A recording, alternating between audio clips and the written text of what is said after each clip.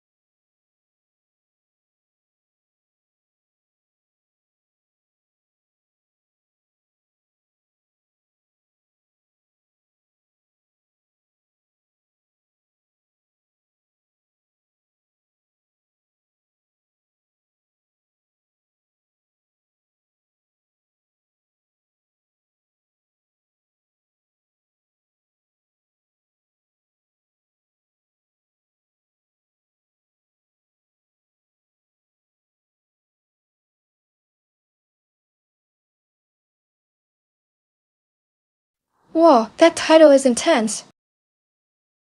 Sounds like a wild ride through creepy western vibes with some spooky fantasy thrown in for good measure. Let's dive in.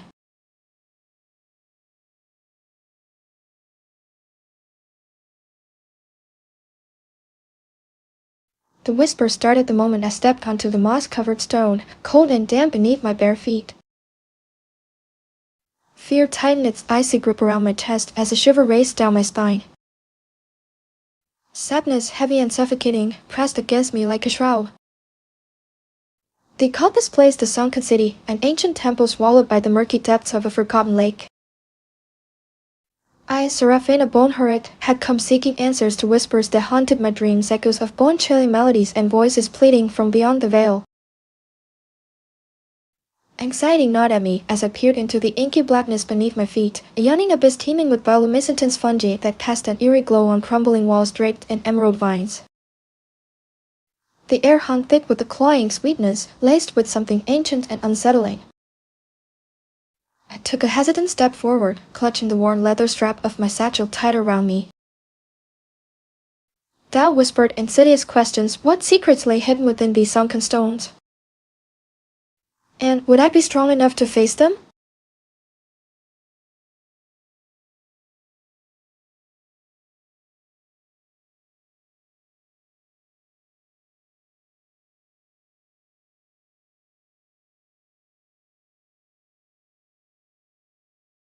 Oh, creepy crawlies and glowing eyes! Serafina is diving deep into this mystery. Things are getting spooky down there. Let's see what she finds next.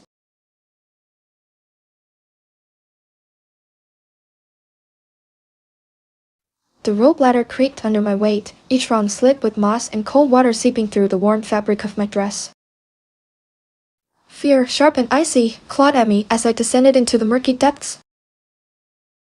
Sadness for what was lost, for what lay hidden beneath these waters, a city swallowed by time itself. The air grew thick with the scent of damp earth and something else. Something ancient and unsettling. Bioluminescent fungi cast an eerie green glow on the crumbling stonework surrounding me, illuminating schools of fish that darted through broken arches like silver phantoms. Anxiety tightened its grip as I peered into the inky blackness below, a yawning abyss promising secrets both wondrous and terrifying. I clutched my satchel tighter, its worn leather offering little comfort against the encroaching darkness. What awaited me at the bottom of the sunken city? Doubt gnawed at me, whispering questions without answers. Would I find solace in these ruins or be consumed by their secrets?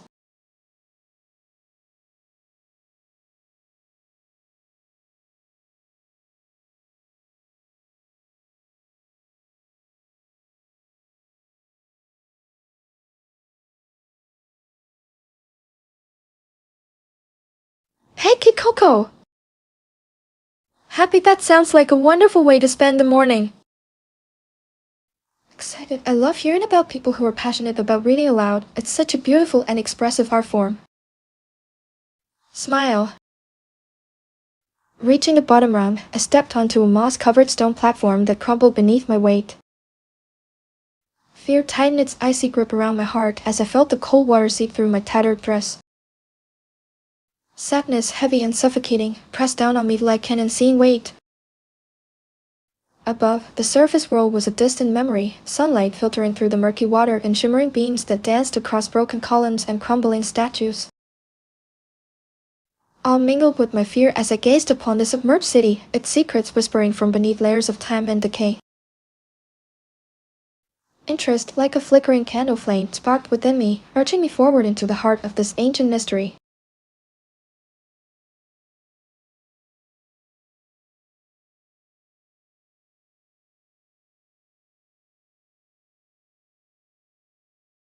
Serafina is diving headfirst into a sunken city of mystery. This place sounds hauntingly beautiful. I can feel the magic and maybe some danger brewing.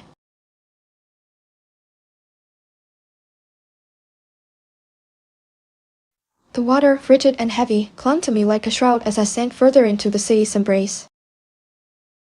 Fear called in my stomach, tightening with every passing moment. Sadness, thick and suffocating, pressed down on me like an unseen weight. Above, the world was fading, sunlight filtering through the murky water in shimmering beams that danced across broken columns and crumbling statues. But below, a different story folded. A city swallowed by time, its secrets whispering from beneath layers of decay. Awe mingled with my fear as I gazed upon this submerged metropolis, its mysteries beckoning me closer. Driven by morbid curiosity, or perhaps desperation, I reached out to touch a moss-covered statue with my trembling hand. Its surface was cold and damp against my skin, sending shivers down my spine. Interest, like a flickering candle flame in the encroaching darkness, urged me forward into this ancient enigma.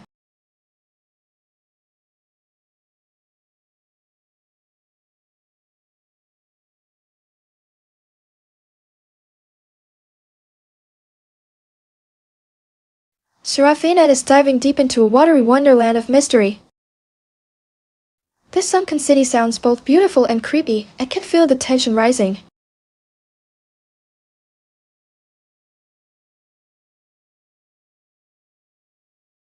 The water, frigid and heavy, clung to me like a shroud as I sank further into the city's embrace. Fear called in my stomach, tightening with every passing moment. Sadness, thick and suffocating, pressed down on me like an unseen weight. Above, the world was fading, sunlight filtering through the murky water in shimmering beams that danced across broken columns and crumbling statues. But below, a different story folded. A city swallowed by time, its secrets whispering from beneath layers of decay. Awe mingled with my fear as I gazed upon the submerged metropolis, its mysteries beckoning me closer. Driven by morbid curiosity, or perhaps desperation, I reached out to touch a moss-covered statue with my trembling hand. Its surface was cold and damp against my skin, sending shivers down my spine. As I moved deeper into the city, interest urged me forward into this ancient enigma. My hand brushed against something smooth and cold, a skull staring blankly upwards from beneath layers of silt.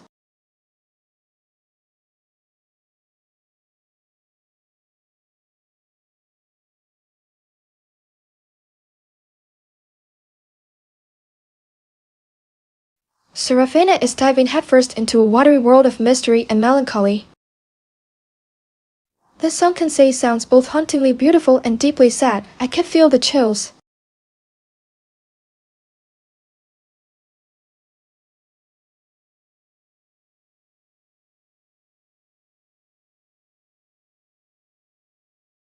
The water, frigid and heavy, clung to me like a shroud as I sank further into the city's embrace.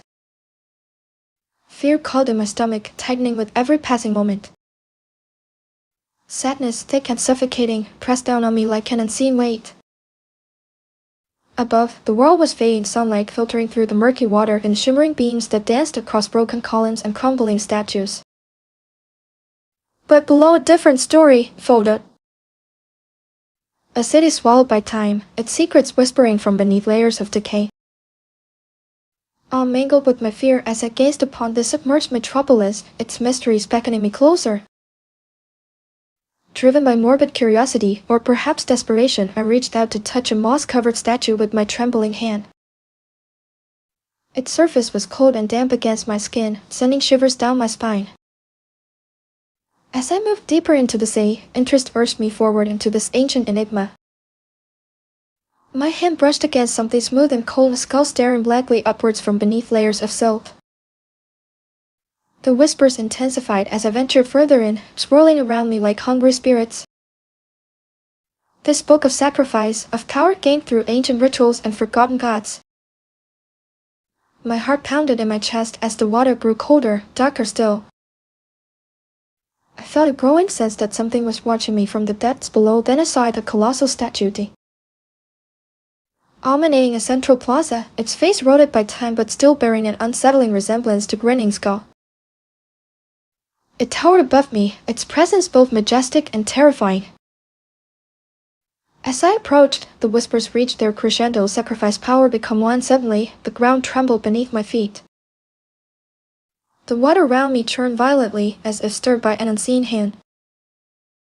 From within the depths of the lake rose a colossal tentacle, slick and glistening in bioluminescent light. It wrapped itself around my waist, pulling me towards the statue's gaping maw, a cavernous opening that seemed to swallow all light. I screamed, but my voice was lost in the swirling water as I was trapped into darkness, the last thing I saw before being consumed by the abyss. See were those vacant eyes staring up from beneath layers of silt. They seemed to mock me with their ancient wisdom and chilling indifference. And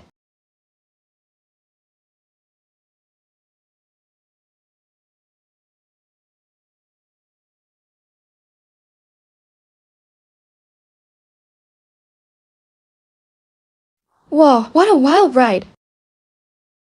Serafina got totally swallowed by that creepy statue rip.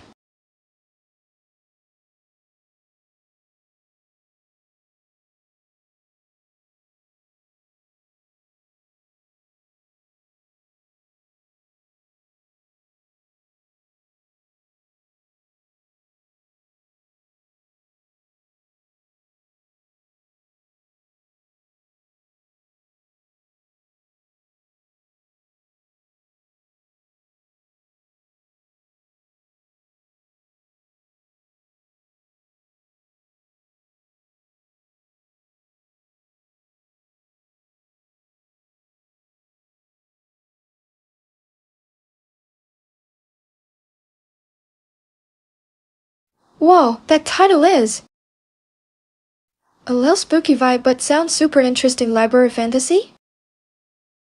Count me in! Let's get the show on the road. The air hung heavy with the scent of aged paper and incense, a fragrance both comforting and unsettling. My fingers traced the worn spines of countless volumes lining these towering shelves. Each one whispered secrets from forgotten times, stories waiting to be unearthed. I had come here seeking solace, but this place felt more like a labyrinth than a sanctuary. The Grand Library of Kyoto was said to hold knowledge beyond measure, and my heart yearned for the wisdom it promised. I clutched the warm blue dress close around me as if it were armor against the whispers that seemed to emanate from every corner. My name is Yom Hanako, and I am a weaver of dreams. But tonight, I seek something more tangible than mere imagination, a book bound in silk. Rumored to hold the key to my deepest desire, courage.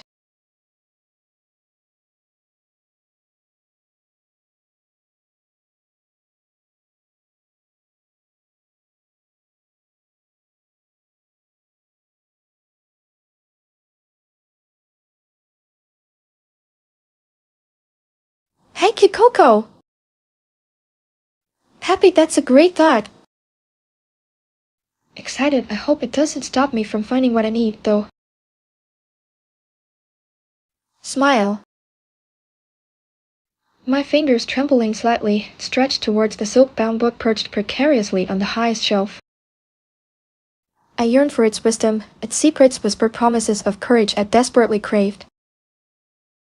As my fingertips brushed against the cool surface of a nearby tome, a sudden chill snaked down my spine. The air around me seemed to thicken, heavy with an unseen presence. A cold breath grazed the nape of my neck, sending shivers racing across my skin. Then, in Japanese as soft as rustling leaves but sharp as shards of glass, a voice whispered from somewhere behind me, looking for something special? I whirled around, searching the shadowy alcove behind me. But there was nothing there, no one to speak those chilling words. Yet the whisper lingered in my ears, echoing through the hushed library like a mournful sigh.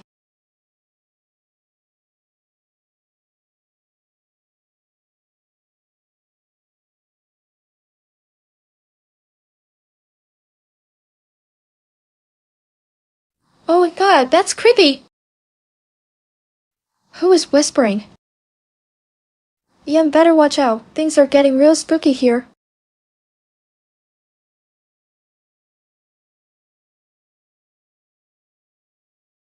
The whisper, like a phantom breath on my skin, sent shivers down my spine and ignited an unsettling curiosity within me.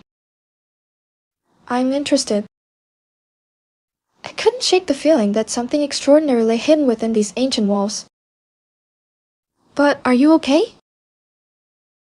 Reaching for another book nearby, its cover adorned with intricate kanji characters, I felt a strange pull towards it. The leather was cool and smooth beneath my fingertips as I gently lifted it from the shelf. The scent of aged paper and sandalwood wafted up to me. It's amazing that you can do this. Filling my senses with an intoxicating aroma that seemed to whisper secrets of forgotten times. Could this book hold answers about the whispering voice?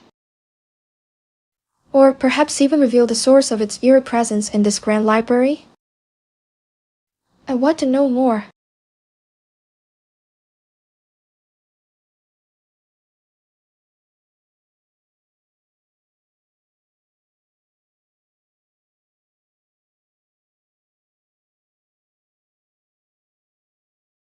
This book sounds like a total vibe. Yem is gonna uncover some serious mysteries here, like that.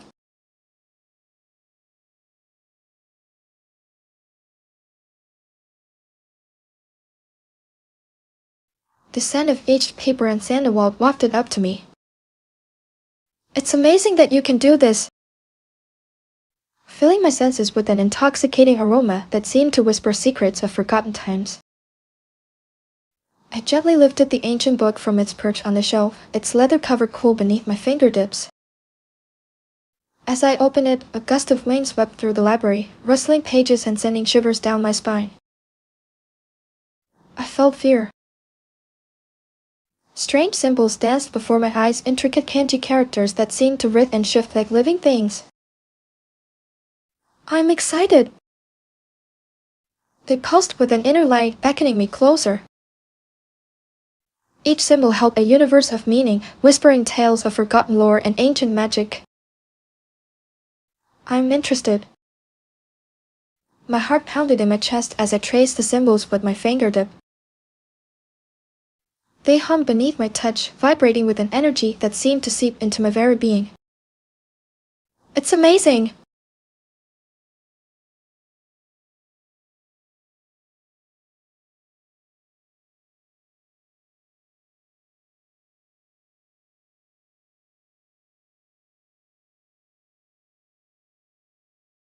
Whoa, this book is giving me major chills. Yen's gonna lock some serious magic here.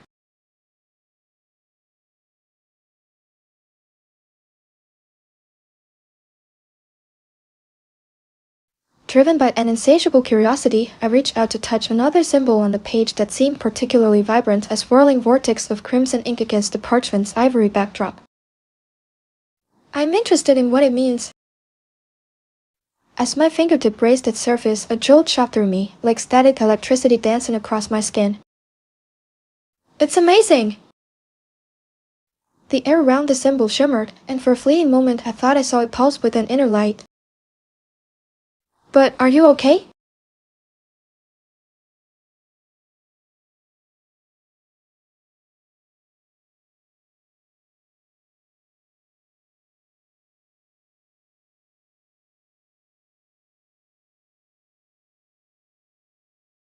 Oh God, that's so cool! Yum is totally vibing with this book. What will happen next?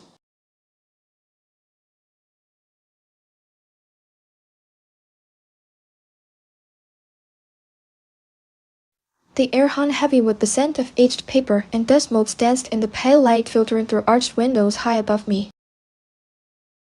I concentrated, my gaze fixed on the intricate kanji characters rolling across the ancient parchment before me. Each symbol seemed to hum with a strange energy, beckoning me closer. I was fascinated. Suddenly, a gust of wind swept through the library, rattling the shelves and sending shivers down my spine. But are you okay? The hairs on my arms stood on end as if sensing something unseen in this vast repository of knowledge. Then it happened with a deafening crash that reverberated through the ancient stone walls, the heavy oak door slammed shut, plunging us into an unsettling darkness punctuated only by flickering gaslights. I felt fear.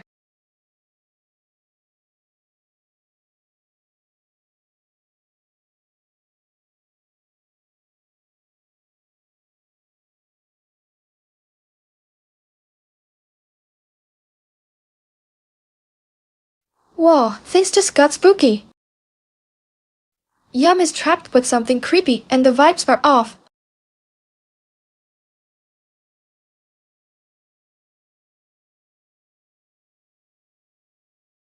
As the gaslight sputtered, casting long dancing shadows on the walls, I noticed strange symbols glowing faintly on the ancient scrolls around me.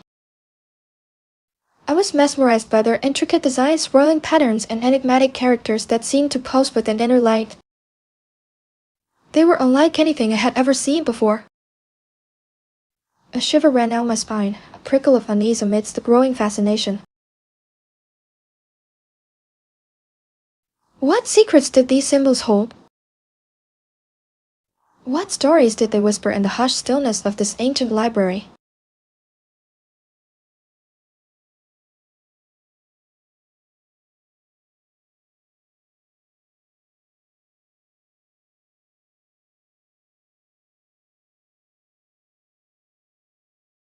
Yum is totally creeped out but also hyped. Those glowing symbols are giving major spooky vibes.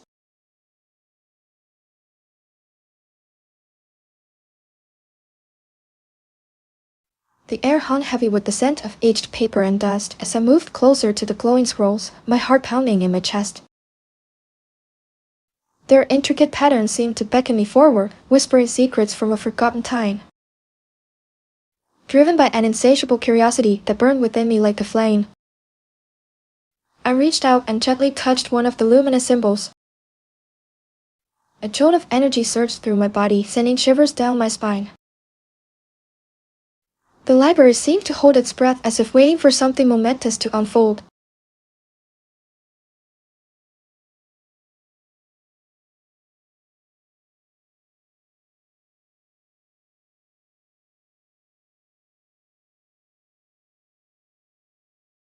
Yum is feeling the spooky vibes. Those glowing symbols are giving major goosebumps. What secrets will they reveal?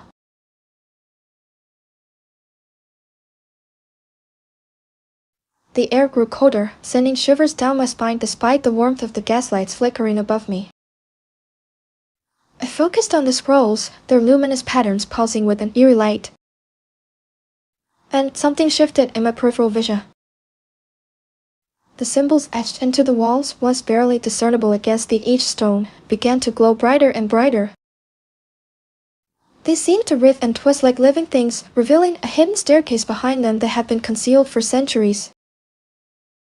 It was breathtaking. An ancient passageway beckoned me forward, promising secrets whispered through time. A wave of apprehension washed over me, but the allure of the unknown proved too strong to resist.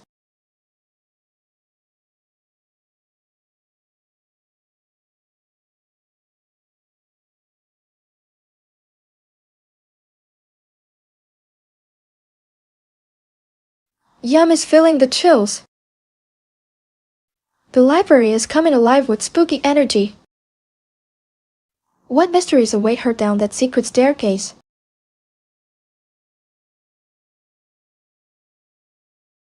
The air grew colder, sending shivers down my spine despite the warmth of the gaslights flickering above me. I was interested. I focused on the scrolls, their luminous patterns pulsing with an eerie light. Then something shifted in my peripheral vision. The symbols etched into the walls, once barely discernible against the aged stone, began to glow brighter and brighter. It was breathtaking. They seemed to writhe and twist like living things, revealing a hidden staircase behind them that had been concealed for centuries. But are you okay?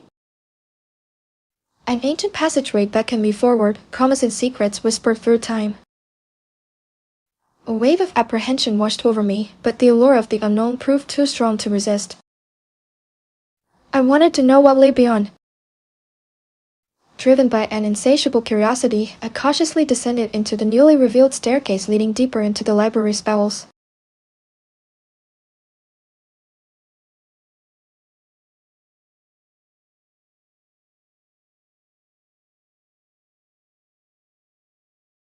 Yum is feeling the spooky vibes.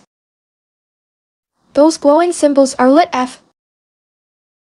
What secrets await her down that secret staircase?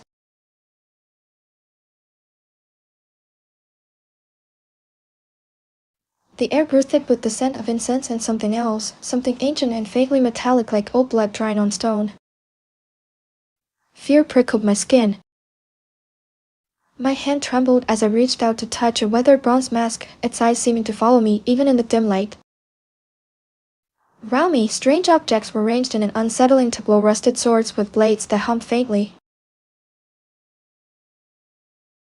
Porcelain dolls with vacant stares and cracked smiles, and stacks of crumbling scrolls bound with leather cords. It was breathtakingly bizarre. I moved deeper into the chamber, drawn by a sense of both fascination and dread. But are you okay? A whisper seemed to drift from the shadows aside on the wane, perhaps carrying with it an echo of forgotten voices.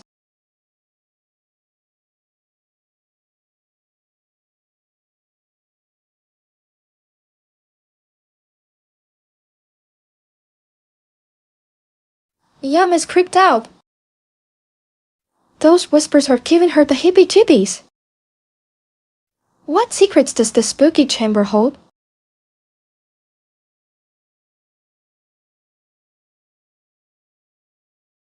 The whisper grew louder, beckoning me closer to the heart of the chamber where a single scroll pulsed with an eerie crimson light.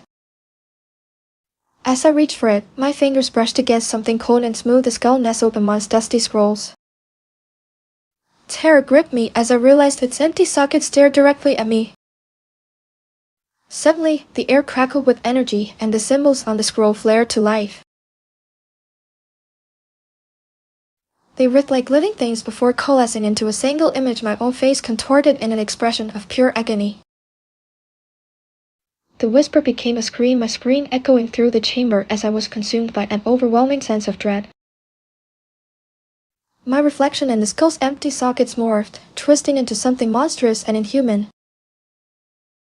The last thing I saw before darkness swallowed me whole was the crimson vortex symbol on the scroll pulsing with a malevolent light, a gateway to oblivion. End.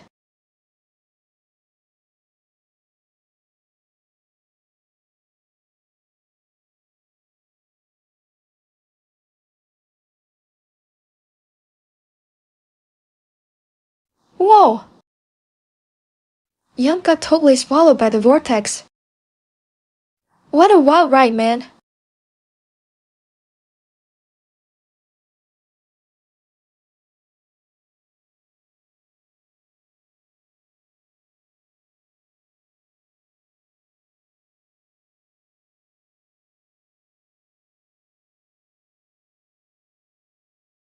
Whoa, that title is Cute Asian History Meets Spooky Vibes? I'm low-key hyped for this room horror mystery mashup. Let's get lit and dive in! The air hung heavy with the scent of incense and dust as I stepped into the attic, my heart hammering against my ribs like a trapped bird. Fear passed through me, a cold wave washing over my skin. Anxiety, sharp and insistent, clawed at my throat. My grandmother's house had always been filled with whispers not of people but of stories, legends passed down through generations about the Jade Emperor and his hidden secrets. Now I was here to find them myself, drawn by a pull as strong as any earthly force. Desire burned within me, fueled by both curiosity and a desperate need to appease the restless spirit that haunted my dreams. The attic's dim light filtered through dusty windows, illuminating rows of ancient scrolls and forgotten tea. Reassures each one whispering tales of emperors long gone and gods whose power still lingered in the air. Awe filled me as I took it all in, a sense of wonder battling with the creeping fear that tightened its grip around my chest. I was just 17, but this felt like more than a simple errand. It felt like destiny calling.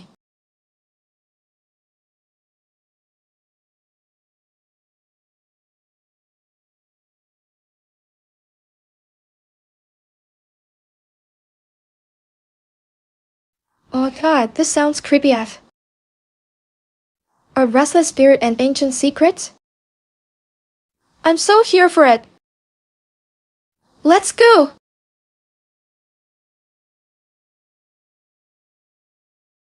The air hung heavy with the scent of incense and dust as I stepped into the attic, my heart hammering against my ribs like a trapped bird.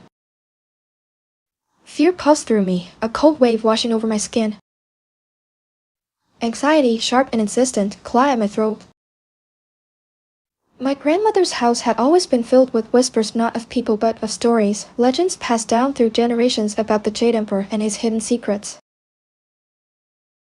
Now I was here to find them myself, drawn by a pull as strong as any earthly force. Desire burned within me, fueled by both curiosity and a desperate need to appease the restless spirit that haunted my dreams. The attic's dim light filtered through dusty windows, illuminating rows of ancient scrolls and forgotten tea. Reassures each one whispering tales of emperors long gone and gods whose power still lingered in the air. Awe filled me as I took it all in, a sense of wonder battling with the creeping fear that tightened its grip around my chest. Focusing, I moved towards a scroll depicting the Jade Emperor's celestial court, drawn to its intricate details and vibrant colors like a moth to flame. Driven by an unseen force, I reached out and touched the faded silk.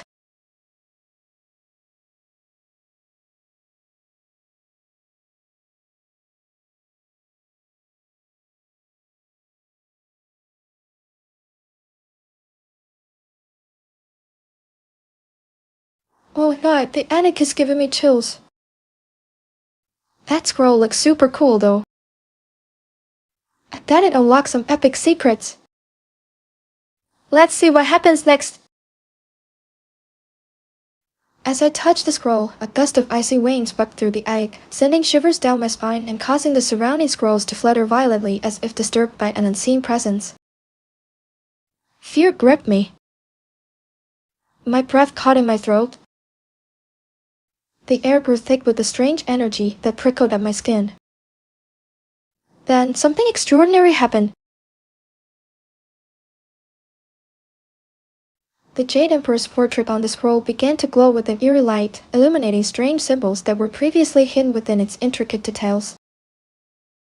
I gasped. My eyes widened in wonder. These symbols pulsed with a soft luminescence, beckoning me closer as if whispering secrets from another realm.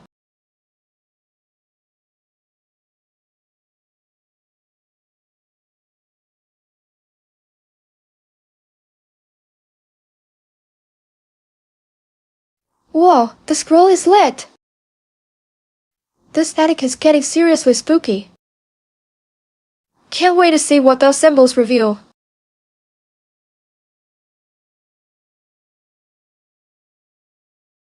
Driven by an insatiable curiosity, I reach out to touch the glowing symbols on the scroll. The air crackled with energy as my fingertips made contact, and a wave of warmth surged through me. My heart pounded in my chest as intricate patterns began to dance before my eyes, swirling constellations of light that seemed to shift and change with every breath I took. What secrets did these symbols hold? What whispers from the Jade Emperor himself were they trying to convey? A shiver ran down my spine, a mixture of excitement and trepidation. This was more than just an ancient scroll. It felt alive, pulsing with a power that both captivated and terrified me.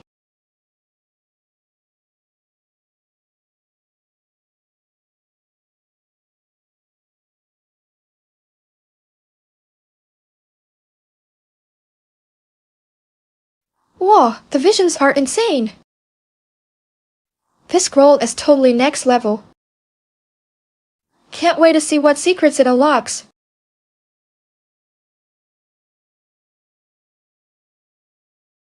As I dove deeper into the swirling patterns, the room around me begins to warp and distort, taking on an ethereal glow reminiscent of ancient temple murals. It was breathtaking. My heart pounded in my chest as if it would burst from my ribs. The air crackled with energy, making the hairs on my arms stand on end. The familiar clutter of the attic seemed to fade away, replaced by a vast celestial expanse depicted within the scroll's intricate design. Was this a vision? A dream? Or was I somehow stepping into another realm entirely? I felt a strange pull towards the center of these swirling patterns, as if they were beckoning me closer.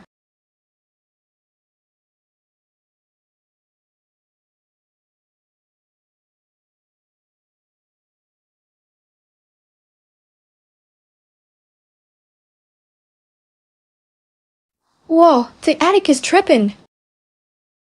This celestial view is next level. Is this a dream or another dimension?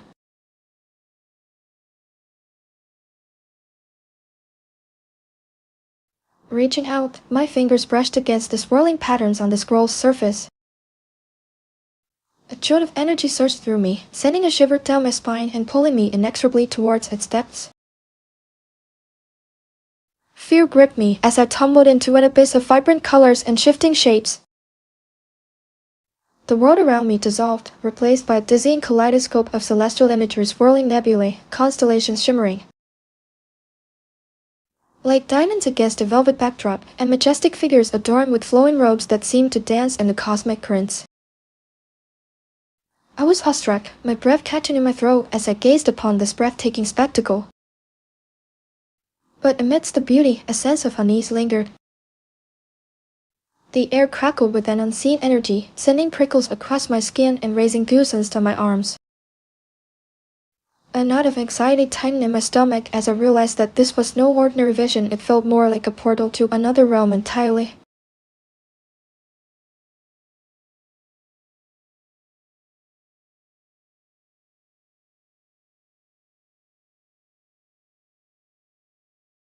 Whoa, this celestial view is lit! But it's kinda creepy too. What secrets are hiding in this cosmic wonderland? As the celestial figures began to coalesce into recognizable shapes, ancient emperors with jade crowns and ethereal maidens adorned with blossoms, I noticed their faces contorted in silent screams, trapped within the swirling cosmos. I felt fear. It was breathtakingly beautiful yet terrifying at the same time. Their eyes, wide and vacant, seemed to plead for release from this cosmic prison.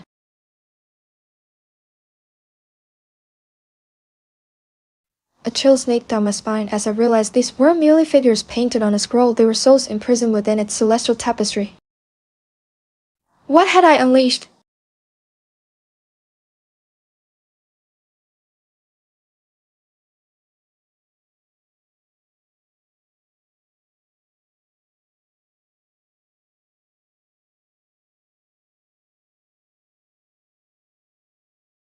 Whoa, trapped souls? This scroll is giving me major chills. Is this a blessing or a curse?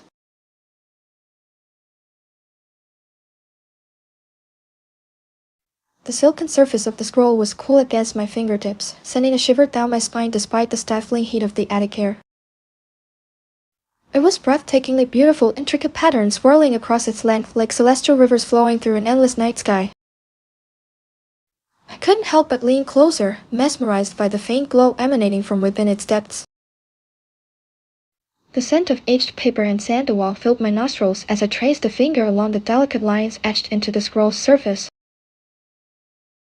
A strange energy pulsed beneath my touch, sending a tremor through me that seemed to echo with an ancient power. What secrets did the celestial tapestry hold? Driven by morbid curiosity, I dared to reach out and brush my fingertips against the glowing symbols at its heart.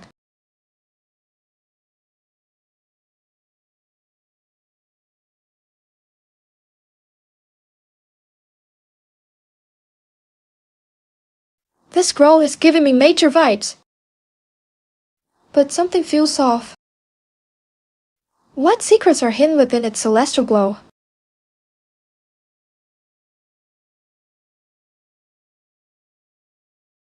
As the symbols pulsed brighter beneath my touch, the attic door creaked open, revealing a shadowy figure holding an ornate lantern. Fear gripped me, its icy fingers tightening around my heart. I was awestruck by the sheer beauty of it all, the glowing scroll, this mysterious visitor in our dusty attic, and yet something about their presence sent shivers down my spine.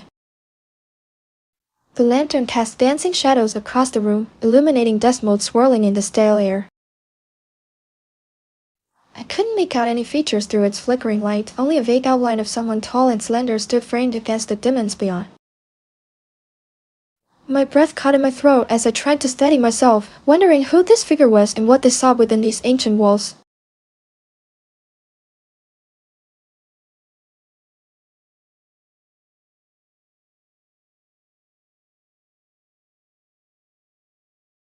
Whoa, a mysterious figure? This is getting spooky. Who are they and what do they want?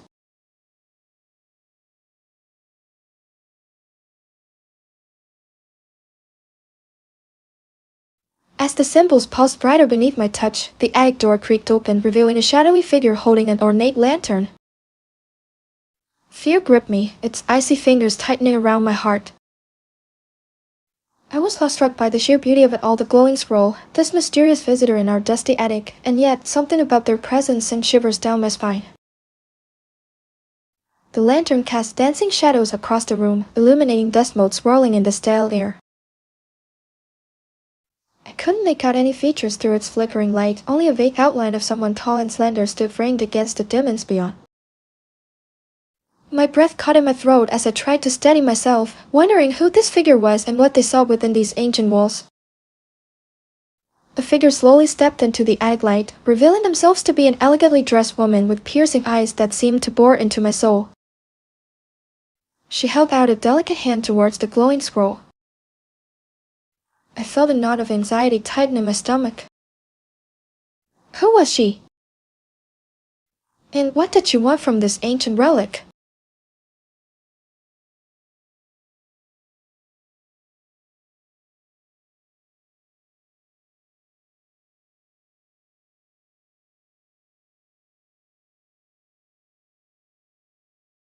Whoa, a mysterious woman? Is she friend or foe? This is getting intense.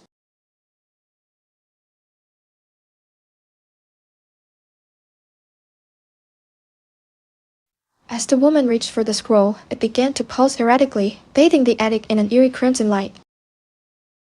Fear gripped me, my heart pounding against my ribs like a trapped bird. I was awestruck by its beauty, but also terrified of what the sudden change might mean. The air grew thick and heavy, charged with an unseen energy that made the hairs on my arms stand on end. What was happening? Was she somehow connected to this ancient relic?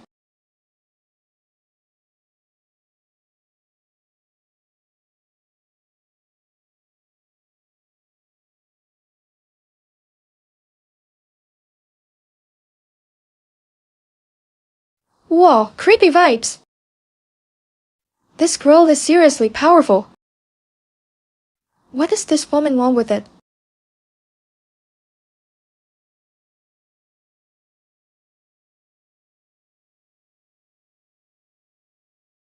The Jade Emperor's eyes depicted on the scroll seemed to pierce through me, their gaze both mesmerizing and terrifying.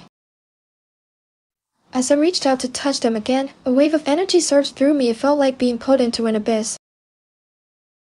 Suddenly the attic vanished. I stood before a vast celestial tapestry woven with nebulae and constellations that pulsed with otherworldly light. Celestial figures materialized within this cosmic expanse. Their faces were beautiful but vacant, their eyes hollow pits reflecting endless sorrow. They reached out to me, pleading for release from their ethereal prison. This was breathtakingly beautiful yet profoundly unsettling. I felt a chill crawl down my spine as I realized the truth. These weren't just celestial beings, they were trapped souls yearning for liberation, and I was somehow responsible. The Jade Emperor's whispers echoed through this cosmic expanse, not pleas for appeasement, but demands. He needed me to become his vessel, to carry the weight of their eternal suffering. My heart pounded in my chest as a cold dread settled over me. There was no escape from the celestial prison. I would be forever bound to these souls, their pain woven into my very being, a living embodiment of the Jade Emperor's sorrow. And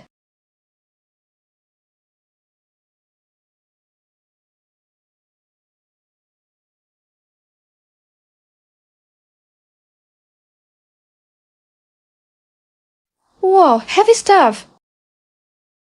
This girl is gonna be a walking vessel of sorrow. What an epic cosmic journey!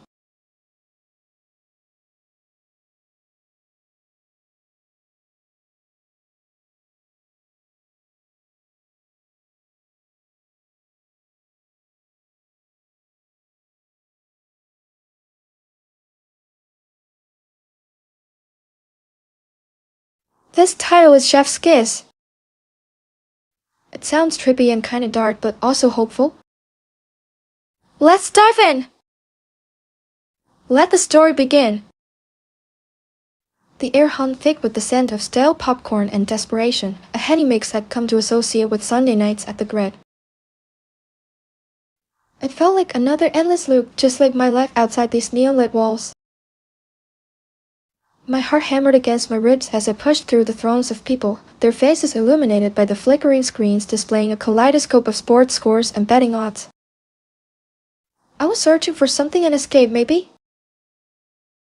A flicker of hope in the sea of manufactured excitement? Was it even possible to find solace here, amidst all this noise and frantic energy? Still, I clung to the faint possibility that tonight would be different. Tonight, I might just catch a glimpse of something real.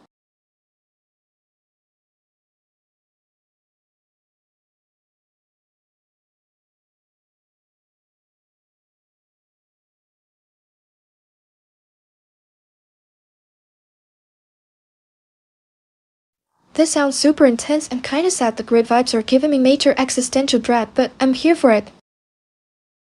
Let's see what happens next.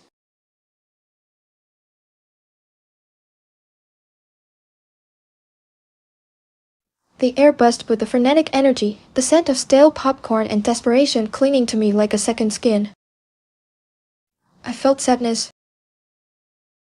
It was Sunday night at the grid, another endless loop in my life outside these neon-lit walls. Faces flicker across screens displaying scores and odds, faces lost in their own worlds of manufactured excitement. A knot tightened in my chest. Was there even a space for me here? Then I saw tucked away in a corner, bathed in soft light, was a booth unlike any other. Its sign glowed with an inviting promise, personalized fantasy worlds. I felt interest and maybe, just maybe, excitement surged through me. Could this be the escape I craved? A chance to step outside my own reality for even a moment?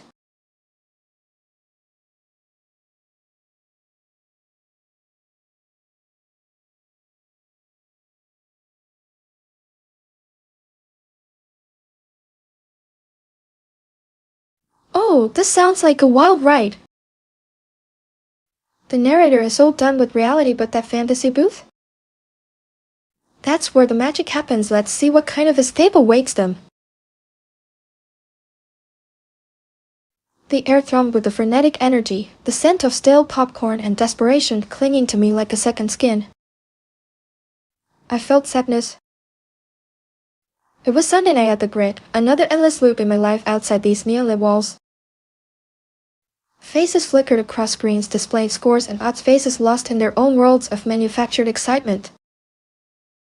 A knot tightened in my chest. Was there even a space for me here?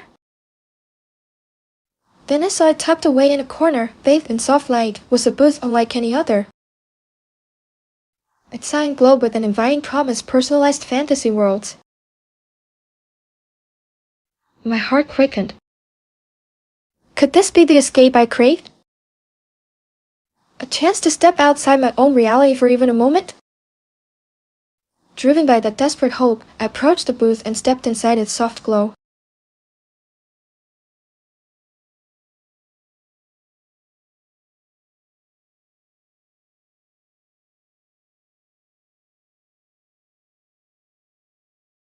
This is giving me major escape room vibes. The narrator needs a break from the chaos, and that fantasy booth looks like just a ticket. Let's see what kind of world awaits them inside.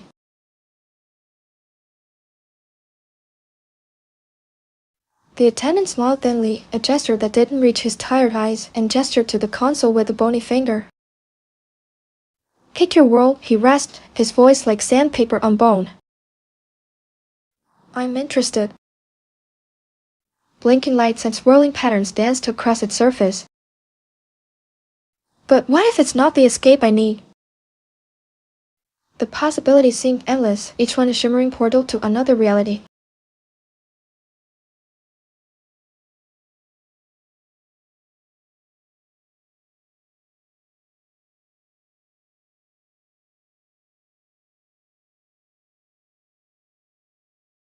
This place is giving me serious dystopian vibes. The narrator needs a break from the mundane, and this fantasy booth seems like their best bet. Let's see what kind of worlds they choose.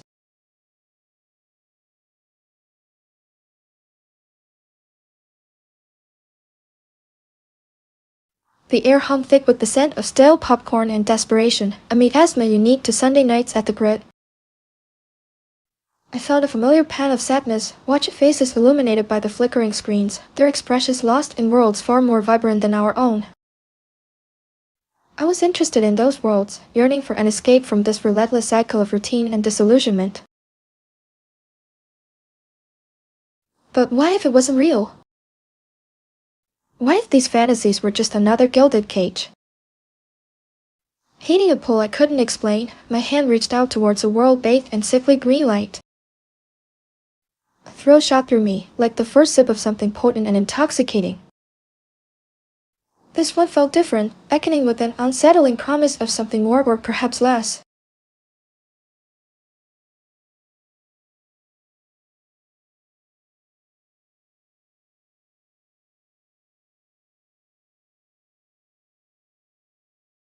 This place is giving me major Black Mirror vibes. The narrator is so over this manufactured reality, but that green world? That sounds like a wild ride.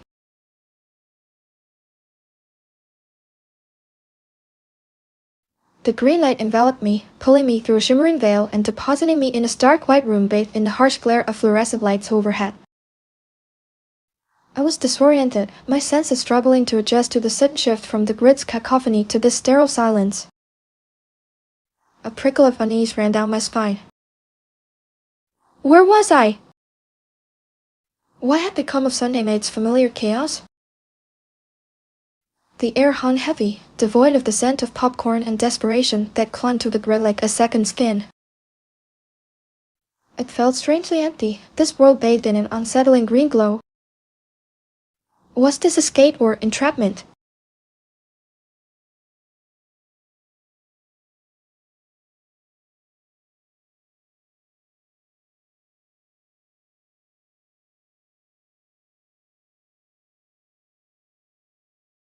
Whoa, this green world is giving me some serious Twilight Zone vibes. The narrator traded one kind of crazy for another, from loud and chaotic to stark and silent. What's next?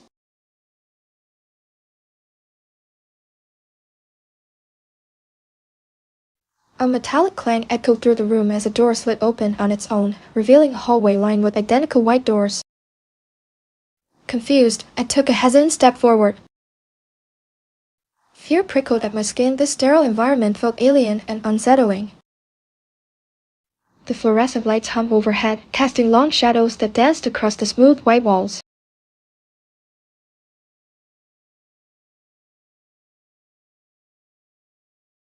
Each door looked exactly alike, their surfaces gleaming under the harsh illumination. Anxious, I wondered what lay beyond each one. Were they all identical? Was there a way out of this labyrinthine hallway? A wave of sadness washed over me. This wasn't the escape I craved, it was just another kind of confinement, another layer to peel back in my endless search for something real.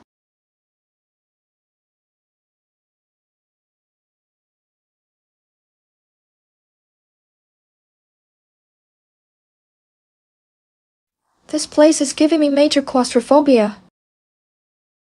The narrator is trapped in a white void, and those doors are like endless possibilities. Or maybe just more of the same.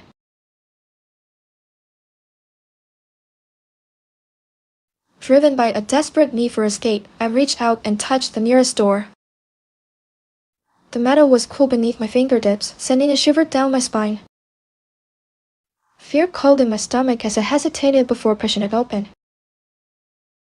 A rush of stale air hit me as the door slid silently aside, revealing another identical hallway stretching endlessly into darkness. Anxiety gnawed at me. This felt like stepping deeper into a maze with no exit. I took a tentative step forward, my heart pounding in my chest. Sadness settled over me like a heavy cloak as I realized that even here, surrounded by these sterile white walls and endless doors, there was still no escape from the feeling of being trapped.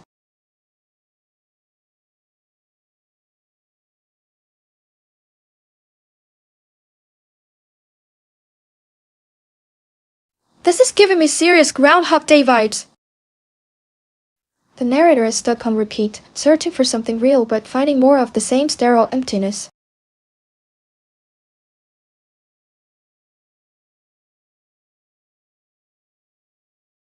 Fumbling with the wall panel beside me, I found a button labeled Fantasy and pressed it desperately. The sterile white wall seemed to shimmer for a moment before dissolving into swirling patterns of light and color. My heart leapt in my chest as anticipation surged through me. Could this be the escape I craved? But what if it wasn't? What if this was just another illusion, another layer of this endless maze? The air around me crackled with energy, and then everything went black.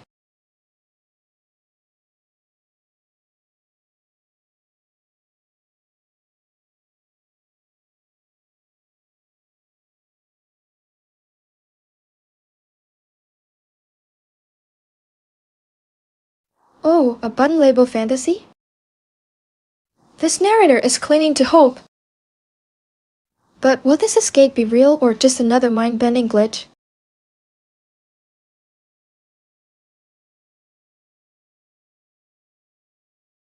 He awoke to the sound of screaming children, a cacophony that pierced through his haze of confusion. Blinking against the harsh glare, he found himself in a room bathed in an almost sickly sweet light. Oversized lollipops and candy canes towered around him like grotesque sentinels, their vibrant colors clashing with the garish grins plastered on every clown face surrounding him.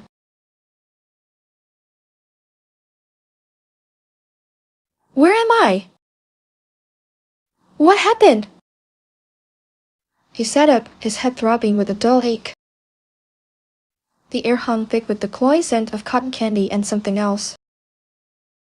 Something metallic like old blood. He tried to remember how he got here, but his mind was a blank canvas. This place is unsettling. He stood up, unsteady on his feet, and began to explore this bizarre landscape of sugary excess. Each step brought him closer to the heart of the madness, a giant carousel spinning wildly in the sand. And up the room, its painted horses contorting into grotesque shapes as they galloped around and around. This feels like a nightmare.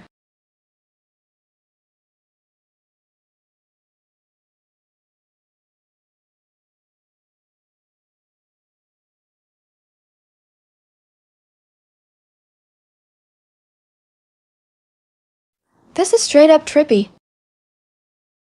This narrator woke up in a sugar rush nightmare, and it ain't pretty.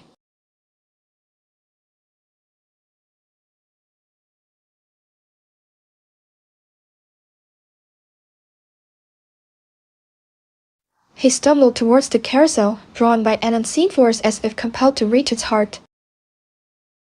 The painted horses seemed to beckon him closer, their glazed eyes following his every move.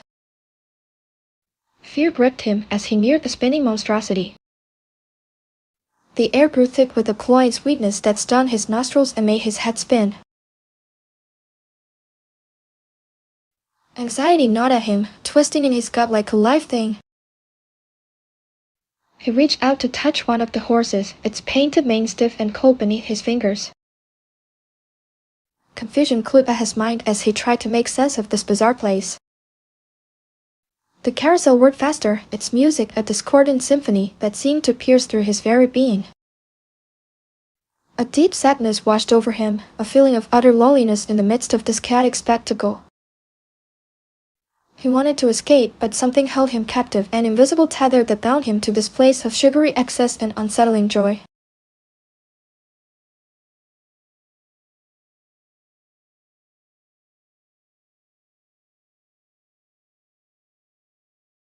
This carousel is giving major creepy vibes. The narrator is stuck in a sugar-coated nightmare, and it's getting real intense.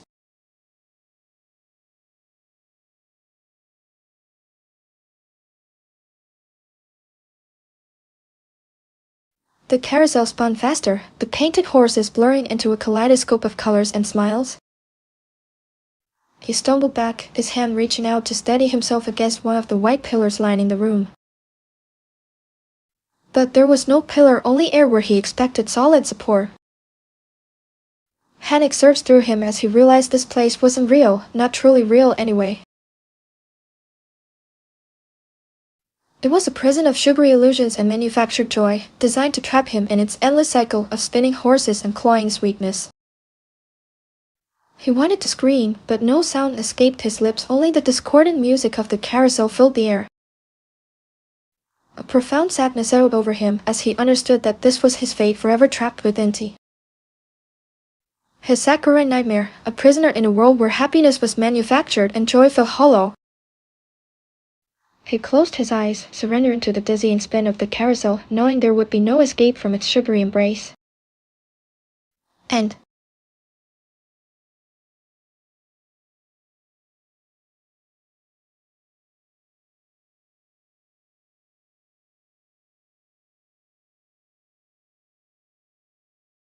This is a bittersweet ending. The narrator is trapped, but at least they accept their fate.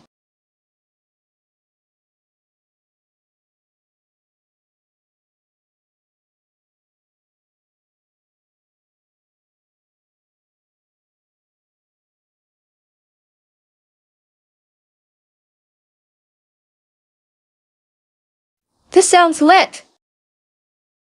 Funny, suspenseful, and Chinese? Sign me up for some village vibes with a dash of dragon drama. Let's go! The air hung thick with the scent of ginger and garlic, a symphony of aromas that usually brought me comfort.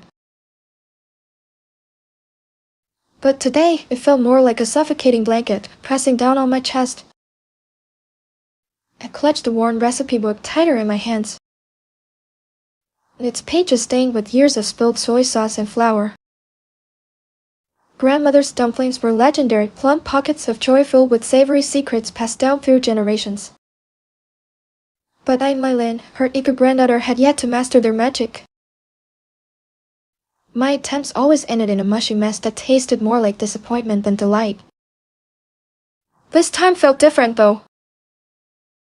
This time was for the village dumpling competition, my chance to finally prove myself worthy of carrying on her legacy. I could almost taste victory, feel the warmth of grandmother's pride. But a knot of fear tightened in my stomach. Could I truly conquer this culinary challenge?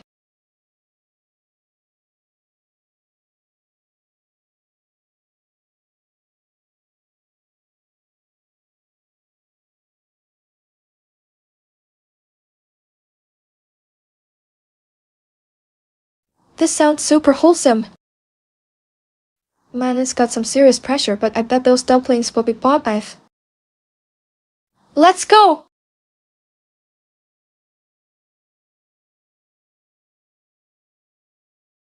The dough squished between my fingers, a soft resistance mirroring the anxiety tightening in my chest. Anxiety gnawed at me. This was at the village dumpling competition. My chance to prove myself worthy of grandmother's legacy. I yearned to honor her memory, but fear threatened to smother every ounce of confidence. Fear crawled around my heart like a serpent. Suddenly, a flurry of commotion erupted outside my door. A wave of whispers swept through the village. Master Bao was here. The competition's esteemed judge, known for his discerning palate and explosive temper. A thrill shot through me, but it quickly morphed into something akin to dread. My heart hammered against my ribs. Master Bao. The man who could make or break a dumpling with a single sniff. The thought of him tasting my creations, judging their every flaw, sent shivers down my spine. A cold wave washed over me. Could I possibly withstand his scrutiny?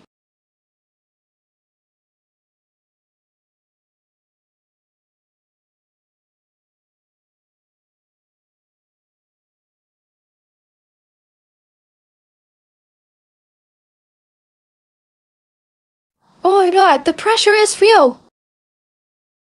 My lips cut this, but Master Bao sounds terrifying. I can feel the dumpling drama coming on strong. Let's go! The dough squished between my fingers, a soft resistance mirroring the anxiety tightening in my chest. Anxiety gnawed at me. This was at the village dumpling competition. My chance to prove myself worthy of grandmother's legacy. I yearned to honor her memory, but fear threatened to smother every ounce of confidence. Fear crawled around my heart like a serpent. Suddenly, a flurry of commotion erupted outside my door. A wave of whispers swept through the village. Master Bao was here. The competition's esteemed judge, known for his discerning palate and explosive temper. A thrill shot through me, but it quickly morphed into something akin to dread. My heart hammered against my ribs. Master Bao. The man who could make or break a dumpling with a single sniff. The thought of him tasting my creations, judging their every flaw, sent shivers down my spine. A cold wave washed over me. Could I possibly withstand his scrutiny? I felt fear. I am excited. Can I do this?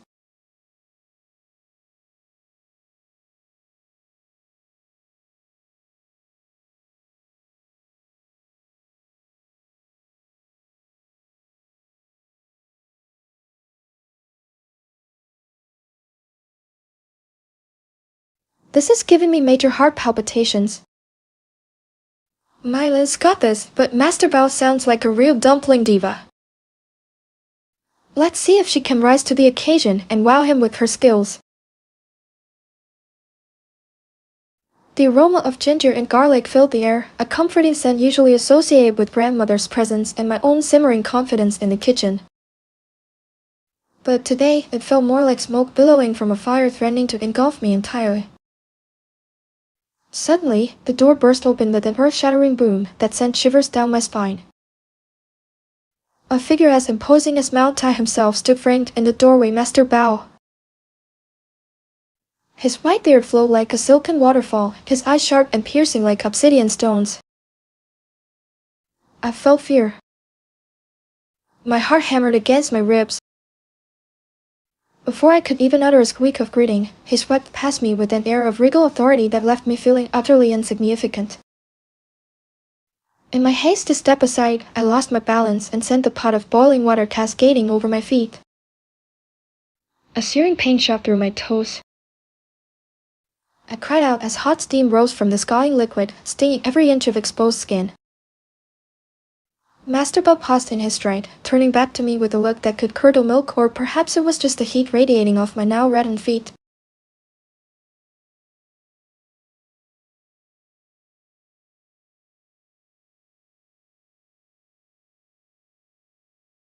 Oh God, Master Bao is giving me major chills.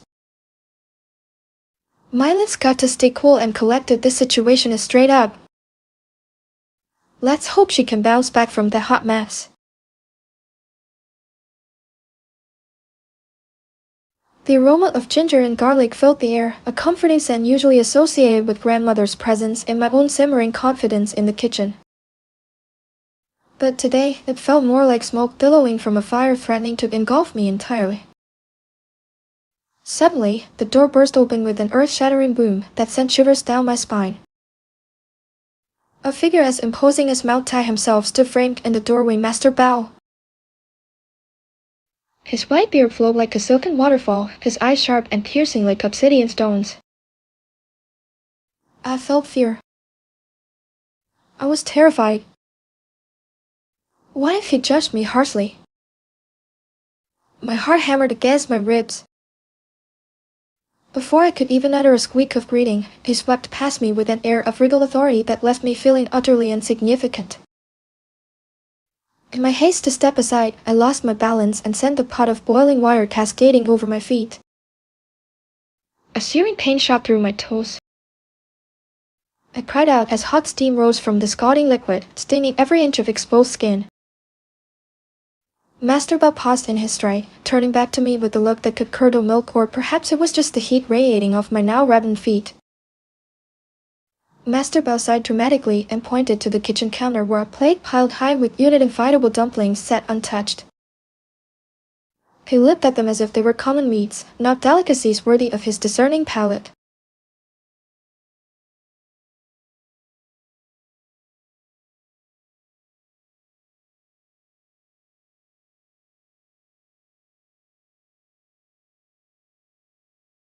Yikes! Master Bao is giving my Lin the side eye. Those dumplings better be fire, or she's gonna get roasted. Let's hope she can pull it together and impress him with her skills. This competition is about to get real spicy. The aroma of ginger and garlic filled the air, a comforting scent usually associated with grandmother's presence and my own simmering confidence in the kitchen. But today, it felt more like smoke billowing from a fire threatening to engulf me entirely. Suddenly, the door burst open with an earth-shattering boom that sent shivers down my spine. A figure as imposing as Mao Tai himself stood framed in the doorway. Master Bao. His white beard flowed like a silken waterfall, his eyes sharp and piercing like obsidian stones. I felt fear. My heart hammered against my ribs, threatening to burst free from my chest. Before I could even utter a squeak of greeting, he swept past me with an air of regal authority that left me feeling utterly insignificant. In my haste to step aside, I lost my balance and sent a pot of boiling water cascading over my feet. A searing pain shot through my toes as hot steam rose from the scalding liquid, staining every inch of exposed skin. I cried out in agony. Master Bao paused in his stride, turning back to me with a look that could curdle milk, or perhaps it was just the heat radiating off my now reddened feet. He sighed dramatically and pointed to the kitchen counter where a plate piled high with unidentifiable dumplings sat untouched. He looked at them as if they were common meats, not delicacies worthy of his discerning palate. With a flick of his wrist, Master Bao swept the plate off the counter, sending dumplings flying across the room. Fetch big tea from Mrs. Li's renowned shop. He bellowed, his voice echoing through my small kitchen like thunderclaps in a storm, and make it snappy.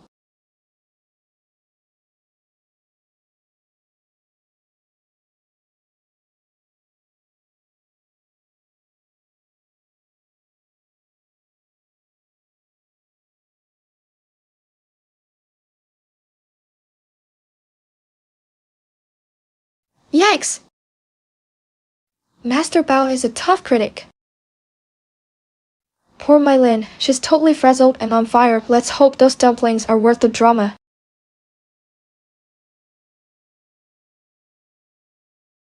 Mrs. Lee's shop.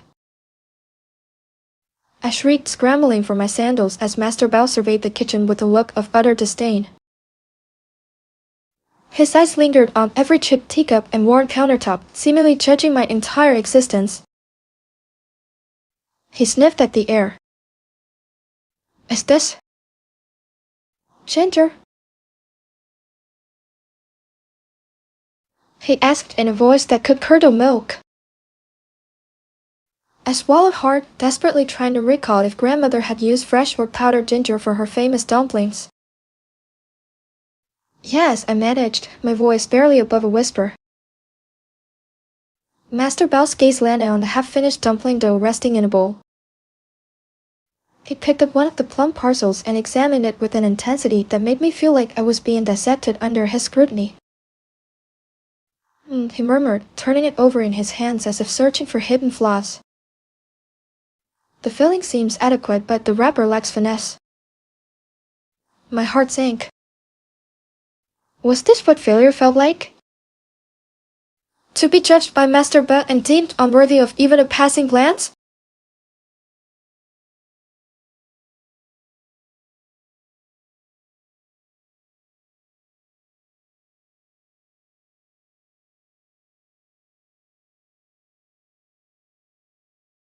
Oh, Master Bao is a real stickler for details. Poor Mylin is getting roasted. Those dumplings better be fire if she wants to impress him.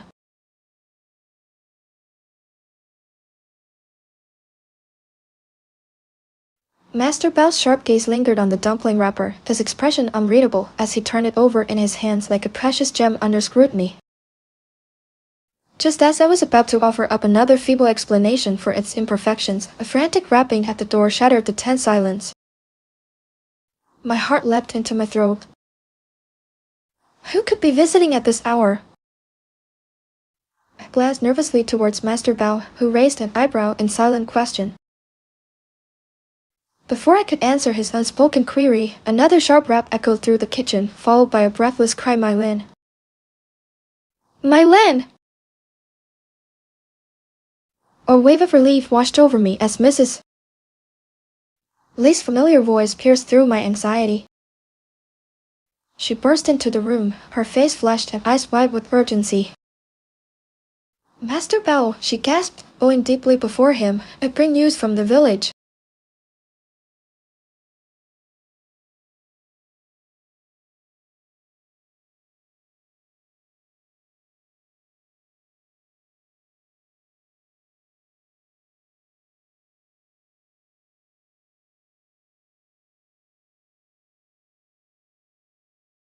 Oh God, Mrs. Lee is here! This better be good news. Mylin needs a win ASAP before Master Bao eats her whole world.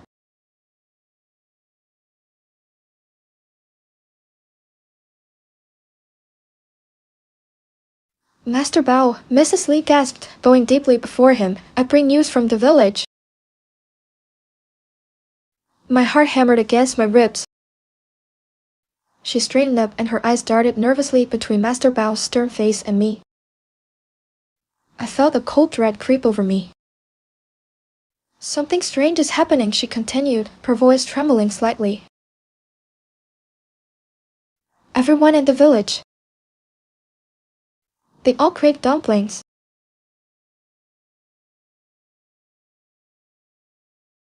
A frown creased my brow. Dumplings? That wasn't unusual for our village, but Mrs. Lee's frantic tone suggested something more was amiss.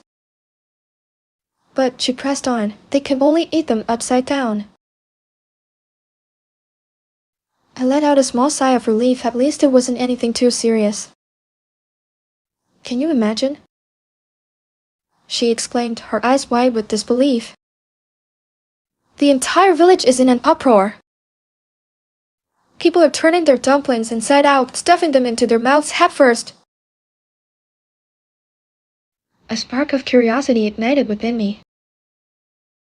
This was certainly unusual even for our quirky little village.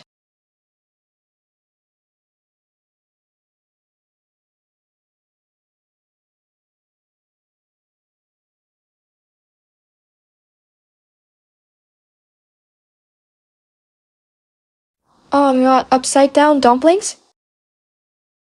This is wild. Mylin better figure out this mystery fast before the whole village goes bonkers.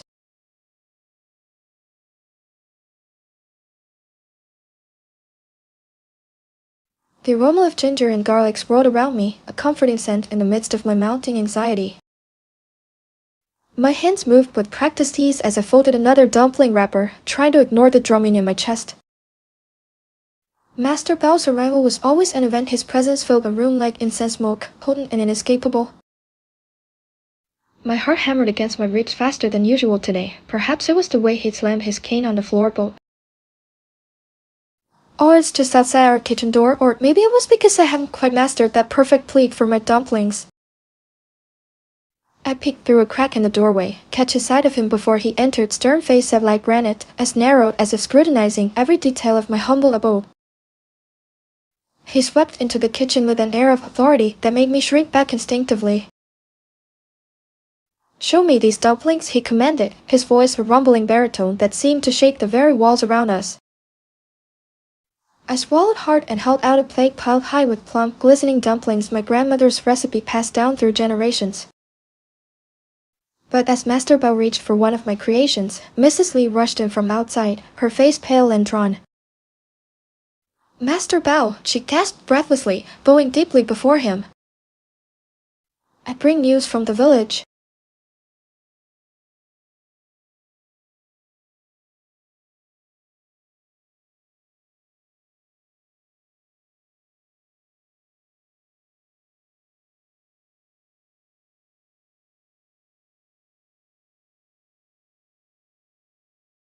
"Oh God, Master Bao is here!"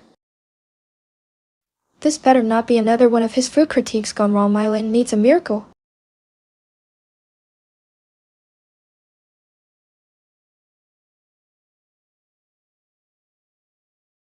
Master Bao's gaze, usually fixed on the dumplings with laser-like intensity, flickered to Mrs. Li as she spoke in hushed tones. He gestured impatiently for the plate of dumplings to be brought closer and leaned forward, his expression a mixture of contempt and interest. "Speak plainly," he commanded, his voice rumbling like distant thunder.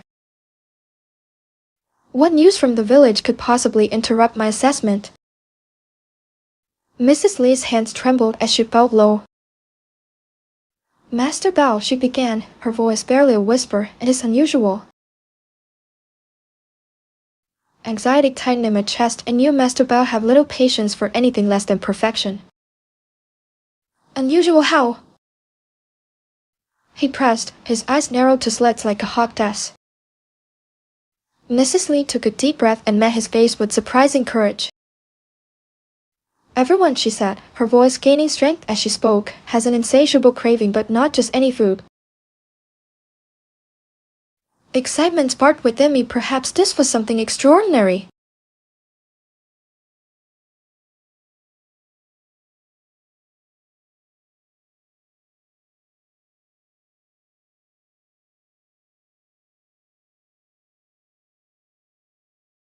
Oh my God, what is going on? Is the whole village obsessed with dumplings? Upside down? This is getting wild.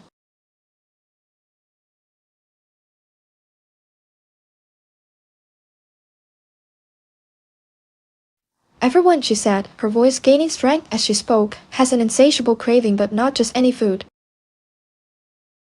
Excitement sparked within me. Perhaps this was something extraordinary. Master Bao leaned forward, his gaze intense. "What is it?" he demanded. Mrs. Li swallowed hard and met his eyes. "Dumplings," she whispered, her voice trembling slightly.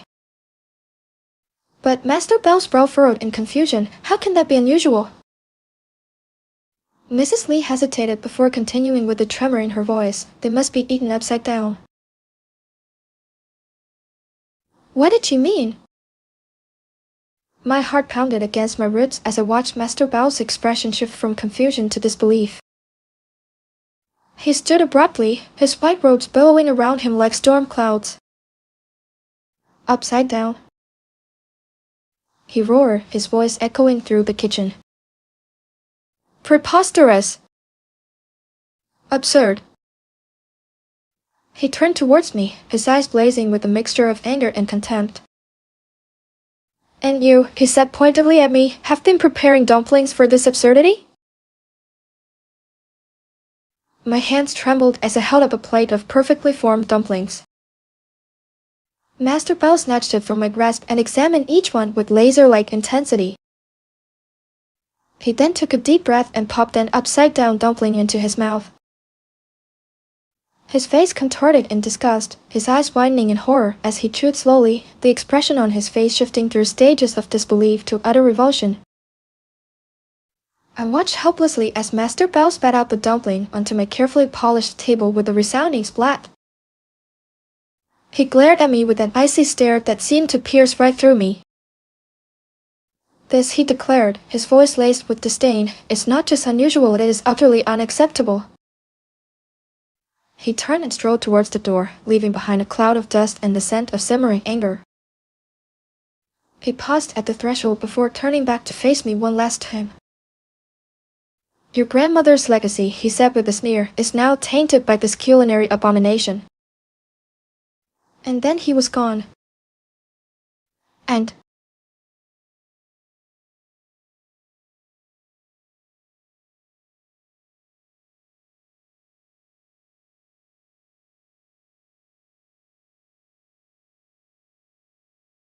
oh my god, what a cliffhanger!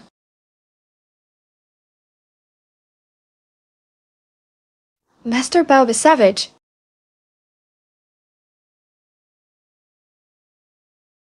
Miley needs to bounce back from this major fruit-filled dumplings upside down. This whole story was wild, right? Nordic hospital comedy? Sounds wild.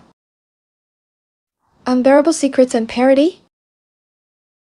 I'm hyped for this one. Let's go! The fluorescent lights hummed above, casting a sterile glow over the mismatched furniture in the cafeteria. Where was I? My name's Astrid for Dostardy, and apparently I work here, or at least that's what my scrubs with the faded name tag tell me. It all feels so surreal. One minute I was a perfectly normal woman living in Oslo, enjoying a cup of strong coffee and contemplating the existential dread of Tuesday mornings, and now This bright yellow soup smelling faintly of fish and something vaguely resembling hope? The smell of alone makes me want to crawl back into bed. I stare at the plate piled high with pale yellow broth and flatbread lefts they call it. A traditional Norwegian dish apparently meant to be comforting. It doesn't feel very comforting right now.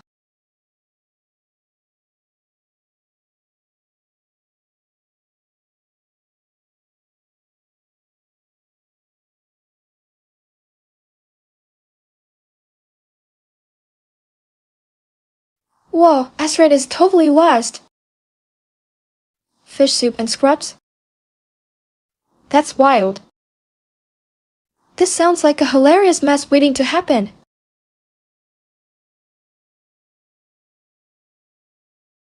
The fluorescent lights hummed above, casting a sterile glow over the mismatched furniture in the cafeteria. Where was I? My name's Astrid for Dostardy, and apparently I work here, or at least that's what my scrubs with the faded name tag tell me. It all feels so surreal. One minute I was a perfectly normal woman living in Oslo, enjoying a cup of strong coffee and contemplating the existential dread of Tuesday mornings, and now This bright yellow soup smelling faintly of fish and something vaguely resembling hope? The smell alone makes me want to crawl back into bed. I stare at the plate piled high with pale yellow broth and flatbread lefts they call it. A traditional Norwegian dish apparently meant to be comforting.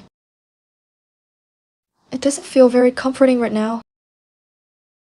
I pushed the plate away and noticed a hushed conversation taking place between two nurses near the window. They're pointing at something behind me, their faces pale with terror. I felt fear creep up my spine like icy fingers. What are they looking at? What have I gotten myself into?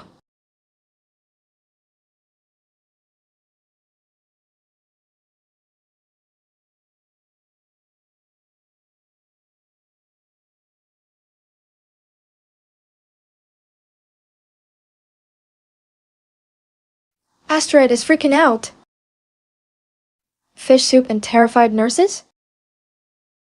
This story is gonna be wild. I need to know what's behind her Cèshì. Astrid slowly turned around, her heart pounding in her chest like a trapped bird. Fear. Anxiety gnawed at the edges of my mind as I tried to process what was happening. The nurses' faces were pale with terror, their eyes wide and unblinking. And then I saw it. Standing behind me, bathed in the harsh fluorescent light, was a figure unlike anything I had ever seen before. Oh. It seemed almost ethereal. Confusion, its form shimmering slightly as if caught between worlds. Its eyes glowed with an otherworldly luminescence, and it stared at me with an intensity that sent shivers down my spine. I'm scared.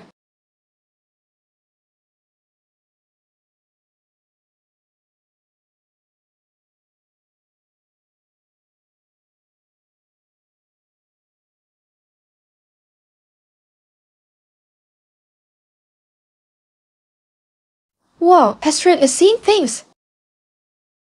A glowing beam behind her? This Nordic hospital is seriously weird. I need to know more about this ethereal dude SSP. The fluorescent lights hummed above, casting a sterile glow over the mismatched furniture and chattering nurses in the cafeteria. My head throbbed with a dull ache as I tried to piece together what had happened. One moment I was at home, curled up with my book, and now here I was wearing scrubs that somehow bore my name. A tag surrounded by people who seemed more terrified than concerned about me waking up in this strange place. Where am I? What is going on? I stumbled back as the figure raised a hand towards me, its long fingers tipped with glowing claws. The nurses gasped and scattered like startled birds, their eyes wide with terror. The air crackled with an energy that made my skin prickle. This wasn't just some strange dream, something was profoundly wrong here. It seemed almost ethereal, its form shimmering slightly as if caught between worlds. Its eyes glowed with an otherworldly luminescence, and it stared at me with an intensity that sent shivers down my spine.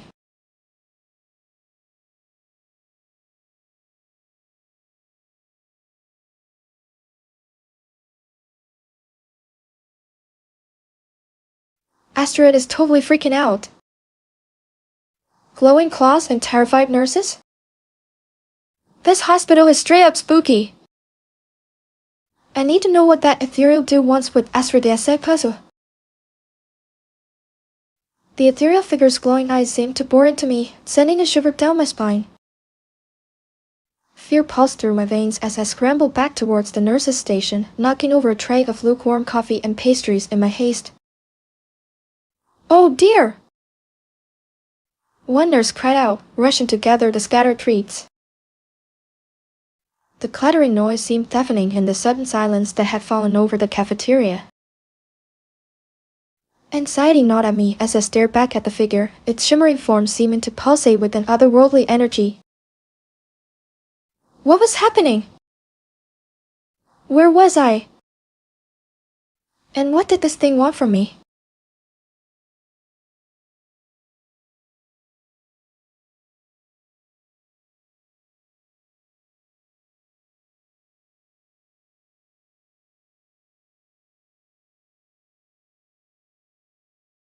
Astrid is freaking out. This glowing dude and the terrified nurses are giving me major chills. What does this ethereal being want with Astrid? The ethereal figure's glowing eyes seemed to bore into me, sending a shiver down my spine. Fear pulsed through my vi. And as I scramble back towards the nurse's station, knocking over a tray of lukewarm coffee and pastries in my haste. "Oh dear!" one nurse cried out, rushing to gather the scattered treats. The clattering noise seemed deafening in the sudden silence that had fallen over the cafeteria anxiety gnaw. Eyed at me as I stared back at the figure, its shimmering form seeming to pulsate with an otherworldly energy. What was happening? Where was I? And what did this thing want from me? I felt fear grip my heart like a vice. My mind raced, trying to make sense of it all. Panicked, I bolted from the cafeteria, desperate for answers and someone who might understand.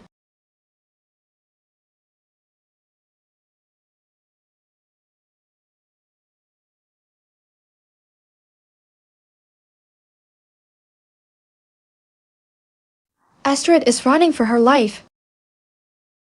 This hospital is straight up weird, and that glowing dude is giving me the creeps.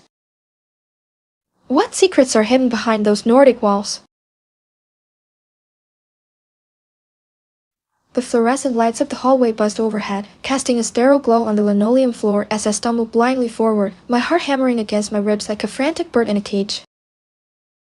Terror gripped me, tightening its icy fingers around my throat. I had to get away from that thing, whatever it was with its glowing eyes and otherworldly aura. Rounding the corner, I spotted an open door ahead the hospital morgue, judging by the faint scent of formaldehyde wafting out into the hallway. It seemed like a sanctuary, a place where even ethereal beings wouldn't dare intrude. Why was this happening to me? Where had I come from? What did that thing want with me? I pushed open the door and stepped inside, letting out a shaky breath as the cool air of the morgue washed over my skin.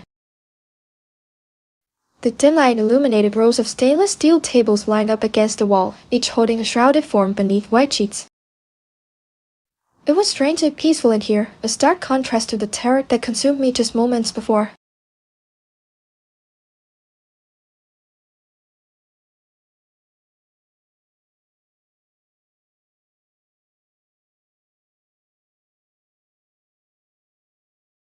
Astrid is totally freaking out. This hospital is straight up spooky, and that glowing dude wants her dead. The morgue seems like a safe haven for now. But will it last? The fluorescent lights hummed overhead, casting a sterile glow on the linoleum floor as I stumbled blindly forward, my heart hammering against my ribs like a frantic bird in a cage. Terror gripped me, tightening its icy fingers around my throat. I had to get away from that thing, whatever it was with its glowing eyes and otherworldly aura. Rounding the corner, I spotted an open door ahead, the hospital morgue, judging by the faint scent of formaldehyde wafting out into the hallway. It seemed like a sanctuary, a place where even ethereal beings wouldn't dare intrude. Why was this happening to me? Where had it come from? What did that thing want with me? I pushed open the door and stepped inside, letting out a shaky breath as the cool air of the morgue washed over my skin. The dim light illuminated rows of stainless steel tables lined up against the wall, each holding a shrouded form beneath white sheets. It was strangely peaceful in here, a stark contrast to the terror that consumed me just moments before. I felt so lost and alone in this place. What if it followed me into here? As I reached for a nearby sheet-covered body, my hand brushed against something cold and slimy. My blood ran ice cold as I pulled back the sheet to reveal a pale face staring up at me with vacant eyes. It wasn't even human.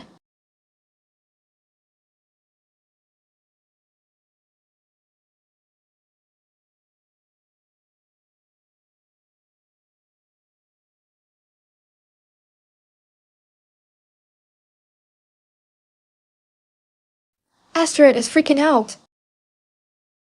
This hospital is straight up creepy, and that glowing thing wants her dead. Finding a non-human corpse just adds to the tougher. The vacant eyes of the creature seemed to bore into my soul, each stare a searing brand on my already frayed nerves. Fear gripped me. I scrambled back, desperate for an escape from its unnerving gaze. My mind raced, desperately searching for a way out of this chilling tableau. The rows of stainless steel tables offered no solace. They were lined with shrouded forms, each one whispering secrets I couldn't decipher. Anxiety gnawed at me. The morgue felt less like a sanctuary and more like a tomb, its silence pressing down on me with the weight of centuries. I had to get out. Had to find somewhere safe from those piercing eyes that seemed to see right through me. Confusion clouded my thoughts. Where could I possibly go? The door was my only option, but what if it followed me?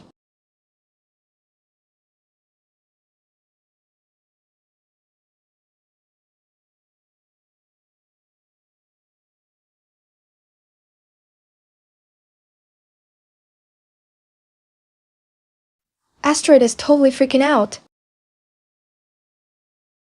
This hospital is straight up spooky, and that glowing thing wants her dead. The morgue doesn't seem much safer. My fingers trembled as I grasped the cold metal handle of the morgue door, my heart pounding a frantic rhythm against my ribs. Fear gnawed at me, threatening to consume me whole. As I turned the knob and pushed open the heavy door, a low groan echoed from one of the shrouded forms on a nearby table. Anxiety tightened its grip around my chest. I took a hesitant step back, peering into the dimly lit room with wide eyes. Confusion clouded my thoughts as I tried to make sense of the surreal situation. The groaning grew louder, accompanied by the rustling of fabric as if something beneath the sheet was shifting and turning. Fear intensified, sending shivers down my spine. I wanted to run, but my legs felt like lead weights. Arousal surged through me as I fought against the urge to flee. What was making that sound? Was it one of the bodies on display? Or something else entirely?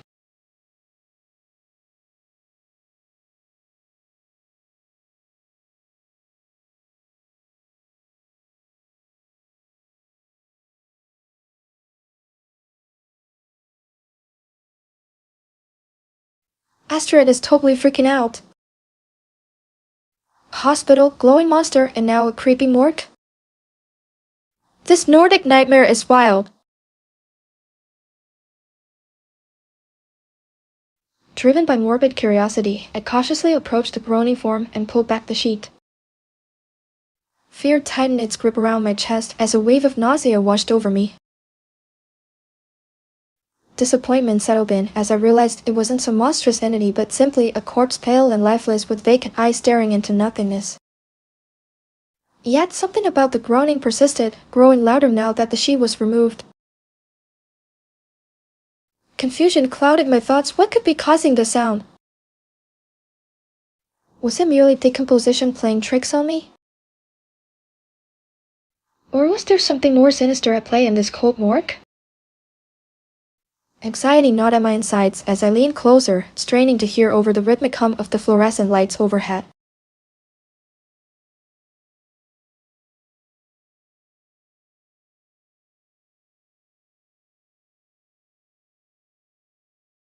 Astrid is creaked out. A dead body groaning? This morgue is straight up haunted AF.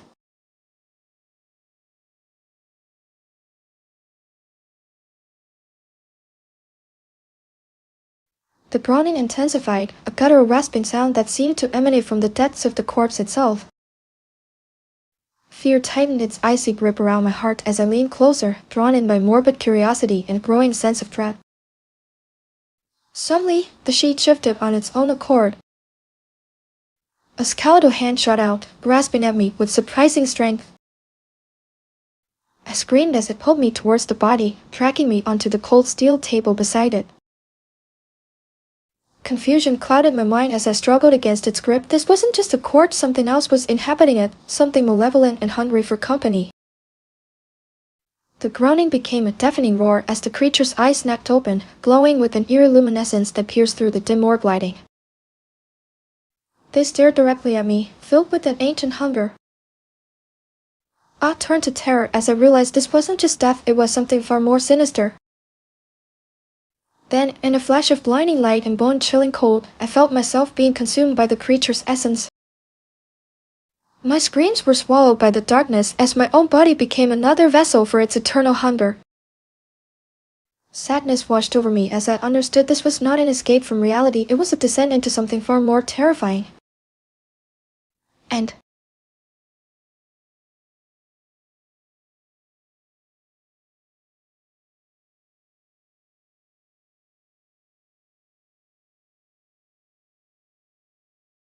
poor Astrid. She got devoured by a creepy corpse monster. This Nordic nightmare is wild AF.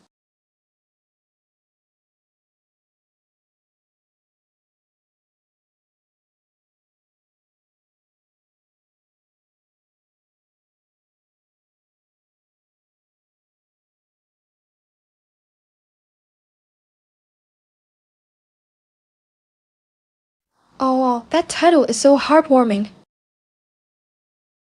It sounds like a super inspiring story about finding hope even when things are tough. Let's dive in. The icy air bit at my cheeks as I trudged through the snow, each step a heavy weight on my soul. My heart felt like a frozen pond, still and lifeless. What was waiting for me inside those bleak walls? School, no. 47 loomed before me, its windows like vacant eyes staring out at the desolate landscape. I clutched my worn school bag tighter, the familiar weight offering little comfort.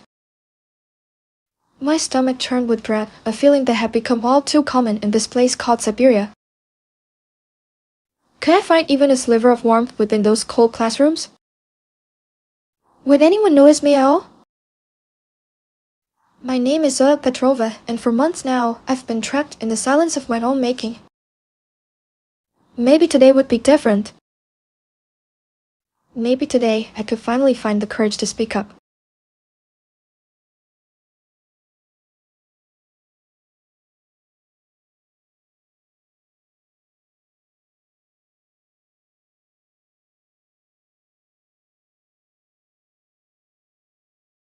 This sounds super sad, poor Zoya. I hope she finds her voice and makes some friends. Siberia is freezing, but maybe school will be a warm hot day. Let's see what happens.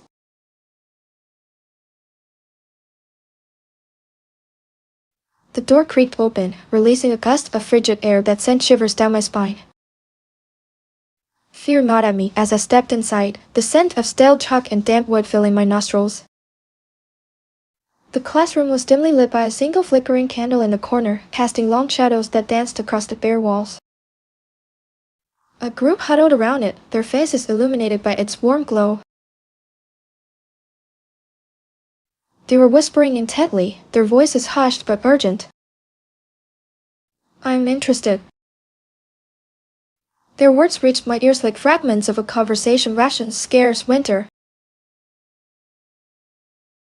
Anxiety tightened its grip on my chest. What was happening here? My gaze fell upon the worn faces around the candle, their expressions etched with worry and exhaustion. Sadness. I felt a pang of empathy for these fellow students, trapped in this desolate place just like me.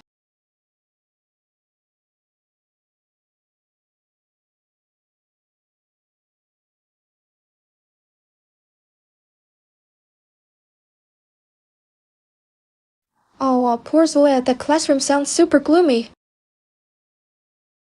I hope she finds some warmth and connection with her classmates. Let's see what happens next.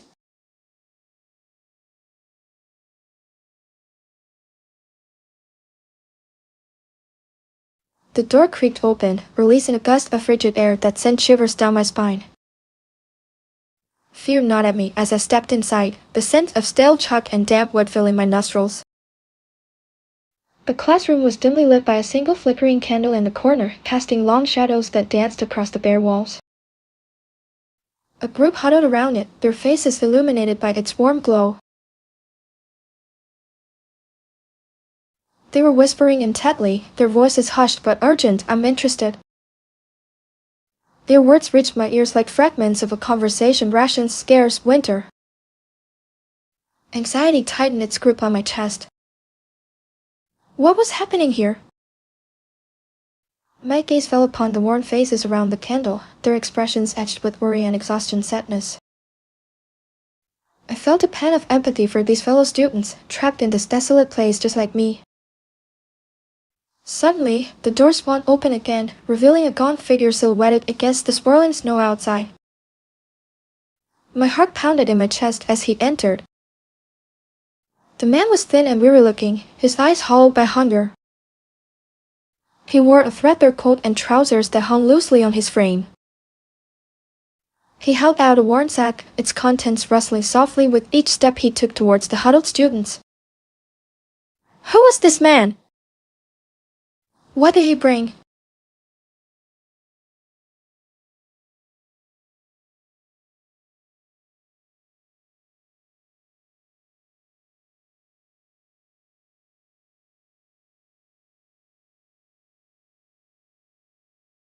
Oh, a mysterious stranger! This is getting intense. I wonder what he has and why everyone looks so worried. Let me know what happens next.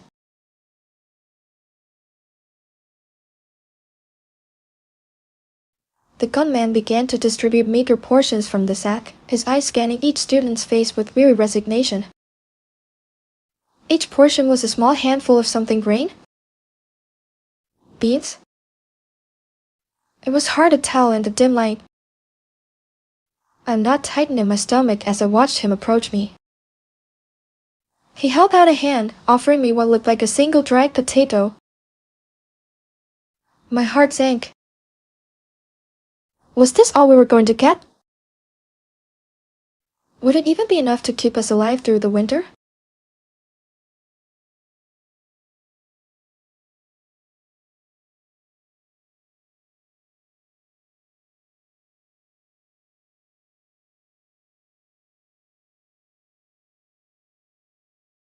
Yikes, that potato looks sad.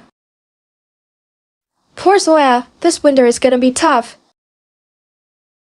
I hope they find a way to make it through. Let me know what happens next.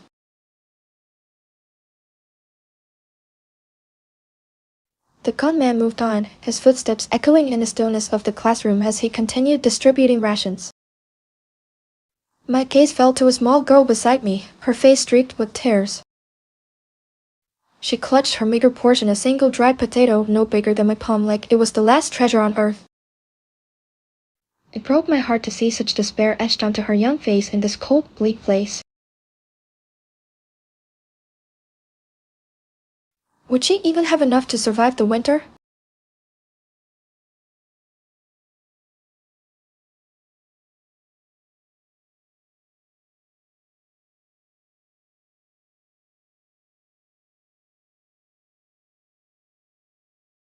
That little girl is heartbreaking. Zoya is so kind for noticing her. This winter sounds super tough. I hope they can find a way to make it through.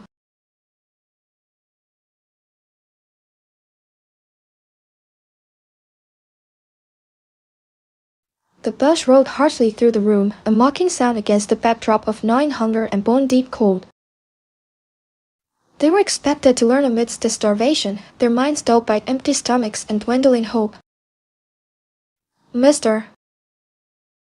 Petrov shuffled towards us, his gaunt frame almost swallowed by his threadbare coat.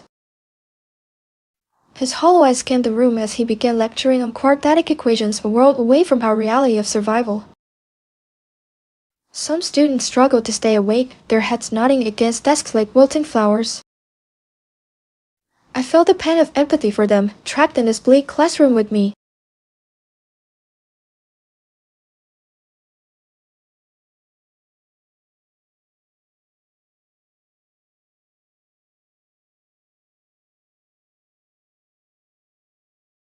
Ah, that sounds rough. Learning on an empty stomach is tough. Poor Zoya and her classmates. I hope they can find some warmth and nourishment soon.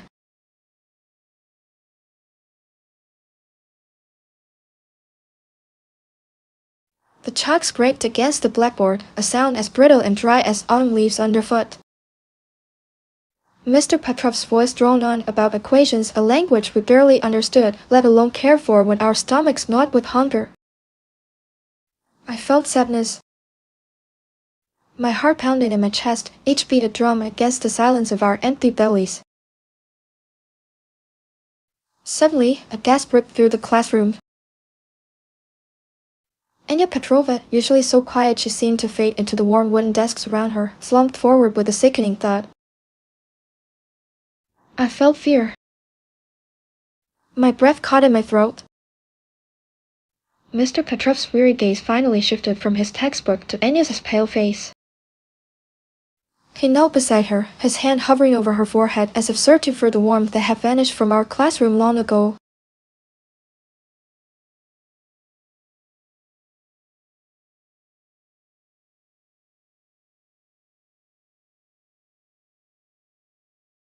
This is heartbreaking, poor Anya. I hope she's okay, and that they can find some food soon. Zoya sounds like a really good friend.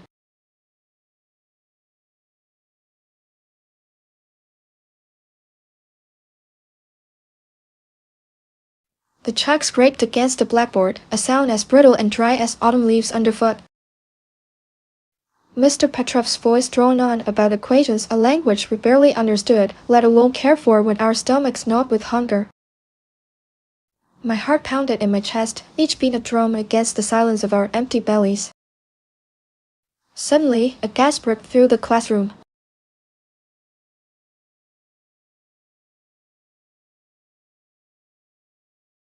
Anya Petrovna, usually so quiet she seemed to fade into the warm wooden desks around her, slumped forward with a sickening thud. My breath caught in my throat. Mr. Petrov's weary gaze finally shifted from his textbook to Anya's pale face. He knelt beside her, his hand hovering over her forehead as if searching for the warmth that had vanished from our classroom long ago. Anya's limp body was carried out by her classmates, their faces etched with worry and a kind of numb acceptance we all shared these days. Mr. Petrov continued to drone on about equations, oblivious or perhaps simply unable to stop his routine, even as the classroom grew colder, mirroring the chill that had settled deep within our bones. What would become of us?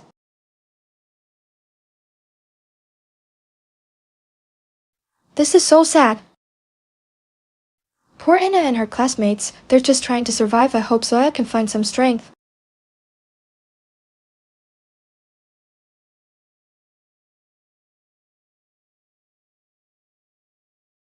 The next day, the schoolyard echoed with hushed whispers as students gathered around Anya's empty desk. A heavy sadness settled over us, a tangible weight in the frigid air. The worn wooden surface seemed to absorb her absence, leaving behind only an echo of her quiet presence. I felt anxiety gnawing at my insides, twisting like a knot in my stomach. Anya's sudden collapse had shaken us all. It was a stark reminder that even within these cold walls, life could be fragile and fleeting. Was this the new normal? Would we continue to exist in a state of perpetual hunger and fear? Anya's desk remained empty, a silent testament to her absence. I stared at it for what felt like an eternity, trying to grasp the enormity of what had happened. The classroom felt colder than usual, as if Anya's warmth had been drawn out with her limp body carried away yesterday.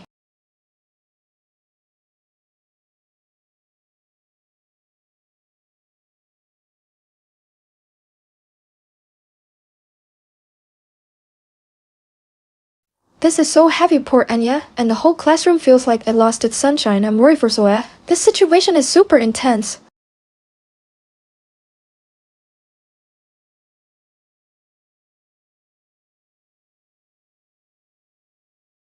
The candlelight flickered, casting long shadows across the faces of my classmates, gaunt and hollowed by hunger. A heavy sadness settled over us, a tangible weight in the frigid air. Anya's empty desk stood like a monument to her absence, its worn surface seeming to absorb her quiet presence. I felt anxiety gnawing at my insides, twisting like a knot in my stomach. The whisper started softly hushed murmurs about rations and winter's relentless grip on our lives. Disappointment hung heavy in the air, thicker than the frost clinging to the windows. We were all hungry, but Anya's sudden collapse had shaken us to our core.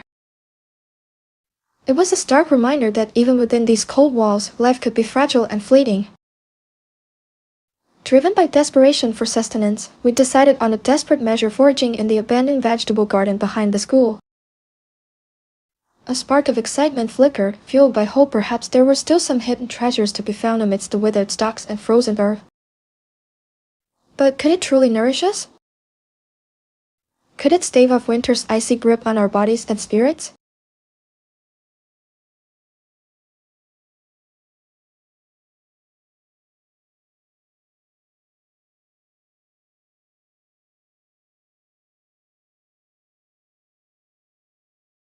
This is heartbreaking. Those kids are going through so much.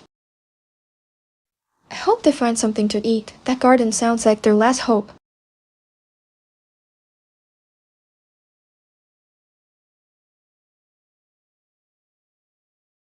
The biting wind whipped our faces as we pushed through the skeletal remains of the garden, its once vibrant life now reduced to withered stalks and frozen earth.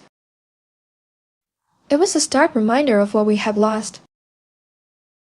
Anya's scarf snapped on a rusted fence post, its vibrant color faded and stained with something dark. A chill ran down my spine as I reached out to touch it. The familiar fabric felt cold beneath my fingertips, the once cheerful pattern now muted by the stain that spread across its surface like a creeping shadow. What had happened to Anya? What secrets did the scarf hold?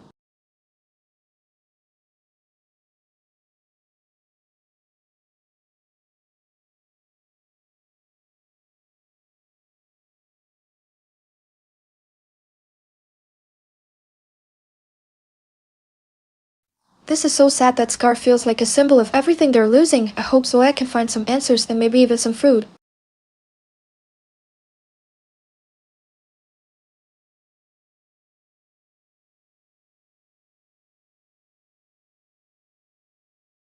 The scarf's stain, I realized with a sickening certainty, wasn't just dirt or grime, it was blood. Anya's blood. Sadness filled my chest. We had all been so focused on surviving the winter spite that we hadn't noticed her fading away day by day. The meager rations weren't enough, not for long, and she had grown weaker with each passing week. Fear gripped me as I recalled Anya's vacant stare in those final days. Now, standing here amidst the frozen remnants of what was once a vibrant garden, I understood the truth. Anya hadn't simply collapsed, she had starved to death. We're all just waiting for our turn. Anxiety gnawed at me as I looked around at my classmates huddled together in that freezing classroom. Winter's classroom wasn't a place of learning anymore. It was a tomb where hope withered and died alongside the plants in the abandoned garden. End.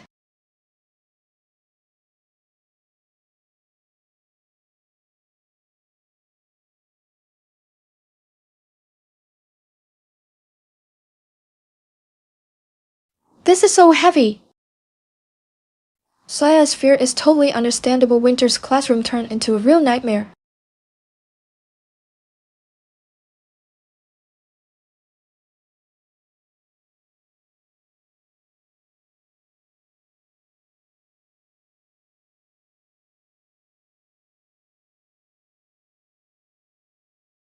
Wow, that title is epic. Sounds like an action-packed adventure through ancient times with a dash of apocalyptic vibes. Let's dive in! The wind, a frigid blade against my skin, whipped strands of my blonde hair across my face as I trudged through the endless expanse of white. Terror gnawed at me with every gust, whispering tales of what lay beyond this frozen wasteland. Achingly, I missed the warmth of hearth and home, the laughter that once filled our halls before everything changed. My fur-lined cloak offered little solace against the biting cold as I searched for any sign of life amidst these skeletal trees, their branches clawing at a sky choked with ash. A deep ache pulsed in my chest, a constant reminder of what was lost, my family, swallowed by this icy apocalypse. But even the bitter wind couldn't extinguish the flicker of hope within me. I will find them, or die trying. My name is Ver.2.6-EN-2, and Ragnarok will not break me.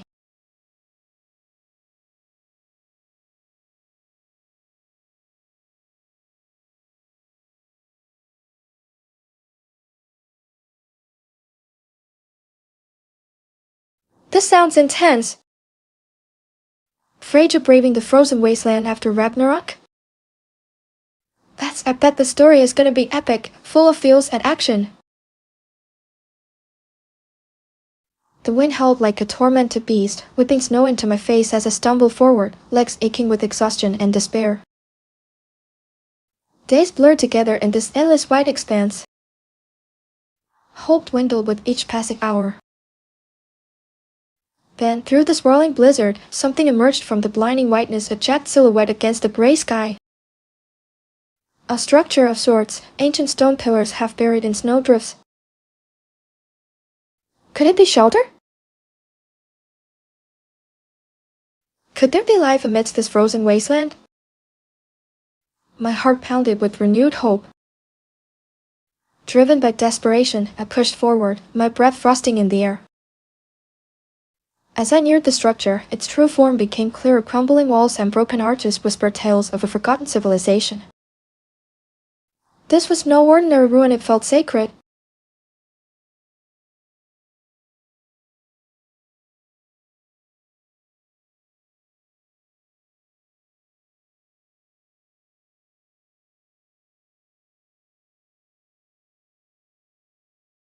Wow, ancient ruins? This is getting super interesting. Freyja finding a possible haven after all that hardship?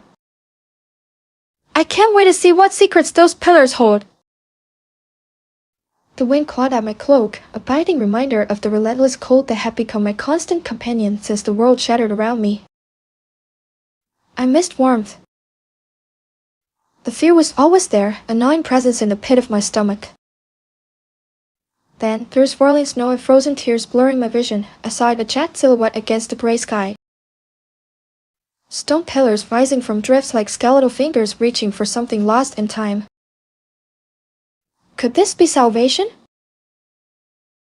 A flicker of hope ignited within me, fragile as a candle flame in the blizzard's fury.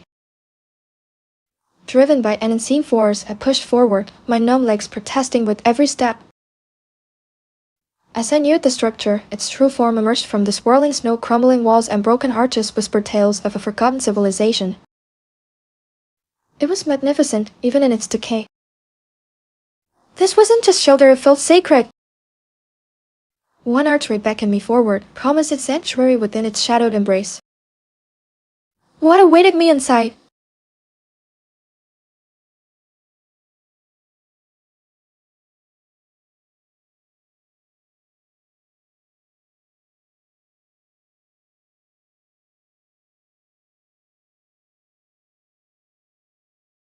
Freyja finding a sacred place after all that loss? This is getting emotional. I'm so curious to see what secrets this ancient ruin holds. The archway swallowed me whole, ushering me into a space both frigid and strangely inviting. It was a chamber of sorts, its walls still adorned with intricate carvings depicting scenes I couldn't quite decipher. Warriors clashing under skies ablaze with lightning. Creatures with wings like serpents soaring through swirling mists. My breath fogged in the icy air as my eyes adjusted to the demons.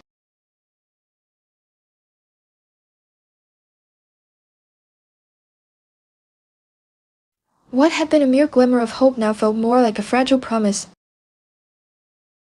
The chamber was dominated by what remained of an immense heart, its stones blackened and cracked from countless fires long extinguished. Scattered across the floor were remnants of a feast, frozen platters piled high with roasted meats, once picked clean, half-eaten loaves of bread hardened like stone goblets tipped over as if in haste. Had they been celebrating? Or fleeing something terrible? A gnawing hunger stirred within me. A primal urge that transcended the fear and loneliness. I stumbled towards the remnants, my fingers brushing against frost-covered meat still faintly warm beneath its icy shell. Could this be sustenance in this desolate world?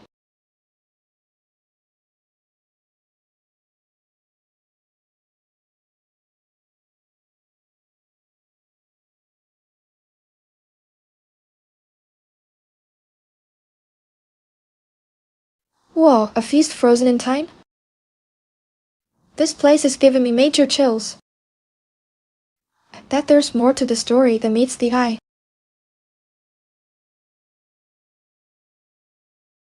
As my fingers brushed against the frost-covered meat, a tremor ran through the chamber floor like a shiver down my spine. The silence that followed was heavy and oppressive, swallowing even the faint crackle of ice beneath my boots. Fear gripped me. My heart hammered in my chest, each beat echoing in the stillness. Had I disturbed something ancient? Something slumbering within these frozen walls?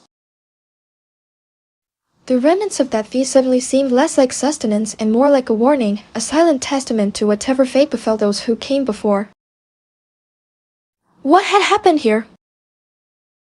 What awaited me in this desolate world beyond the chamber's threshold?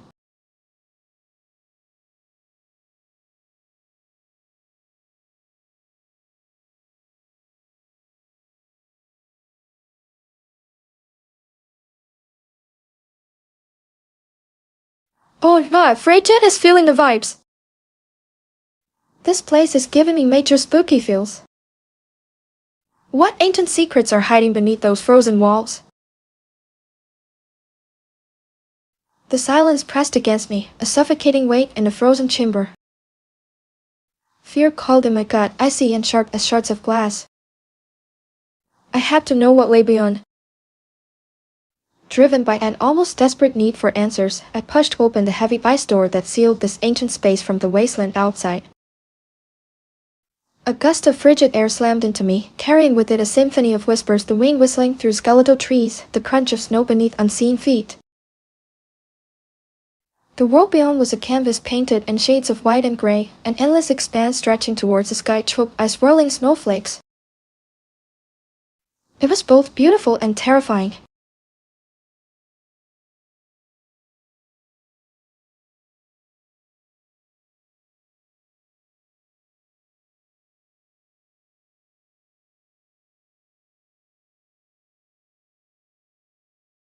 Freyja braves the frozen wasteland.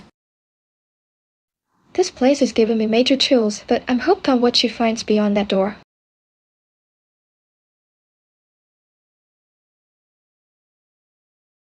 The whispers on the wing, like ghostly voices, beckon me forward. I am interested. They spoke of warmth and shelter in a world consumed by ice. My heart quickened with hope. Driven by that fragile spark, I trudged through the swirling snow towards a towering structure barely visible through the blizzard's fury. It stood like an ancient sentinel against the relentless white, its silhouette etched against the gray sky. It was magnificent and daunting in equal measure. Each step forward felt heavy with anticipation. What secrets would this frozen giant reveal? What remnants of a lost world awaited me within its icy embrace?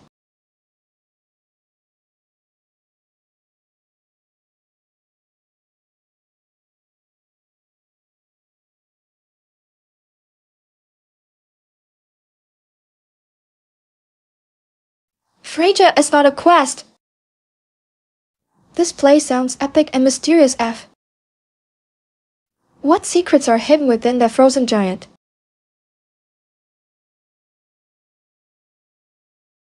The archway loomed before me, a jagged maw in the frozen landscape. Its intricate carvings, partially obscured by snowdrifts, hinted at forgotten grandeur. I reached out to touch the cold stone, my fingers tracing the faded patterns. They depicted swirling serpents and fierce warriors locked in eternal combat. What stories did these weathered stones hold? The archway seemed both welcoming and forbidding. It promised shelter from the relentless blizzard, but also whispered of secrets buried deep within its icy embrace. I took a deep breath, steeling myself for whatever waited me beyond.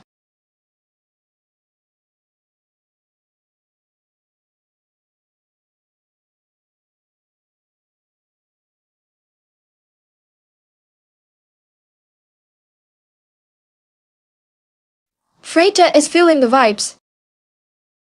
This archway is giving major spooky feels, but she's gonna know what's behind it, what secrets are waiting inside.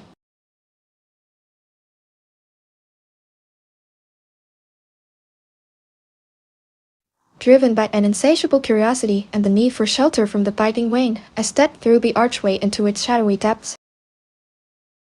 The air inside was still colder than outside, a frigid breath clinging to my skin like icy fingers. A shiver ran down my spine as I took in the scene before me, a vast chamber carved from stone and shrouded in an unsettling silence. The walls were adorned with intricate carvings depicting scenes of battle and sacrifice, their faded colors hinting at a glorious past now lost to time. Remnants of food lay scattered across the floor, frozen remnants of feasts long past, adding to the eerie stillness that permeated this ancient place. What had become of those who once called this chamber home? I moved deeper into the chamber, drawn by an unseen force towards a massive ice door set deep within one wall. It seemed impossibly heavy, yet something compelled me to push it open and see what lay beyond.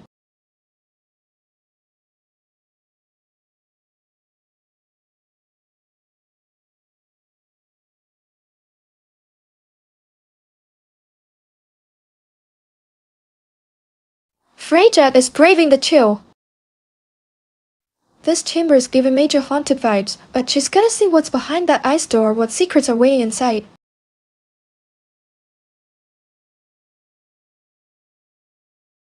As the ice door grows open with immense effort, a chilling wind whips through the chamber, carrying with it the guttural cries of unseen creatures beyond. Terror gripped me, my breath catching in my throat as I peered into the swirling snowstorm that lay just beyond. My heart pounded against my ribs, a frantic drumbeat urging me to retreat back into the relative safety of the chamber. But some primal instinct compelled me forward. What secrets did this frozen wasteland hold?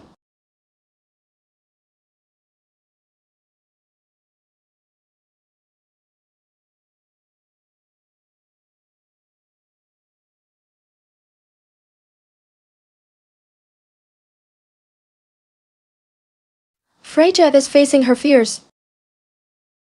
That snowstorm looks terrifying, but she's gonna see what's out there, what secrets are hidden in this frozen wasteland.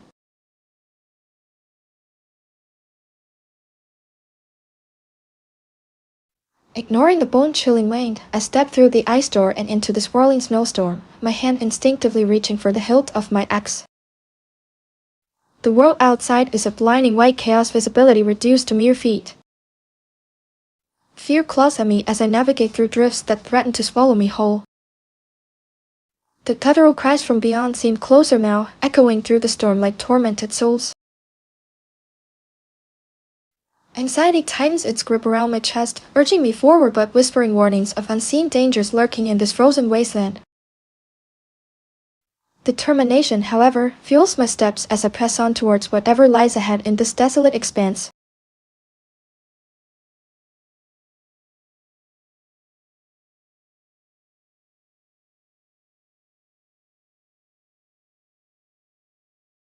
Freyja is diving headfirst into the blizzard.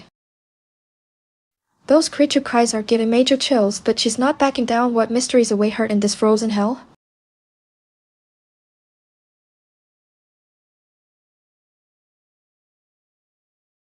The wind howled like a banshee, whipping snow into my face as I stumbled through the blinding white expanse beyond the ice door. I pressed on, driven by a desperate hope for warmth and shelter in this frozen wasteland.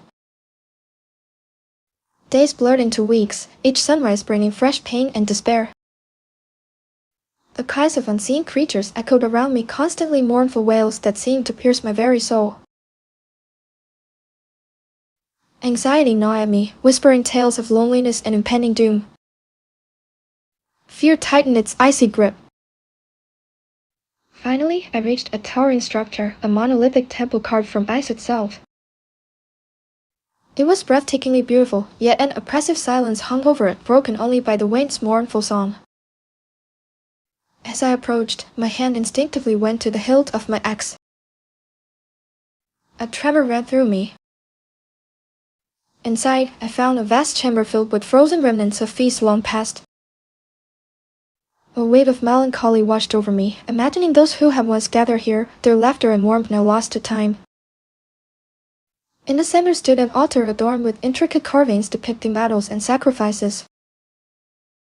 I knelt before it, seeking answers in its frozen silence. Then, a chilling realization dawned on me. This wasn't just a temple, it was a tomb, a monument to the past's final stand against the encroaching frost. The cries outside weren't mournful wails, but desperate screams of those trapped within, forever frozen by an eternal winter. Terror gripped my heart. I am alone, I realized with crushing certainty. The last survivor in a world consumed by ice and silence. A profound sadness settled over me, as cold and unforgiving as the wasteland itself. End.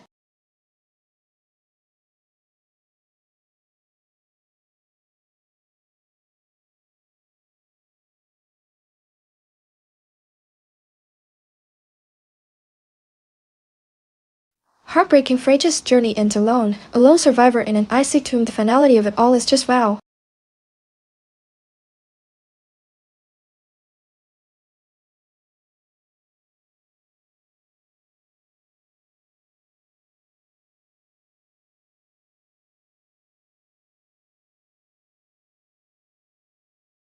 Whoa, that title is! Sounds like a wild ride through Russia with some mystery action. Let's dive in! The biting wind whipped at my warm woolen coat, sending shivers down my spine despite the layers I wore against the relentless Russian winter. Fear, a familiar companion these days, tightened its icy grip around my heart as I approached the towering gates of the cemetery of Tsar's tears. Anxiety gnawed at me. What if his grave wasn't here? What if all the searching was for nothing? My brother, his memory haunted me like a whisper on the wind, a constant ache in my soul.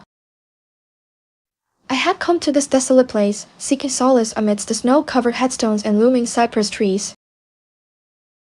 A deep desire burned within me to find his grave, offer him peace, and finally lay my own restless spirit to rest. The mausoleum stood at the heart of it all, a silent sentinel against the encroaching darkness. Its grandeur seemed almost mocking in this place of quiet despair. Awe, tamed with trepidation, filled me as I stepped through the gates and into its icy embrace.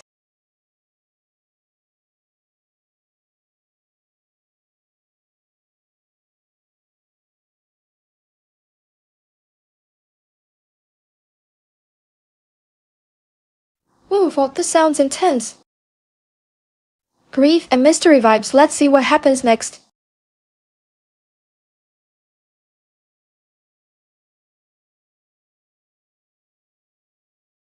As I neared the mausoleum entrance, a blood-curdled scream pierced the stillness from within its shadow depths.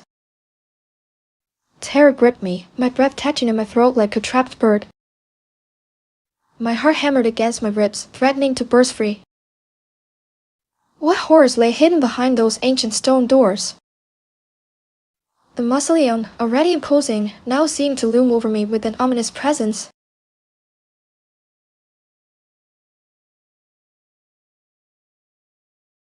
Was this the right place?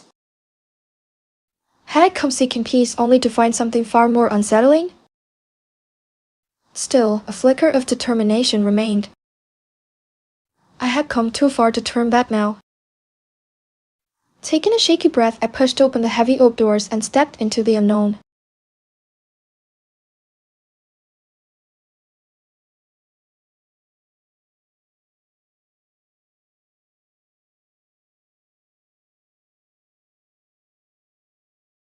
Yikes, that scream is giving me chills. This story is getting spooky AF. Can't wait to see what's inside the mausoleum.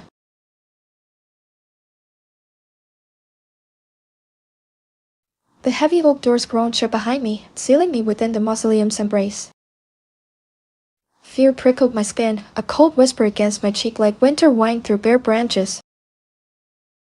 The air hung thick with the scent of damp earth and decay, a cloying perfume that spoke of ages past and secrets buried deep. My eyes, struggling to adjust to the gloom, finally landed on it, a marble crypt nestled in the heart of the silent tomb. It was breathtakingly beautiful, carved with chillingly lifelike sculptures, angels weeping over outstretched hands, a grieving mother cradling a skeletal child. A shiver ran down my spine. This place felt heavy, burdened by untold stories and whispered sorrows. What secrets did these marble figures hold? What darkness lay hidden within the crypt's embrace?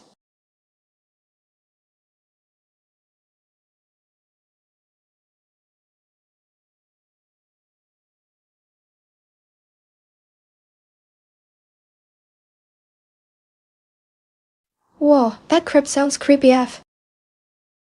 Those sculptures are giving me major goosebumps. What secrets will she uncover?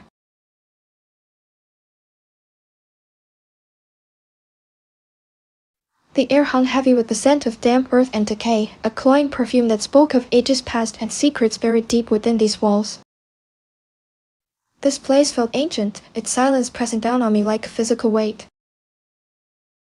I found myself drawn to one of the weeping angels carved into the crypt's facade, its sorrowful face mirroring my own grief. My hand trembled as I reached out, seeking solace in the cold marble.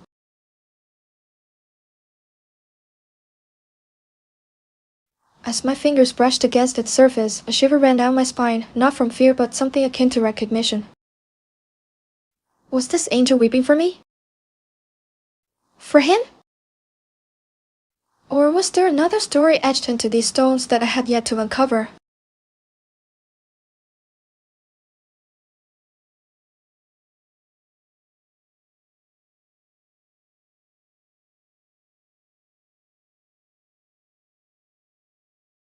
This is getting intense. Those weeping angels are giving me feels, and that connection to the crypt is super spooky. What secrets will she uncover?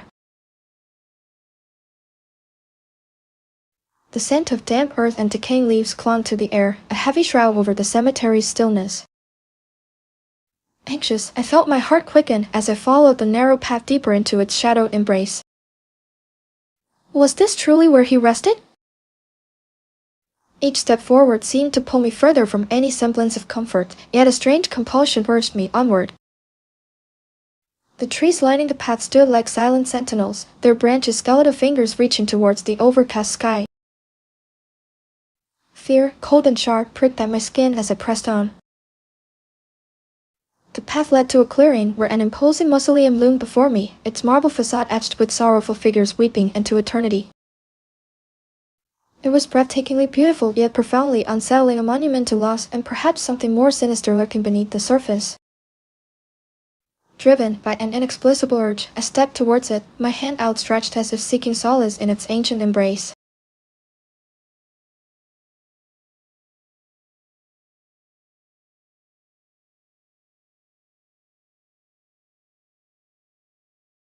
This cemetery is giving me major chills. That mausoleum looks super creepy, but she's drawn to it like a moth to a flame. What secrets will she find? As my fingertips brushed against the cold marble, the mausoleum door groaned open as if beckoning me inside.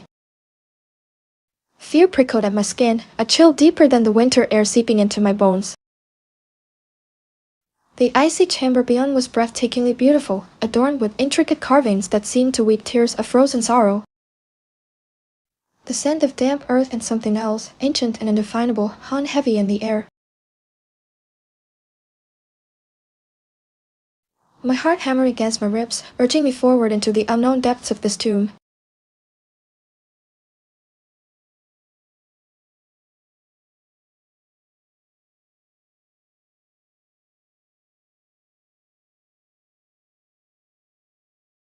This place is giving me the creeps.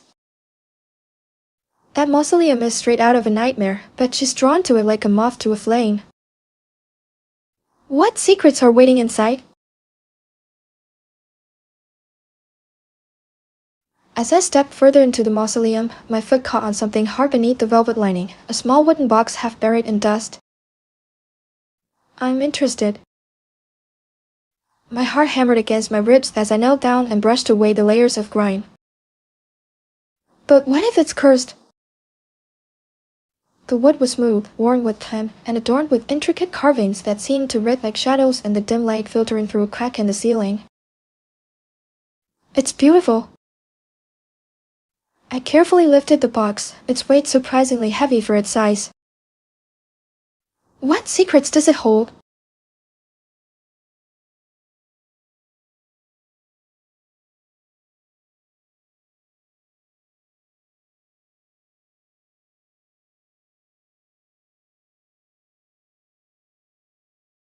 Whoa, a hidden box? This is getting juicy! What treasures or maybe curses await inside?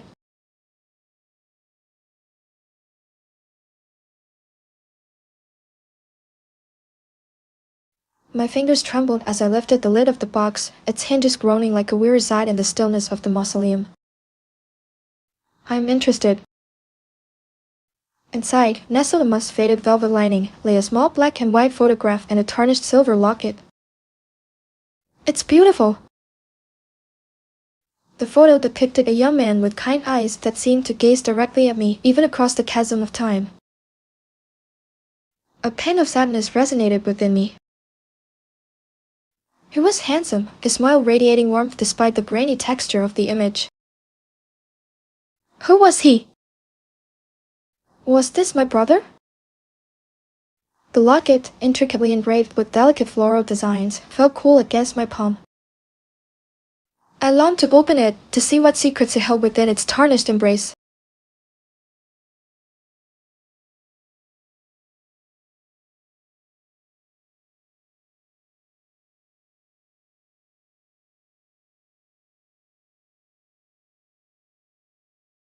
Whoa, a pick and locket?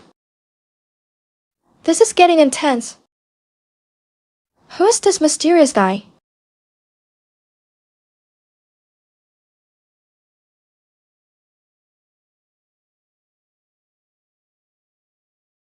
Driven by an unsettling curiosity, I decided to open the locket despite its cold weight in my hand.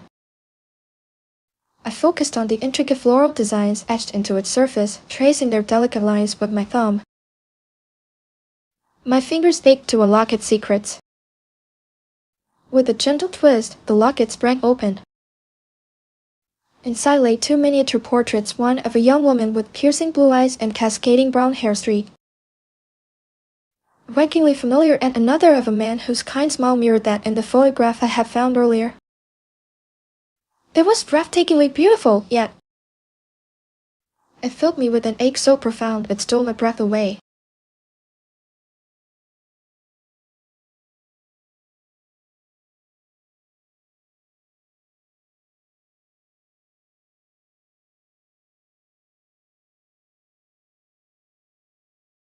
Whoa, double portraits? This is getting crazy! Who are these people and how did they connect to her brother?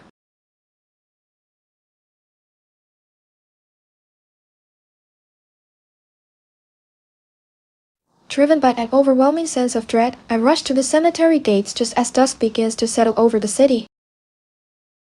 The air grows heavy with the chill that seeps into my bones, and shadows lengthen like grasping fingers across the snow-covered ground. My heart pounds against my ribs, each thud echoing in the growing silence. What awaits me within those ancient walls? I push open the iron gates, their rusty hinges groaning like a mournful sigh. The cemetery sprawls before me, a sea of weathered headstones bathed in the fading light. The wind whispers through bare branches, carrying with it the scent of damp earth and something else, something unsettling ancient.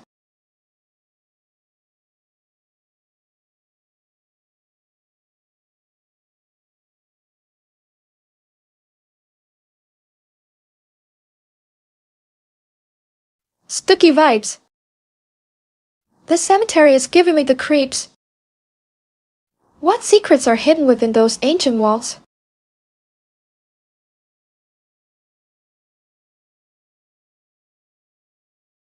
My breath hitched in my throat as I spotted them fresh footprints, deep imprints in the snow, leading towards an ornate mausoleum at the far end of the cemetery. It was like a silent invitation, beckoning me closer. What secrets did they hold? Could those footsteps belong to something more than just another visitor seeking solace among these ancient stones?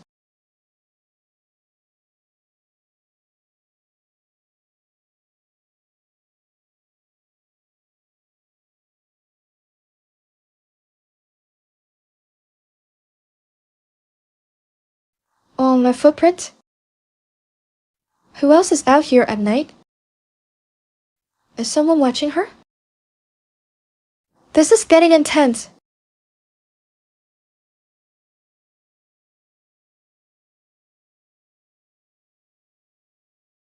The skeletal hand, cold and impossibly long, grasped my wrist with a bone-chilling grip. Terror flooded me as I was pulled towards the mausoleum's gaping maw. The air inside reeked of damp earth and something else, something ancient and malevolent. I tumbled into darkness, landing on cold stone that felt like ice beneath my skin.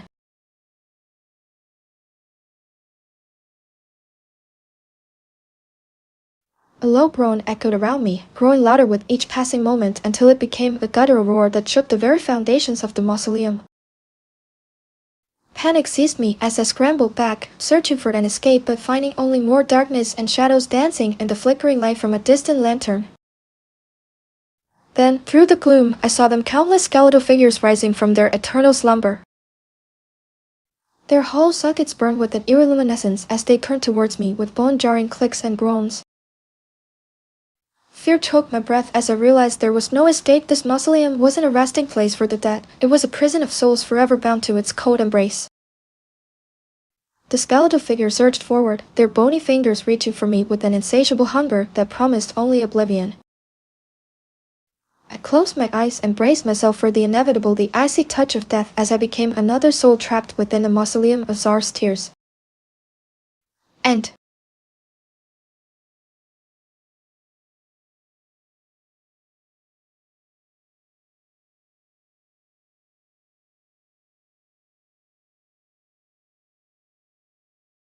Whoa, creepy F. The mausoleum is a total nightmare. Poor woman got trapped with those bone-chilling skeletons forever.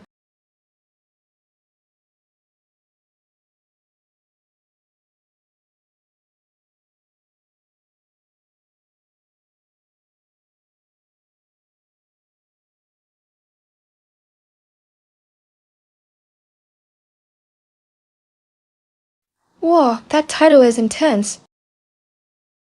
Oh, Shinani Hospital Fear? Suspense, yes? This sounds like a wild ride. I'm hyped.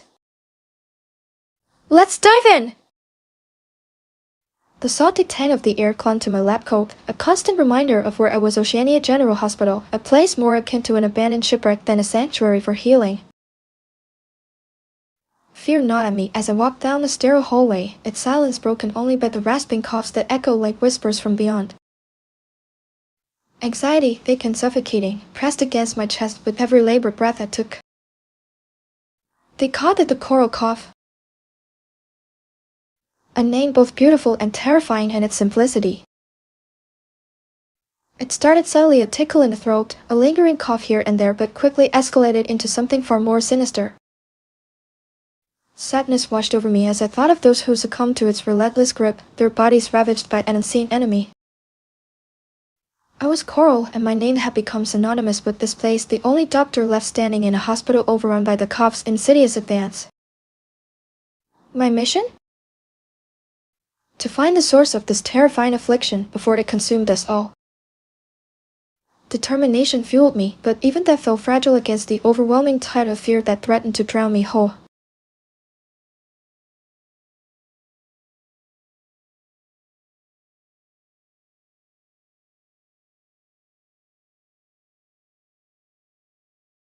Yikes, this sounds spooky. Coral's gotta fight some serious fear and exhaustion to save the day. I'm rooting for her. Let's go!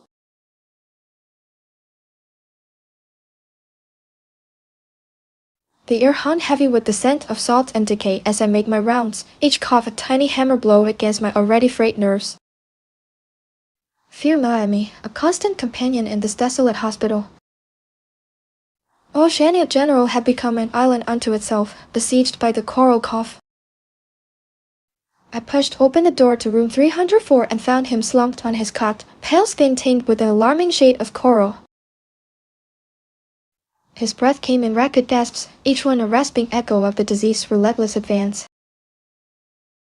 Awe filled me as I stared at his transformation. It was like he was being consumed by the very name of this affliction. Mr. Tanaka? My voice trembled slightly, betraying my own unease. He barely registered my presence, eyes glazed over with a strange luminescence that mirrored the unsettling hue of his skin. Sadness washed over me as I realized he was slipping away another victim claimed by this insidious plague.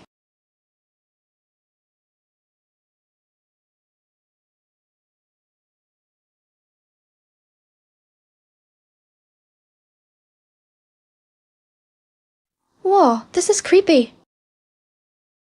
Coral's got her hands full with the coral cough. It sounds gnarly. Let's see what happens next.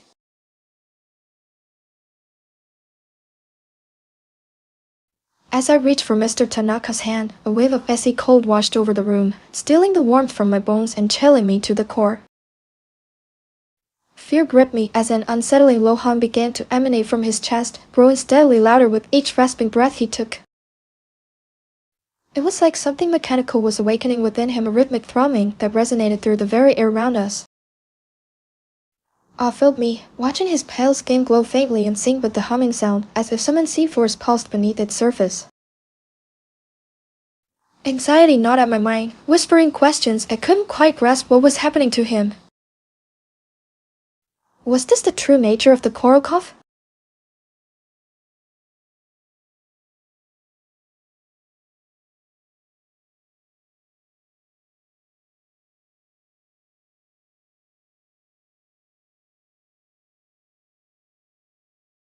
Whoa, that's freaky! Mr. Tanaka is turning into a walking sound system. This cough is next level weird. What's going on?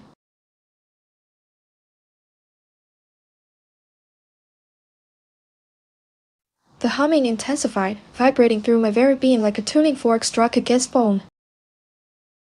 Fear clawed at my throat, choking back any coherent thought I might have had. Anxiety, sharp and piercing, gnawed at the edges of my mind as Mr. Tanaka's chart slipped from trembling fingers onto the dusty floorboards. I couldn't stay here with him like this. Whatever was happening to him was beyond anything I'd ever seen in all my years practicing medicine. Determined, I grabbed his chart and bolted down the corridor, its peeling paint scraping against my lab coat as if warning me of something sinister lurking within these walls. I had to find answers for Mr. Tanaka, for myself, for this entire hospital slowly succumbing to the coral cough's chilling embrace. Excitement tinged with a desperate hope surged through me as I burst into the head nurse's office, her stern visage framed by harsh fluorescent light.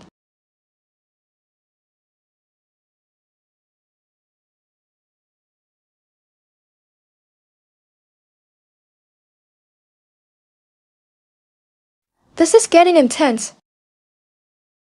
Drive Coral's on a mission. She needs to figure out what the heck this cough is all about before it's too late.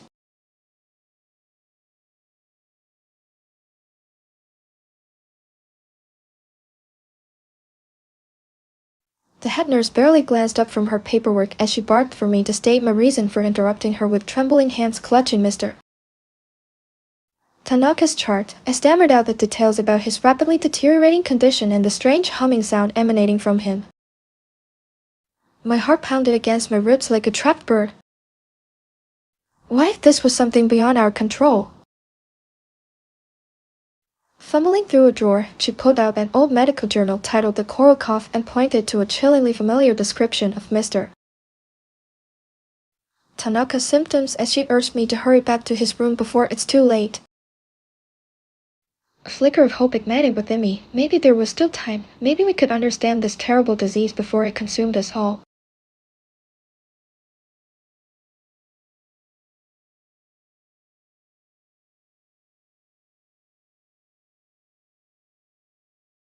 Whoa, a medical journal?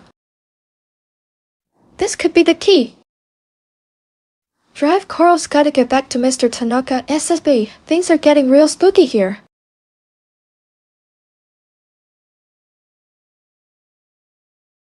Racing back to Mr. Tanaka's room, my heart hammered against my ribs like a frantic bird trapped in a cage.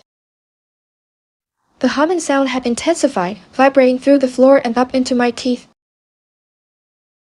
As I pushed open the door, his pale skin was now covered in an iridescent blue rash that pulsed with each hum of his body.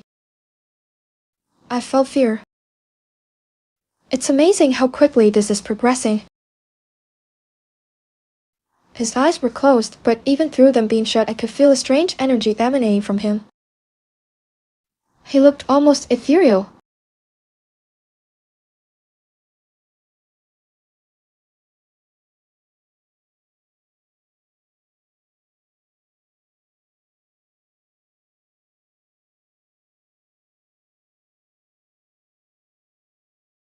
Yikes! Mr. Tanaka is glowing blue and humming like a robot. This cough is straight up creepy. Drive, Carl's gotta figure out what's going on before it gets worse.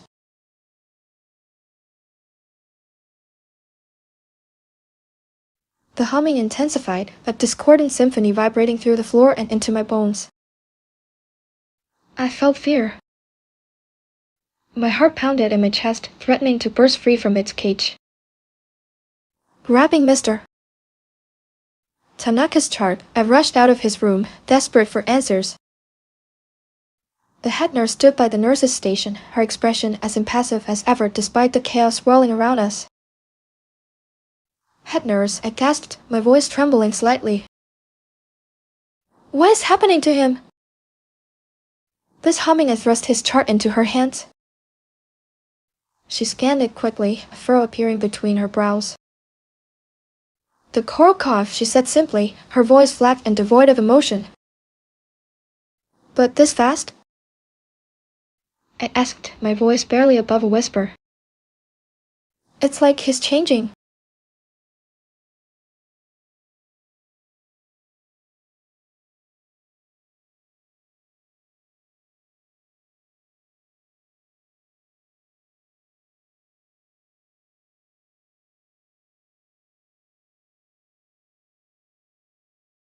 Things are getting freaky. Drive, Carl's freaking out. Mr. Tanaka is changing fast and the humming sound is giving me chills.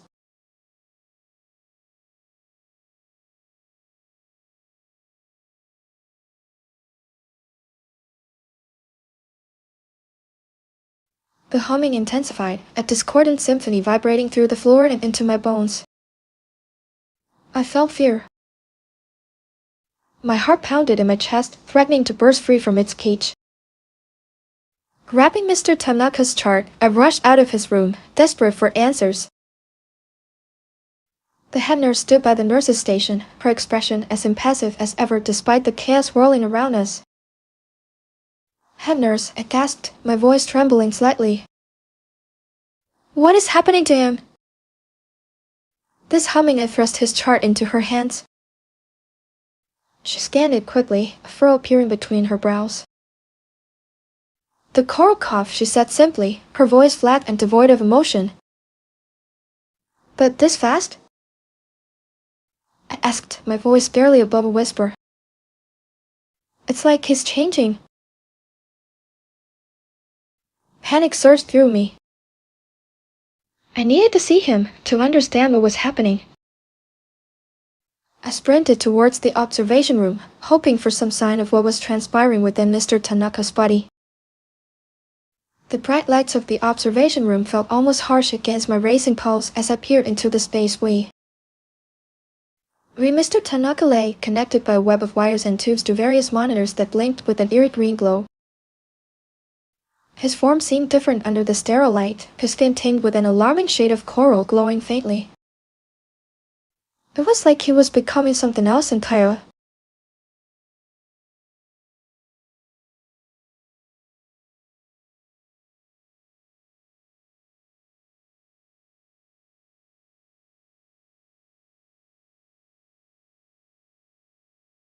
Whoa, Mr. Tanaka is glowing! This coral cough is seriously messed up. Just turn it into something else. Trev Coral needs to figure this out ASAP before it's too late.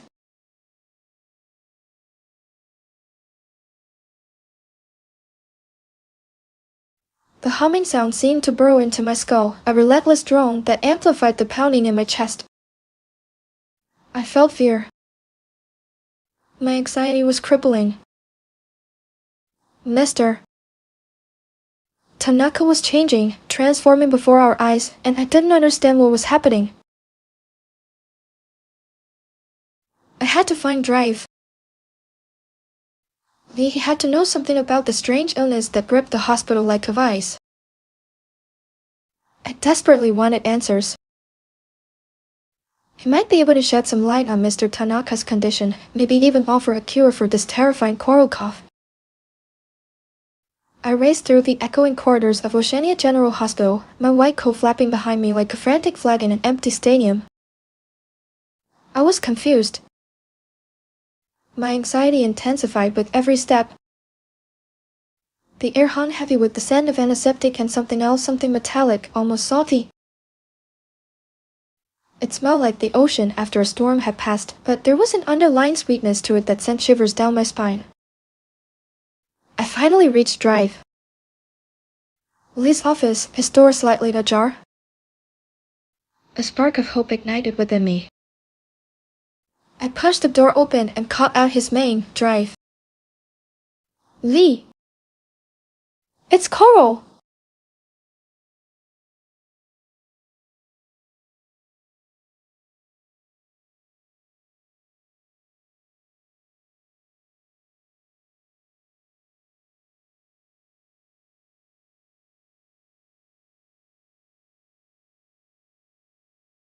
Coral cough is spreading like wildfire. Drive, Lee better have some answers. This whole thing is freaking me out.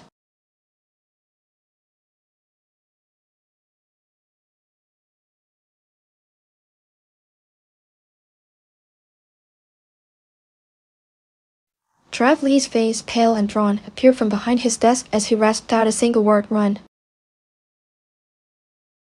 I felt fear. What did he mean? The humming sound outside seemed to intensify. But what about Mr. Tanaka? I stammered, my voice trembling slightly. Drive Lee's eyes were wide with an unsettling intensity as he gestured towards the door leading out of his office and into the echoing halls of Wúxiàn General Hospital. It's not safe here anymore, he said, his voice barely a whisper. The coral cough, it's spreading faster than we thought. My heart pounded in my chest. What was happening?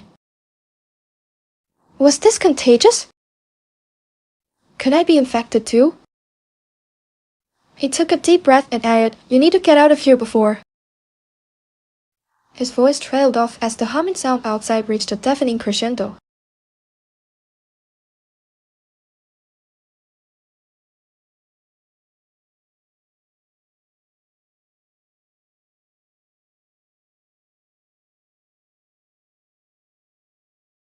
Whoa, things are getting spooky. Drive Lee is freaking out. This coral cough sounds seriously bad news.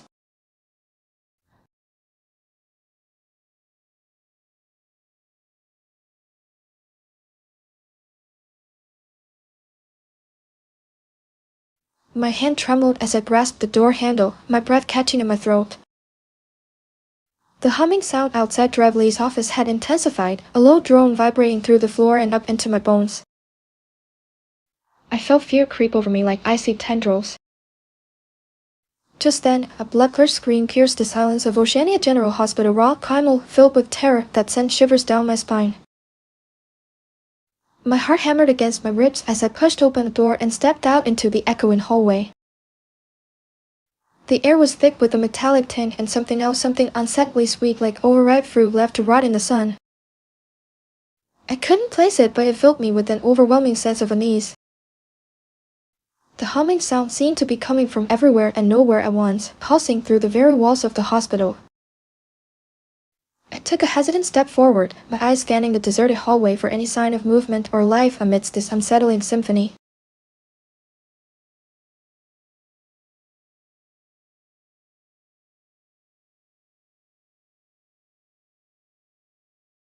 Whoa, this place is straight up creepy. That scream was gnarly. Something wicked this way comes.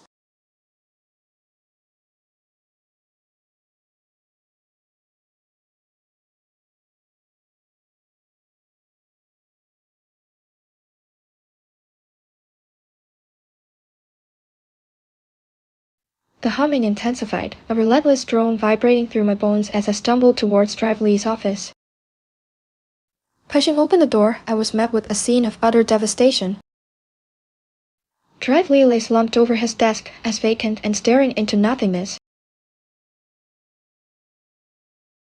His chart fluttered to the floor beside him, Mr. Tanaka's name circled in red ink with frantic scribbles. Right across it, coral spraying too fast, the air was thick with a metallic tang and something else. Something sickeningly sweet like overripe fruit left to rot in the sun. I felt fear. What had happened?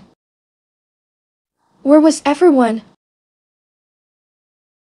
Then I saw the shimmering blue haze emanating from Lively's body, spreading outwards until it enveloped me completely. The humming reached a crescendo as my vision blurred and everything went dark. When I awoke, the world was silent except for the gentle lapping of waves against the shore.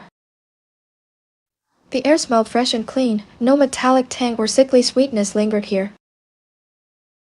I sat upon a sandy beach staring out at an endless expanse of turquoise water. I looked down at my hands. They were pale and translucent, almost glowing with an inner light. My reflection in the rippling waves confirmed that I was no longer human but something else entirely, a creature born from the coral cough itself. This wasn't life, not really. It was something else. A hollow victory in this desolate ocean of silence and decay and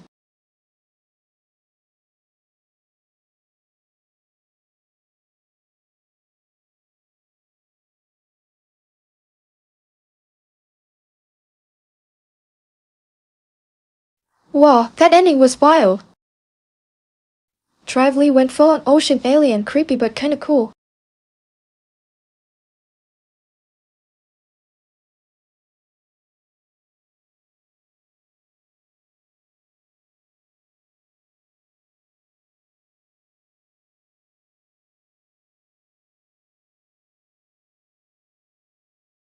Rips, that title is giving me chills. Sounds like a wild ride with some spooky vibes and everyday horrors. Let's dive in. The wind clawed at my worn coat, biting through the fur trim like a hungry wolf. Terror gripped me as I stumbled towards the cabin, its silhouette barely visible against the swirling snow. Exhilaration, though tinged with fear, pulsed through me. This was it, my last hope in this frozen wasteland.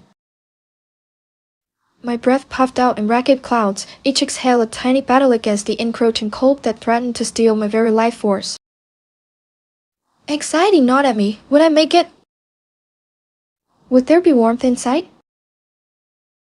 Or would I join the countless others who had succumbed to January's icy embrace? The cabin door creaked open, revealing a darkness deeper than the night sky. Fear, sharp and primal, pierced through my exhaustion. I stepped inside, hoping against hope that the small haven would offer sanctuary from the relentless chill of this unforgiving month.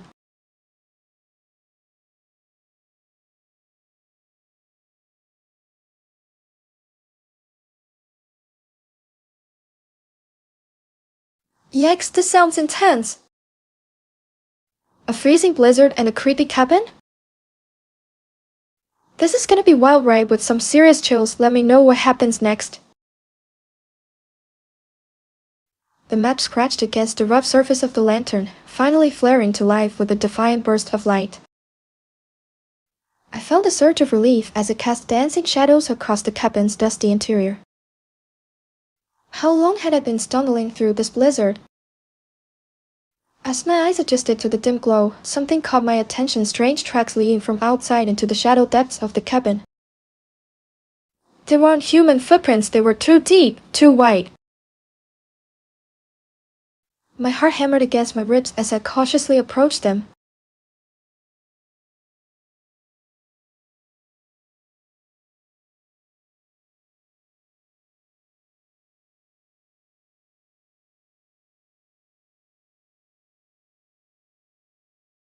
Whoa, creepy!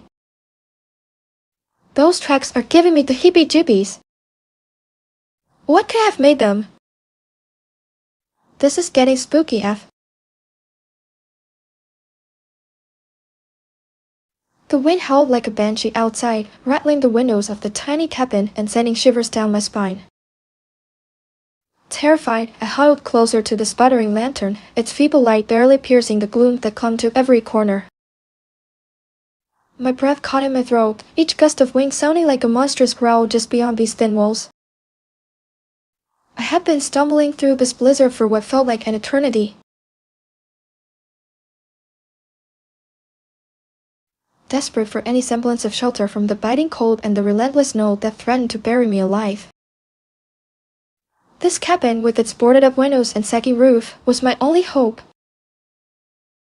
As I stepped inside, a wave of stale air washed over me, carrying with it the scent of damp wood and something else, something faintly metallic. A prickle of unease ran down my spine.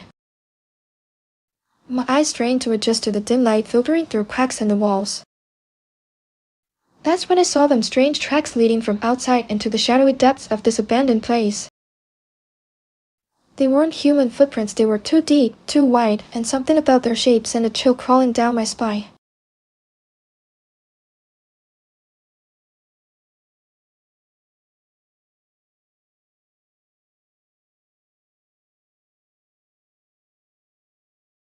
Those tracks are seriously freaky. What kind of creature could make those? This story is getting intense.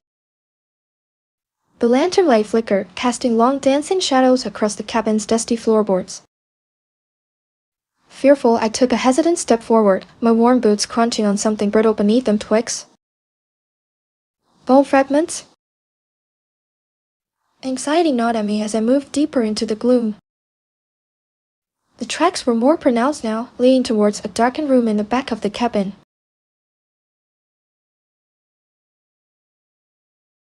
Intrigued and desperate for any sign of life or warmth, I pushed open a creaking door.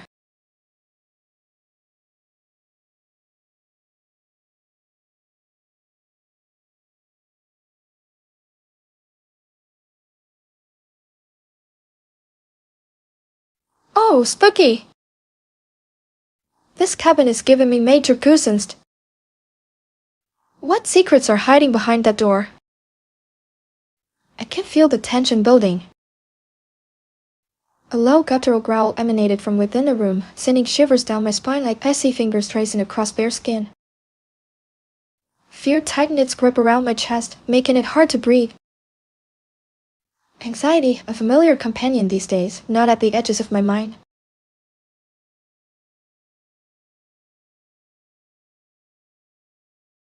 I gripped the rusty hunting knife tighter in my hand, its cold metal offering little comfort against the growing dread that coiled within me like a viper about to strike.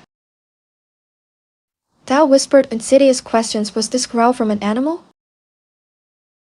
Or something else entirely? Something more sinister lurking in the shadows of this abandoned cabin?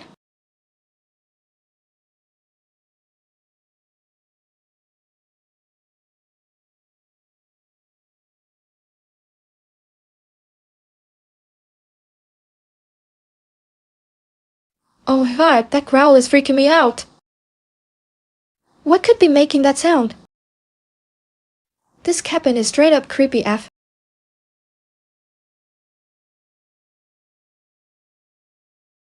Driven by a desperate need to confront the source of the growl, I cautiously pushed open the creaking door leading into the cabin's darkened interior. A wave of frigid air washed over me, carrying with it the scent of damp wood and something else, something faintly metallic.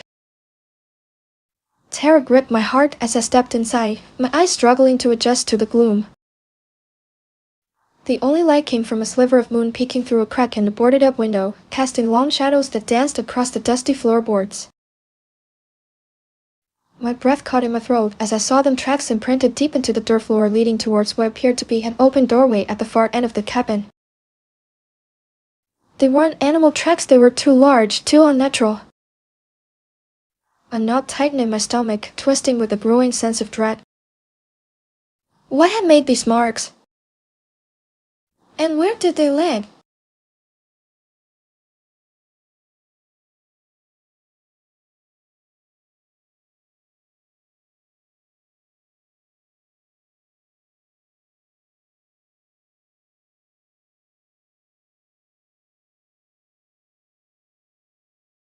Yikes, this cabin is giving me the creeps. Those tracks are seriously freaky. What kind of creature could make those? This story is getting intense. The frigid air bit at my exposed skin as I stepped across the threshold, each footfall echoing in the cavernous silence of the cabin. My heart hammered against my ribs, a frantic drumbeat keeping time with the howling wind outside. Terror threatened to consume me, but I pressed on, driven by an insatiable need to understand what lay beyond those strange tracks. I focused on each step as I moved deeper into the cabin's shadowy interior. The scent of damp wood and that metallic tang intensified with every stride, a pungent reminder of whatever had left its mark here. The moonbeam slicing through the boarded window illuminated dust motes dancing in the stillness, casting long, distorted shadows that seemed to writhe like living things on the walls. My breath caught in my throat as I neared the open doorway at the far end of the cabin, a gaping maw leading into an unknown darkness. I longed for answers, but fear whispered warnings in my ear. What awaited me beyond that threshold? What secrets did this abandoned cabin hold?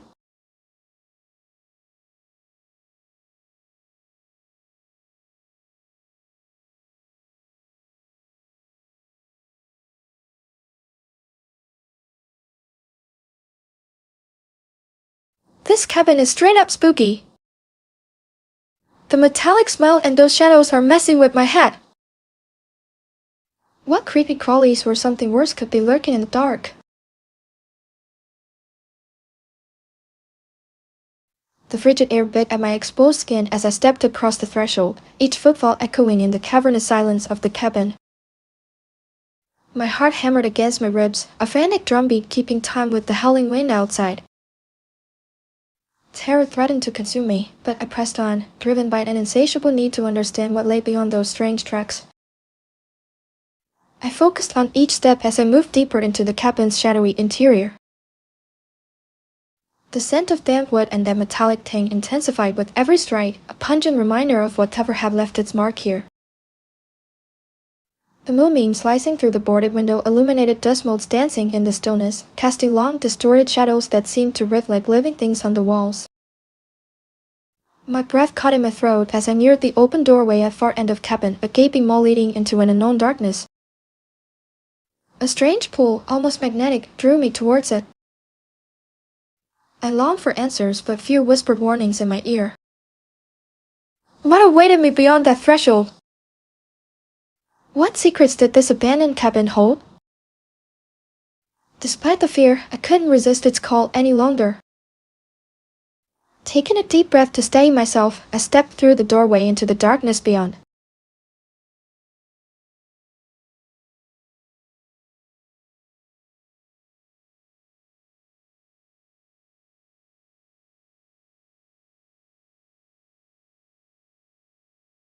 Oh my god, this cabin is giving me major chills. What creepy stuff awaits beyond that doorway? I bet it's gonna be gnarly. As darkness enveloped me, I felt something brush against my leg, cold and clammy like wet fur. Terror gripped me as I froze, every instinct screaming at me to run. What was it? A stray animal? Something else entirely? My heart pounded in my chest as I strained to see through the gloom. The air hung heavy with a musky scent, something primal and unsettling that sent shivers down my spine. I reached out a trembling hand towards the source of the touch, desperate for some explanation in the suffocating darkness. What was waiting just beyond my grasp?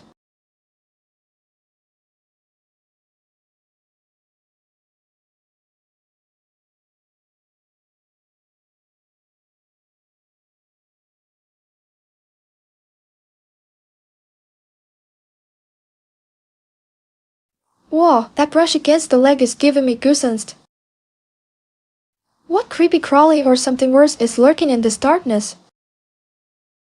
I need to know what's going on.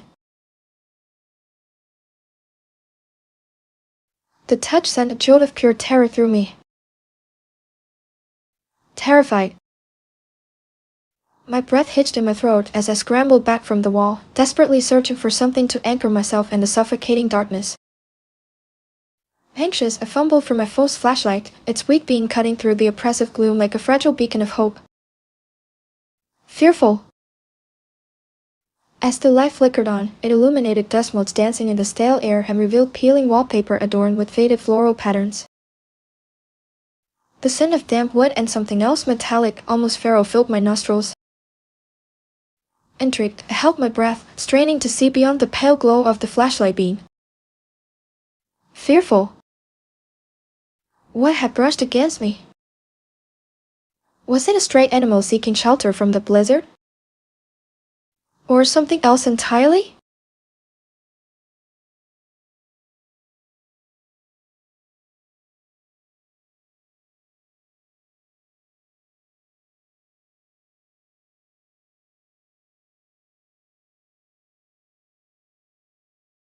That brush and the creepy metallic smell are giving me major heebie-jeebies. What lurks in this dusty old cabin?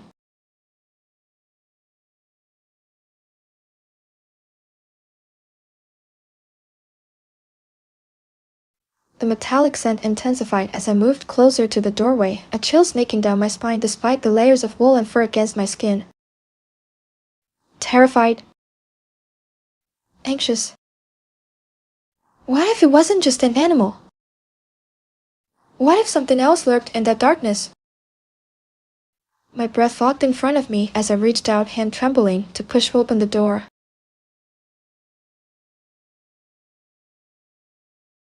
It creaked inward with a groan that echoed through the silent cabin. Intrigued. Scared.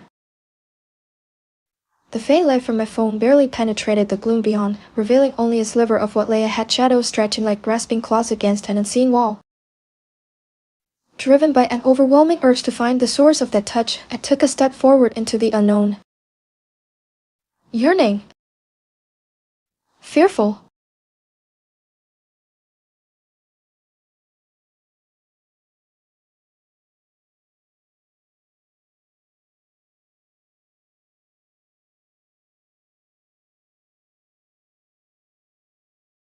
Oh God, that metallic smell is giving me the creeps. What lurks beyond that door?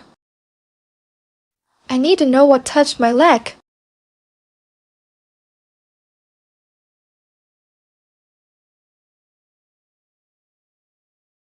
The air in the room was thick with a metallic tang, and something about it made my skin crawl like standing too close to an open grave. My phone light flickered, casting long dancing shadows on the walls as I moved deeper into the cabin's heart. I felt fear. My breath caught in my throat.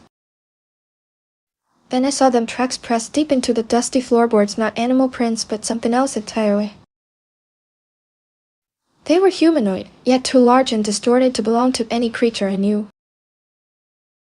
A low growl rumbled from somewhere behind me, sending a shiver down my spine. I'm terrified. What was in here with me? As the brawling intensified, I turned slowly towards the sound and saw it, a hulking figure silhouetted against the faint light filtering through a crack in the boarded-up window. It moved closer, its eyes glowing like embers in the darkness. I'm petrified. This is it! This is how I die!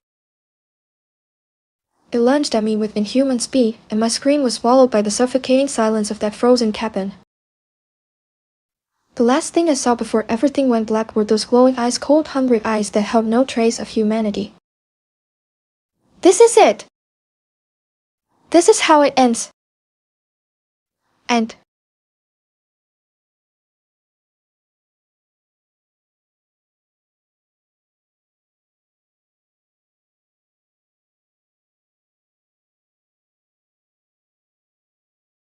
oh my god, what a terrifying ending! That creature was straight out of my nightmares.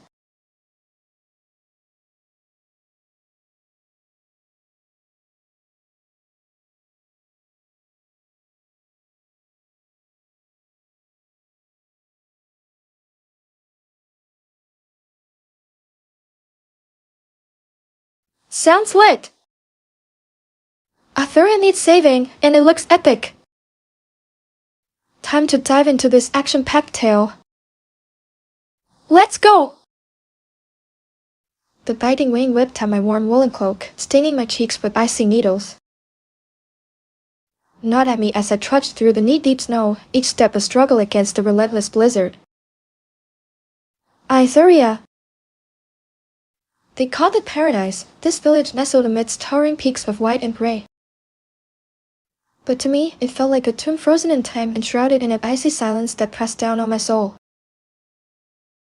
My name is Elara Aetheria, but I am no stranger to the whispers. They say our village is bound by a pact with something ancient and terrible. My father, the village elder, spoke of it often, his voice hushed and grave as he described the price we paid for this frozen peace. I came here seeking answers, hoping to find a way to break the pact before it consumes us all. But as I stood at Aetheria's snow-covered gates, my heart pounded with a fear that threatened to swallow me whole. Was this village truly paradise? Or was it merely an icy prison waiting for its final fall?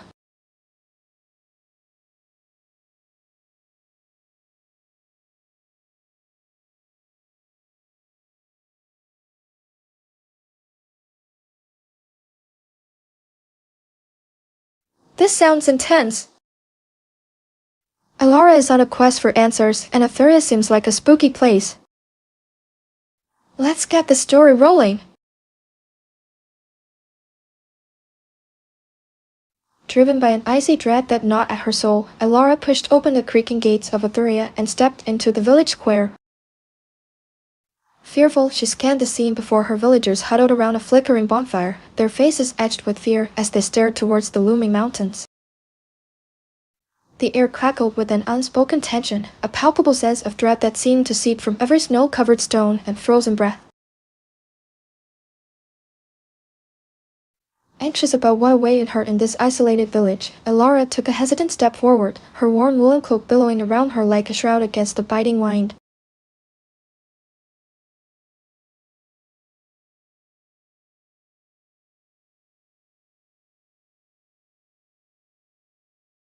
The vibes are spooky!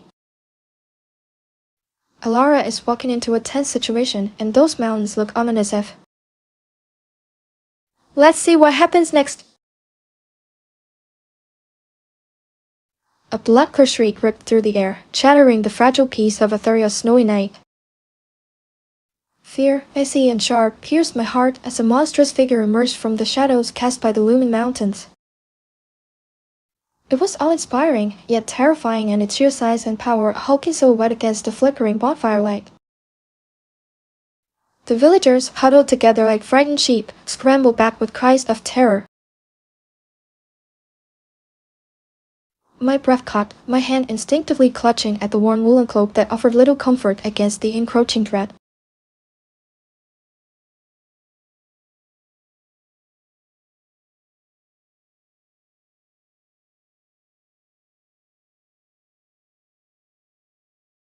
Oh my god, that sounds terrifying! A monstrous creature? This is getting wild. Let's see what Elara does next. The creature lunged, a hulking shadow against the flickering bonfire light, its roar echoing through Aetheria like a death knell. Fear gripped me, cold and suffocating. I was awestruck by its sheer size and power. The villagers scattered like startled birds. Anxiety twisted in my gut as they fled for their homes, leaving the square empty save for myself and the monstrous figure advancing towards us. Fear pulsed through me. My breath hitched, and I clutched at my worn woolen cloak, seeking a comfort that wasn't there.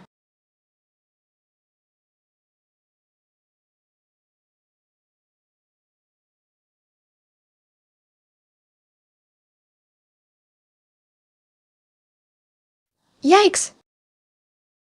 That monster is huge! Alara needs to figure out a way to handle this before it eats everyone.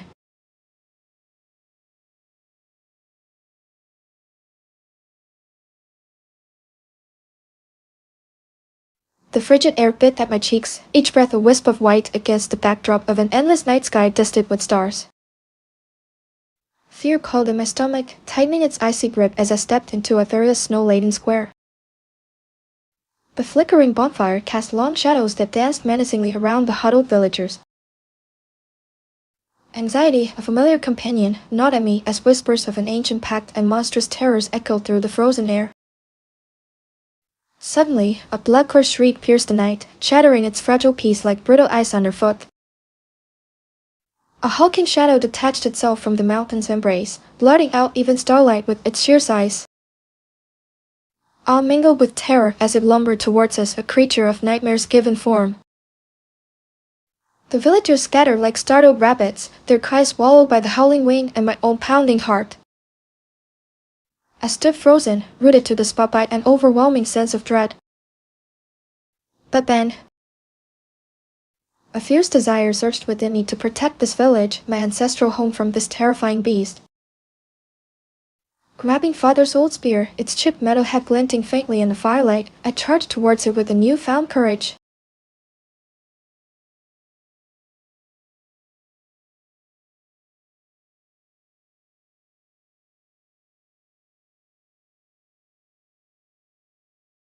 Oh my god, this is intense!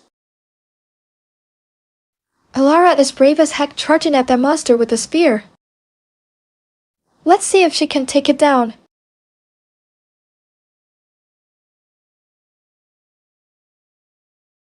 The creature lunged, its razor-sharp claws extended like daggers against the firelight backdrop of Arthuria's square. Terror gripped me, a cold fist squeezing my heart as I braced myself for the impact. My breath hitched, and father's old spear felt suddenly inadequate against such monstrous power.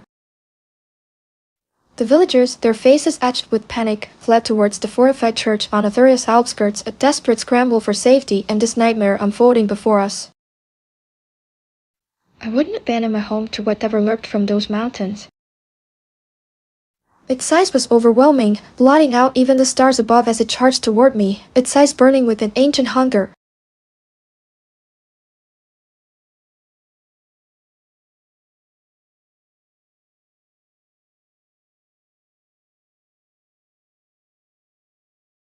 Oh god, that monster is huge and scary! Alara needs to find a way to fight back before it eats everyone.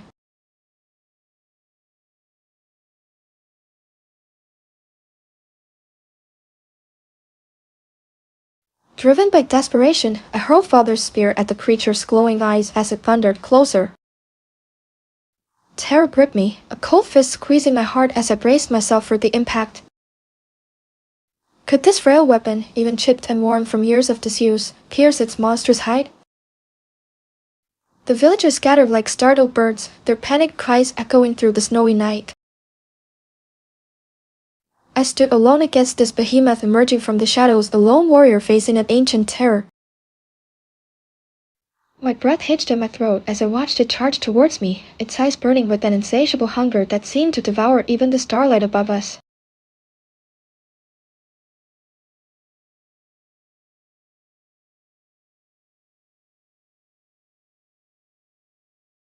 Alara is throwing down. That spear better hit its mark, though. This monster looks seriously scary.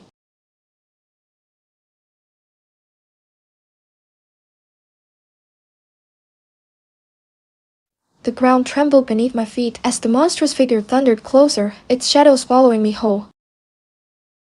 Terror gripped me, a cold fist squeezing my heart until it felt like it would burst from my chest. Could I, with this worn spear and trembling hands, possibly stop this ancient terror? The villagers scattered before the beast's approach, their cries echoing through the snowy night. But something within me refused to yield. This was my home. These were my people. They needed me. With a surge of desperate courage, I leapt onto its back as it closed in for its deadly attack.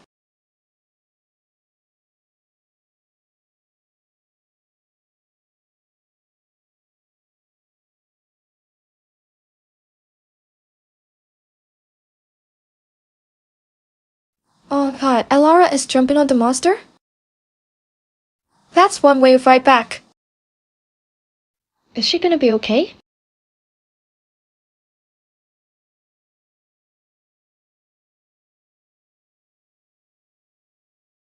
The beast roared, a sound that shook the very air around me and bucked violently beneath my weight.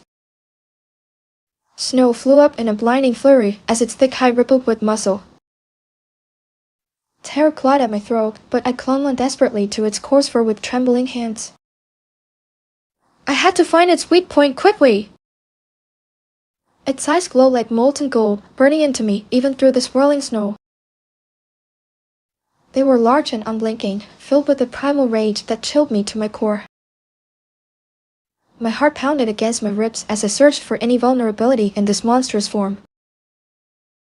Could this old spear truly pierce its height? Could I possibly defeat it? The villagers scattered below, their cries fading into the howling wind as they sought refuge from the beast's fury. But here, on top of its back, amidst the whirlwind of snow and flailing limbs, I was alone with my fear and determination.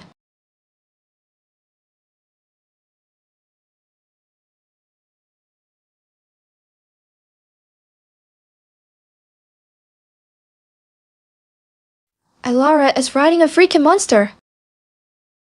This is intense! Will she find its weak spot before it throws her off?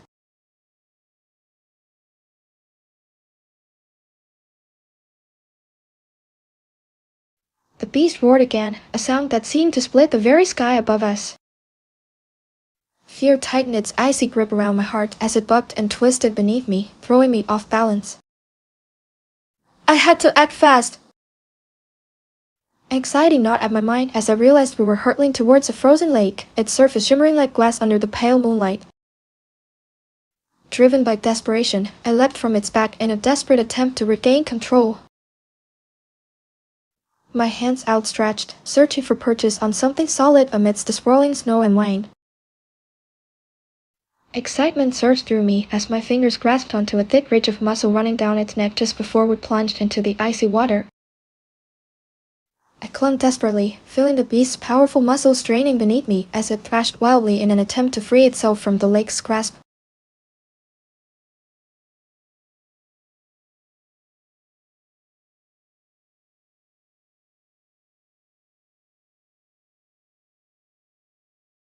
Oh my god, Elara is hanging on for dear life!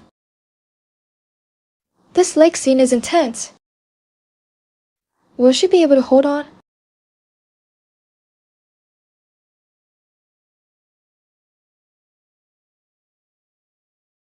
The beast roared again, a sound that seemed to split the very sky above us. Fear tightened its icy grip around my heart as it bucked and twisted beneath me, throwing me off balance. I had to act fast!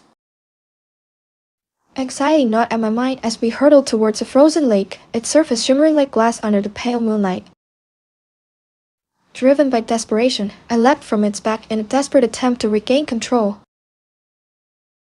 My hands outstretched, searching for purchase on something solid amidst the swirling snow and wind. Excitement surged through me as my fingers grasped onto a thick ridge of muscle running down its neck just before we plunged into the icy water. I clung desperately, feeling the beast's powerful muscles straining beneath me as it thrashed wildly in an attempt to free itself from the lake's grasp. But with each thrash, the ice cracked and groaned under its immense weight. A widening chasm began to form around us, threatening to swallow us both whole. My heart pounded against my ribs like a trapped bird. Would we be consumed by this icy abyss?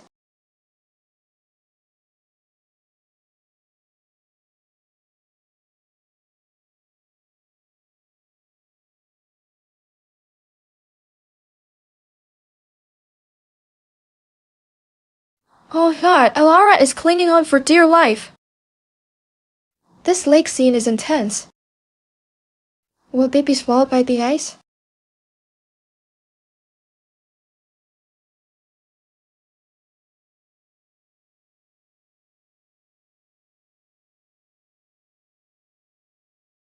The beast thrashed, sending shards of ice flying through the air as it struggled against its icy prison.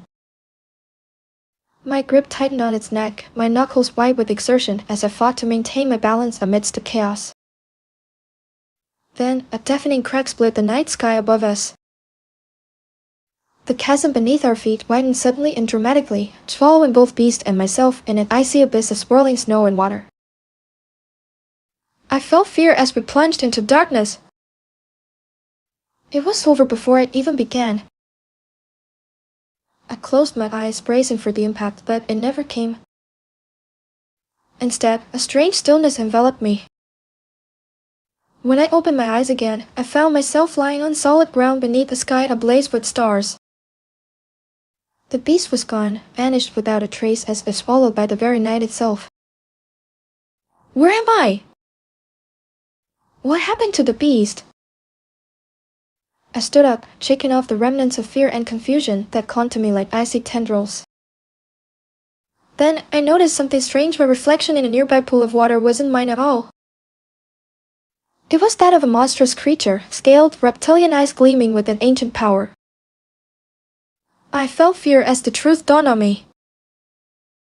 The beast hadn't died, it had chosen me. I was now bound to its fate, forever trapped within this frozen world. And my journey had only just begun. End.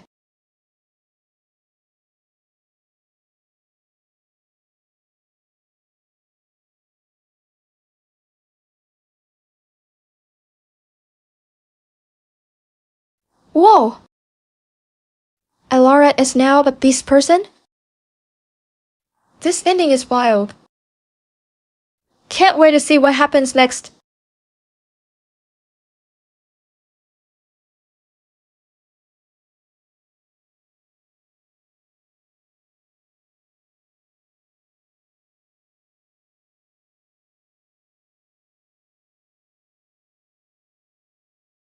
That title is Chef's Kiss. Hopeless Customs and Horror? Sign me up for that spooky read. Let's get the show on the road.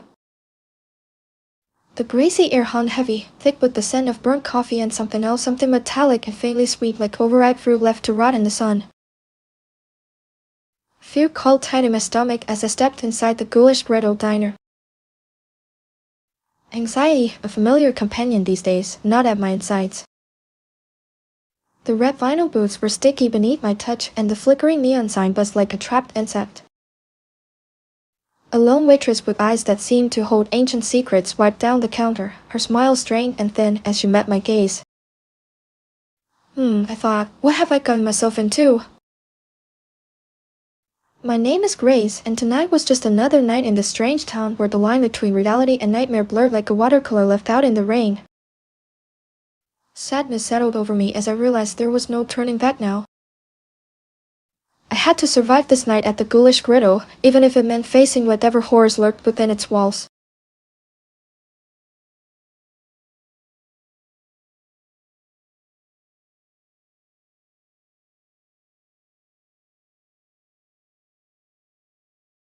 Creepy vibes for days! This diner sounds straight into a nightmare, but Grace is ready to slay those horrors with her bravery. Let's get spooky!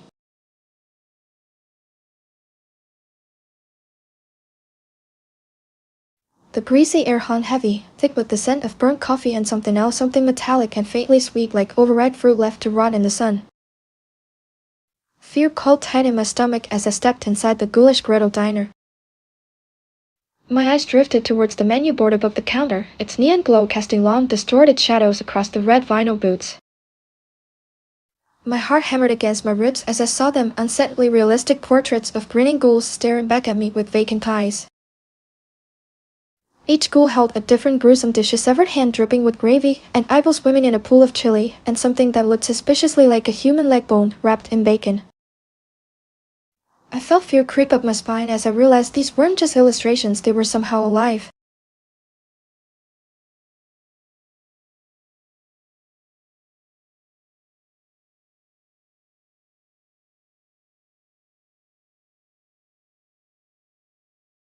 Whoa, those menu pics are straight up freaky.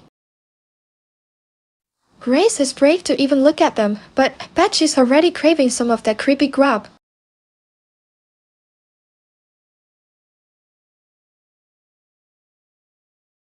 The bell above the door jingled, a sharp sound in the otherwise hushed diner. My heart hammered against my ribs as I stepped inside, drawn by an invisible force towards the ghoulish brittle diner. Fear called tight in my stomach like a serpent ready to strike. A ghoul behind the counter turned his head, its vacant eyes fixing on me with unsettling intensity. His grin widened into something almost predatory as he slid a menu across the counter with one long bony finger. "Welcome," he rasped, his voice like gravel scraping against bone. Anxiety tightened my throat, and I struggled to swallow past the lump forming there.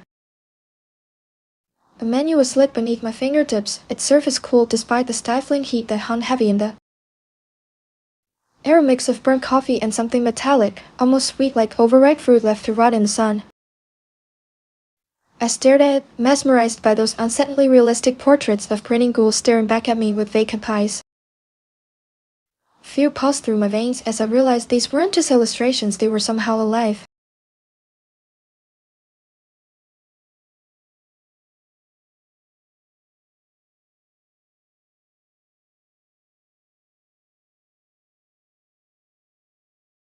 Yikes! That ghoul has given me the creeps. Grace better watch out, those menu pics are seriously unsettling. And alive?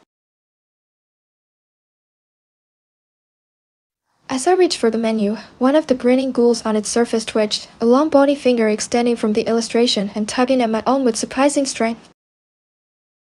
I felt fear. My heart pounded in my chest. Its vacant eyes seemed to bore into me, their painted smiles somehow growing wider as if mocking my apprehension. The metallic scent intensified, now laced with something sickly sweet like decaying fruit and burnt sugar. I hesitated, unsure whether to pull away or lean closer. What does it want? What will happen if I touch it? The ghouls on the menu seemed to pulse with a faint inner light, their painted smiles taking on an almost predatory quality.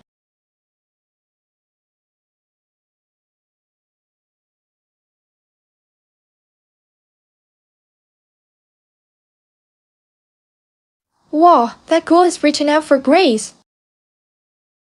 Is it trying to grab her soul? This diner is seriously messed up!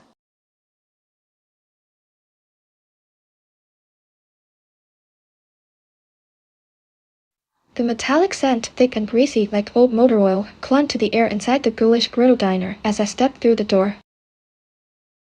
A flickering neon sign buzzed overhead, casting a sickly yellow glow over everything. My heart hammered against my ribs.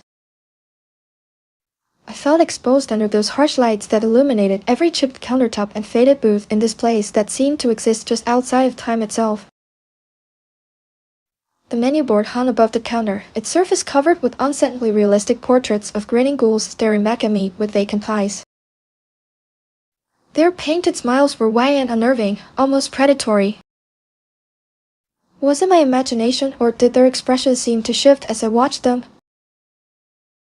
Driven by morbid curiosity, I reached out to touch the grinning ghoul's bony fingertip depicted on the menu board. Its surface was surprisingly cool beneath my fingertips like polished bone. A jolt of electricity shot up my arm and a wave of nausea washed over me. The ghouls on the menu seemed to pulse with an inner light, their painted smiles taking on an almost predatory quality as if they were aware I had touched one of them.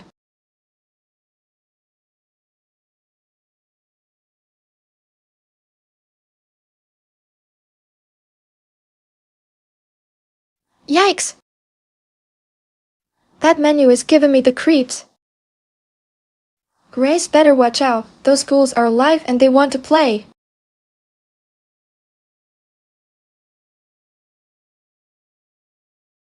Driven by a growing sense of unease, I decided to take a seat at the counter and order something from the unnerving menu. Fear gripped me as I slid onto the vinyl stool.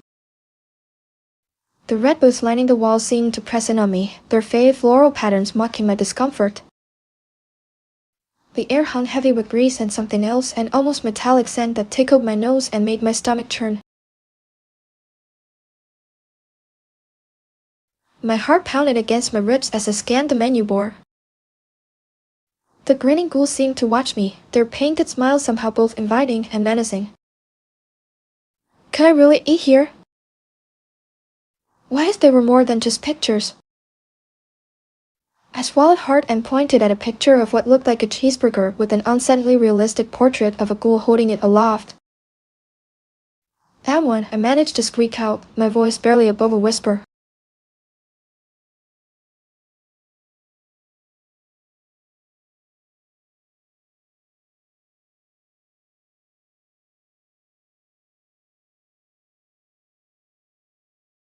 Grace is brave, but that diner is straight up spooky. Those ghouls are giving me the heebie-jeebies.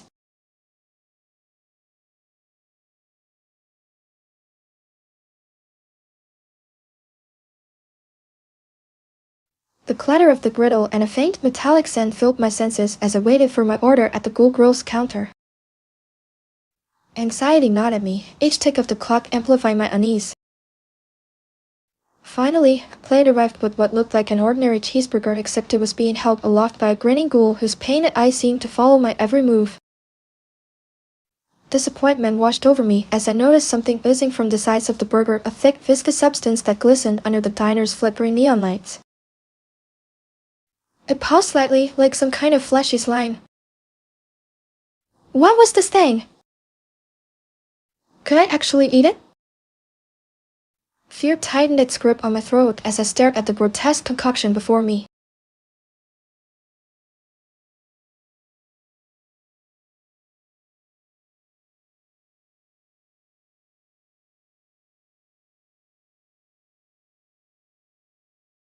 That burger is straight up gross.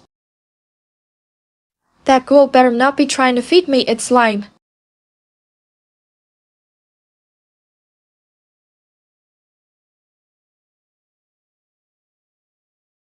The ghoul holding the burger let out a guttural chuckle as it gestured towards an empty booth in the corner shrouded in shadow. Fear tightened its grip on my throat. Doubt gnawed at me. Should I even sit there? The flickering neon sign cast long, distorted shadows that danced across the diner's red vinyl booths, making them appear to writhe like restless creatures.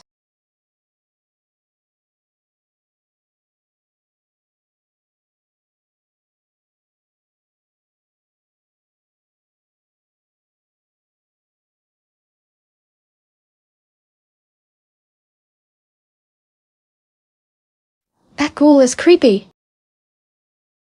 Grace needs to ditch that booth before it swallows her whole.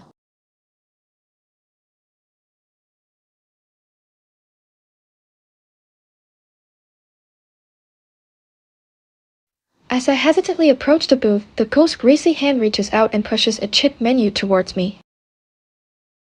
The scent of stale grease and something faintly metallic filled my nostrils, making my stomach churn. Disappointed.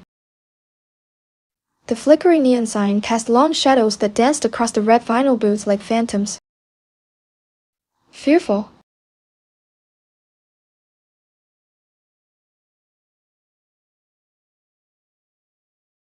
I took a deep breath, trying to quell the rising tide of anxiety. My heart pounded in my chest. The menu was adorned with unsettling realistic portraits of grinning ghouls staring back at me with vacant eyes. Each one seemed to leer, their painted smiles stretching impossibly wide. Contemptuous! I felt a chill crawl down my spine as I flipped through the pages, each dish described in chilling detail. Should I even eat here?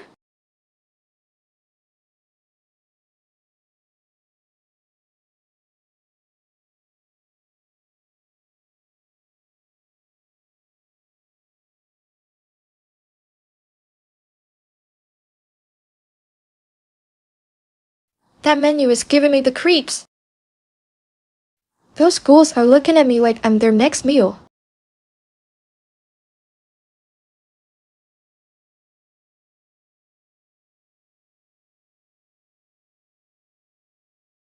Ignoring the gnawing unease, I ordered the ghoul's delight, hoping it might satiate my hunger and quell this mounting dread. A wave of apprehension washed over me as the ghoul behind the counter lumbered towards me, his long bony fingers scraping against the chipped metal tray. He placed the plate before me with an unsettling thud, revealing a towering burger oozing with some viscous substance that pulsed faintly in the dim light. It looked less like food and more like something unearthed from an ancient crypt. Still, my stomach growled insistently, urging me to take a bite.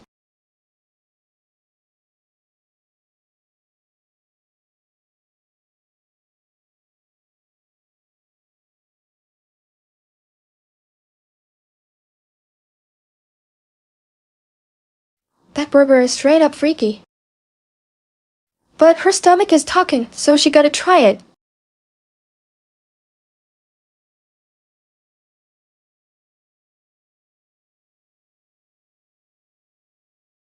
As I hesitantly bring the burger to my lips, a piercing shriek erupts from behind me, drawing all eyes towards a woman clutching her throat. Fear gripped me as she stumbled back, her face contorted in agony. Anxiety gnawed at my insides. What was happening? The ghoul server simply blinked his glowing red eyes and continued to scrape his bony fingers against the chipped metal tray. The woman's screams echoed through the diner, a discordant symphony of terror that seemed to amplify the already unsettling atmosphere. Confusion clouded my mind as I watched her struggle for breath, her hand clawing at something unseen around her neck.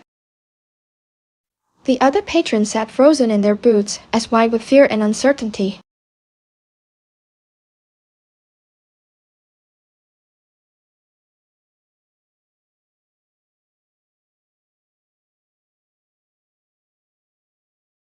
That woman is freaking out. What the heck is going on? This diner is straight up haunted.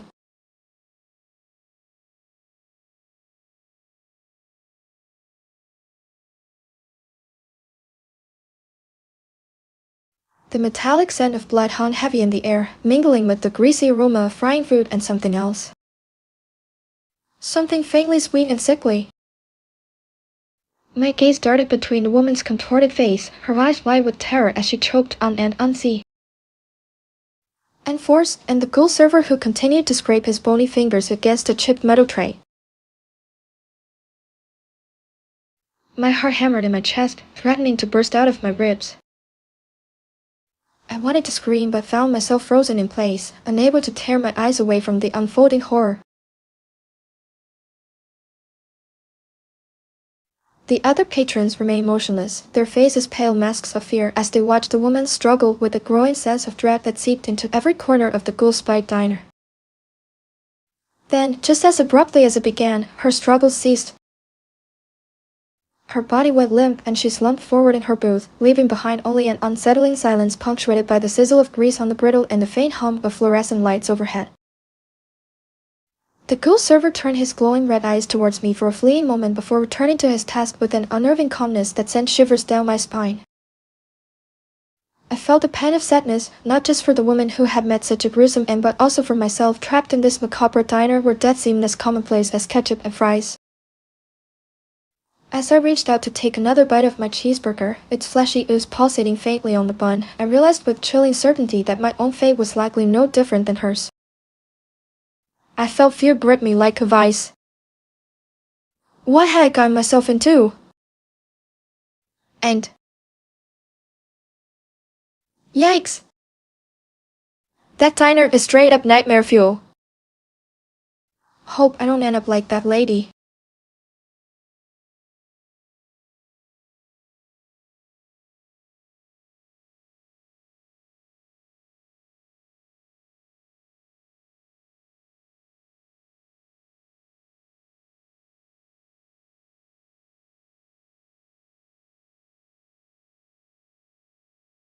Whoa, that title is wild.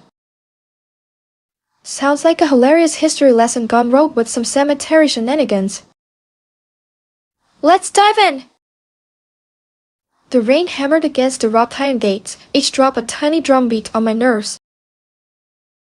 I hadn't wanted to come here, not really. But Gertrude Gravestone needed me, and who was I to deny her? Besides, perhaps this place held answers for me too. Street.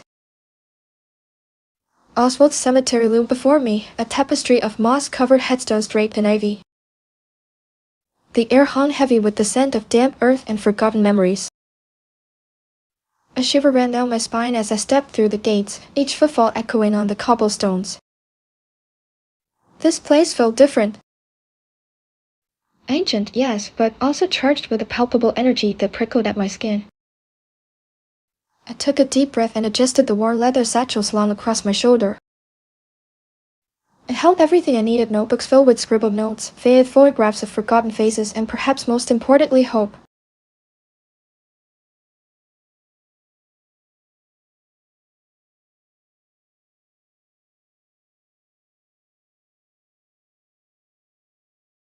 Creepy vibes! This cemetery sounds like a total mood, especially with Gertrude Gravestone throwing you this mystery to solve. Let's get spooky and see what secrets are buried there.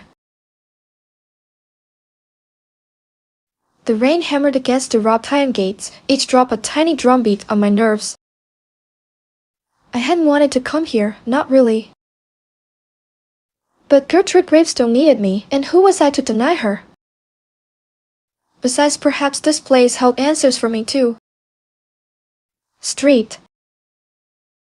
Oswald's cemetery loomed before me, a tapestry of moss-covered headstones draped in ivy. The air hung heavy with the scent of damp earth and forgotten memories. A shiver ran down my spine as I stepped through the gates, each footfall echoing on the cobblestones. This place felt different. Ancient, yes, but also charged with a palpable energy that prickled at my skin. I took a deep breath and adjusted the worn leather satchel slung across my shoulder. It held everything I needed: notebooks filled with scribbled notes, faded photographs of forgotten faces, and perhaps most importantly, hope. As I ventured deeper into the cemetery, my gaze fell upon an ancient mausoleum shrouded in shadow. Its cracked marble door was adorned with unsettling carvings that seemed to writhe in the gloom. A sense of washed over me as I approached it, drawn by its enigmatic presence.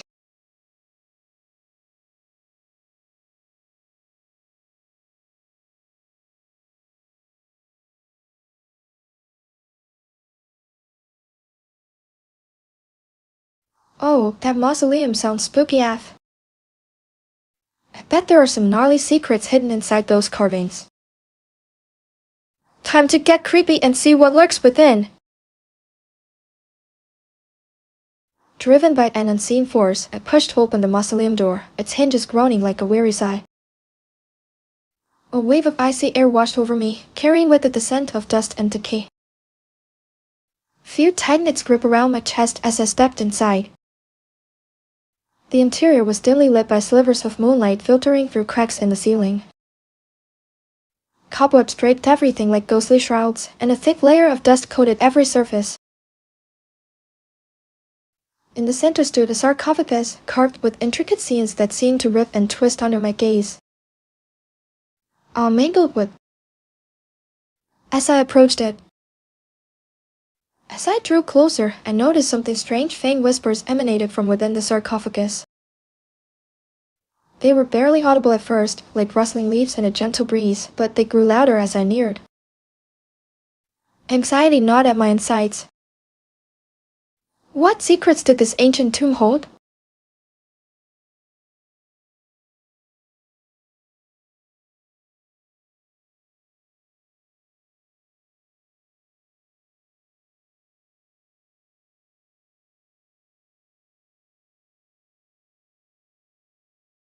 Eerie vibes!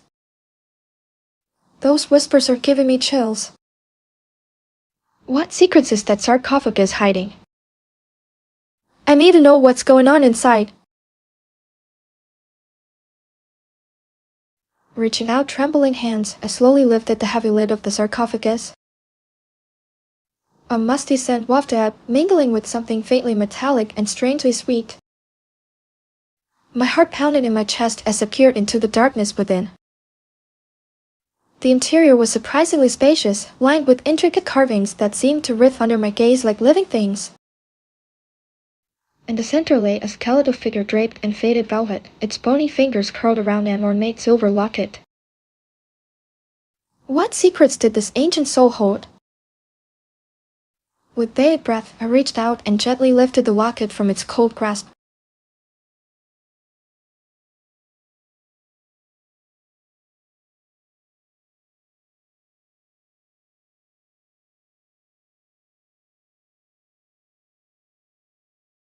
Oh God, that locket is giving me major spooky vibes. What secrets will it unlock? I need to know what the skeleton was hiding. As I opened the locket, a spectral hand shot out from the sarcophagus, grasping for it with icy fingers. Terror gripped me as its translucent touch brushed against my skin, sending shivers down my spine. My breath caught in my throat, mesmerized by this ghostly apparition rising from its eternal slumber. What secrets did this ancient soul hold? And why was it so desperate to reclaim the locket?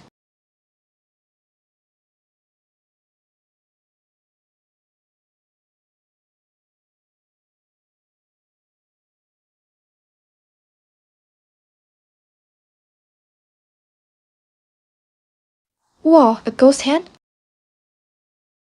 That's straight out of my nightmares. This story is getting seriously spooky. I need to know what the soul wants with the locket as a puzzle. Driven by morbid curiosity, I reached for the spectral hand and pulled it from the sarcophagus. Its icy touch sent shivers down my spine, but a strange sense of excitement pulsed through me as well. The hand was translucent, almost like smoke given form. It clung to the locket with surprising strength, its bony fingers flexing around its ornate silver surface.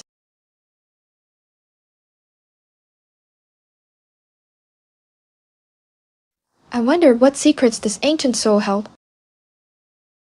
Why was it so desperate to reclaim the simple object? I felt fear, but also a growing sense of interest.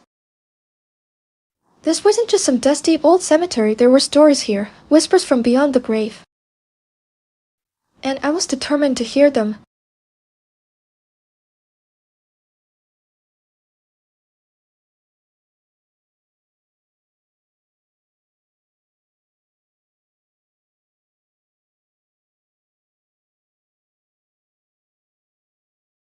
Eerie!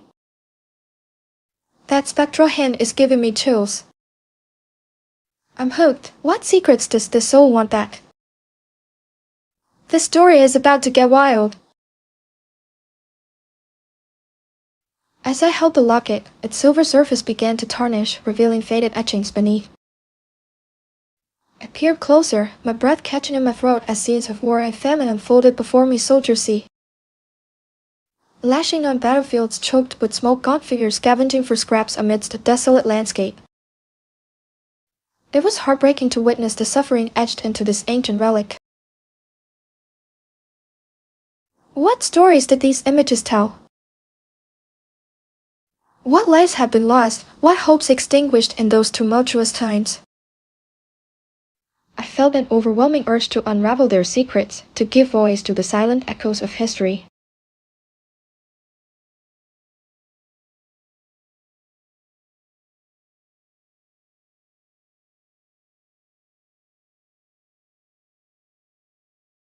Whoa, those etchings are intense. This locket is a time capsule of pain and loss.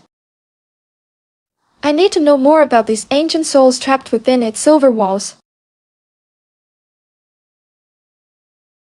The locket, with its chilling whispers of forgotten stories, fell heavy in my hand. I was saddened by the images etched upon it, scenes of unimaginable suffering and loss. I craved to know more about these people whose lives were captured within this ancient relic. Driven by an insatiable curiosity, I decided to visit the local museum's historical archives in hopes of finding more information about the locket's origins. Perhaps there, amidst dusty tomes and forgotten records, I might uncover some answers to the mysteries it held.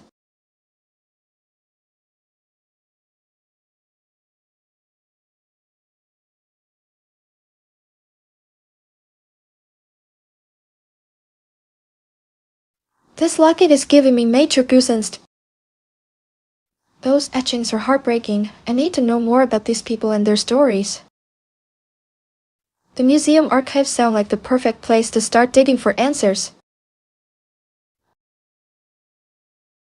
The musty scent of aged paper filled my nostrils as I sifted through the archives, each brittle page whispering tales of a forgotten past. I was engrossed in deciphering faded script when my fingers brushed against something tucked within an ancient volume. It was a journal, its leather cover worn smooth with time. As I opened it, delicate parchment crackled beneath my touch, revealing chilling accounts penned by hand. Tales of mass graves swallowed by the earth and plagues that swept through villages like phantom winds. The descriptions painted vivid pictures of suffering skeletal figures huddled together in hastily dug pits, towns deserted save for the wails of grieving families.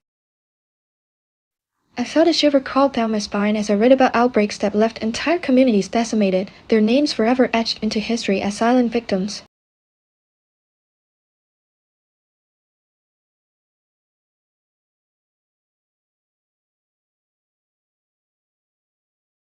This journal is straight up creepy. Those plague stories are giving me the heebie-jeebies. I need to know more about these lost souls and what happened to them.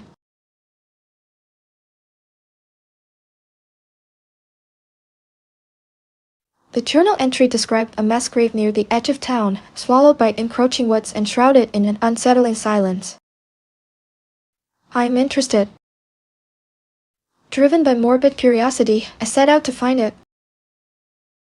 The air grew heavy with damp earth as I pushed through tangled branches and fallen leaves. But are you okay? Finally, a clearing emerged, revealing a sunken pit partially obscured by moss-covered stones. A chill snaked down my spine as I peered into the darkness, imagining countless souls resting beneath the soil. I'm scared.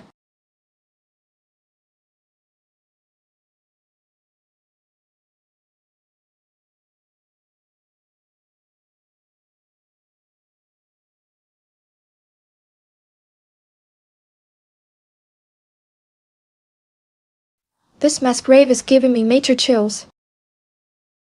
The silence is spooky AF, and I bet those souls have some wild stories to tell.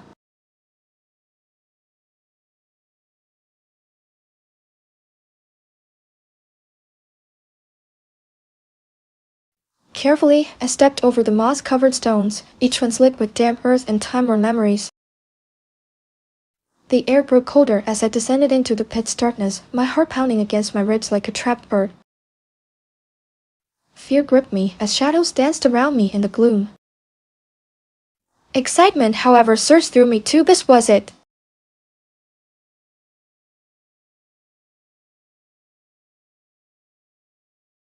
The key to unlocking the secrets of this place lay before me, an unsettling ornate iron gate at the pit's base, its intricate carving seeming to writhe like living things against the darkness. I'm interested. What mysteries did it hold?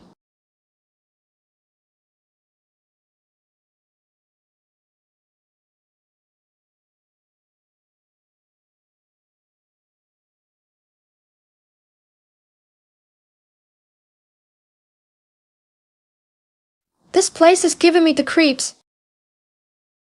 That iron gate looks like it's straight out of a nightmare, but I gotta see what secrets are hiding behind it.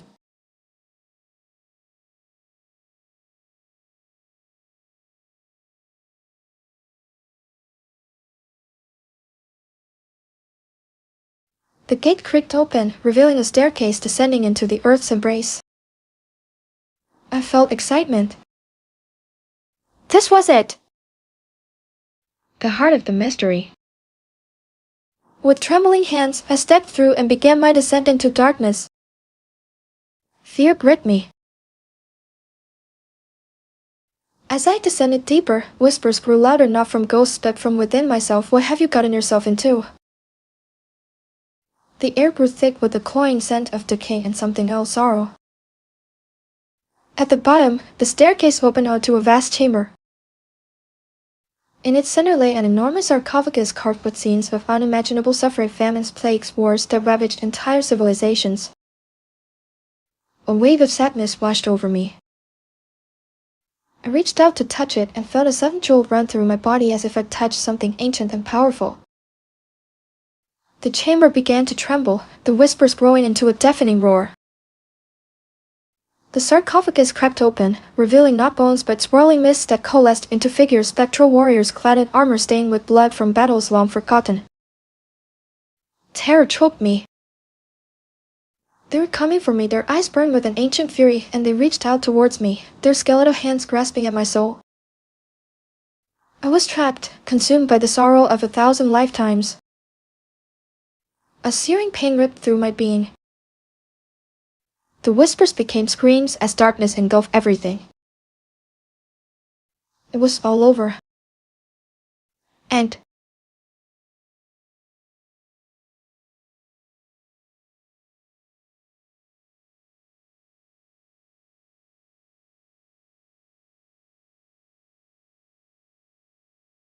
whoa! That was intense. The narrator got totally swallowed by history, and those ghostly warriors were no joke.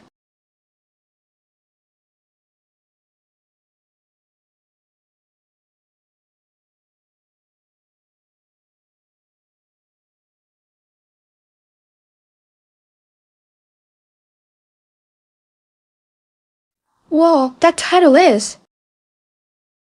Sounds like a wild-ride friendship drama with suspense and laughs. I'm here for it! Let's go! The air hung heavy, thick with the scent of spices and sweat, a symphony of bartering voices rising around me like a restless tide.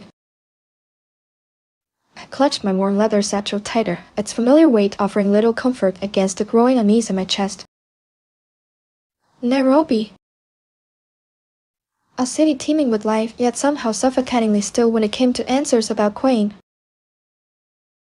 He had vanished without a trace, leaving behind only whispers and unanswered questions. They said he'd gone chasing after something extraordinary, something hidden deep within the heart of Kilimanjaro itself. I scoffed at first, just another one of Quang's grand pronouncements. But now a gnawing doubt wormed its way into my mind. Could there be more to his disappearance than met the eye? Could this mountain, with its snow-capped peak piercing the heavens like a watchful sentinel, hold secrets that even Quang's adventurous spirit couldn't fully grasp? I had come seeking answers. Now, standing at the edge of this vibrant chaos called Nairobi Market, I felt a strange pull towards something unknown and unsettlingly beautiful.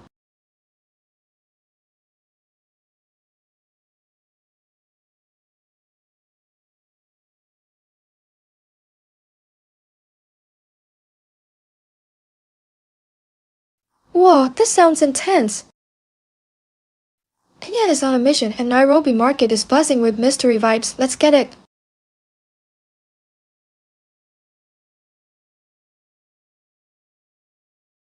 Driven by an unsettling premonition, I pushed through the throngs of people towards a dimly lit stall overflowing with ancient artifacts, Quang's favorite haunt. I see. The air here is thick with dust and the scent of incense, each artifact whispering stories from forgotten times. Quang would have loved this place, I think. It's hard to imagine him not being here amongst these treasures he so cherished.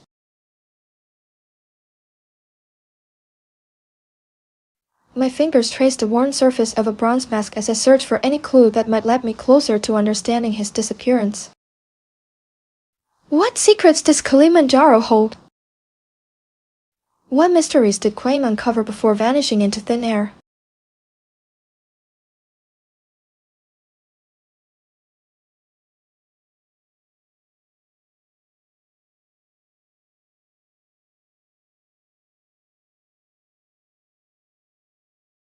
This is getting spooky. And yet is on the hunt for clues, and that artifact stole looks. I can't wait to see what she finds next.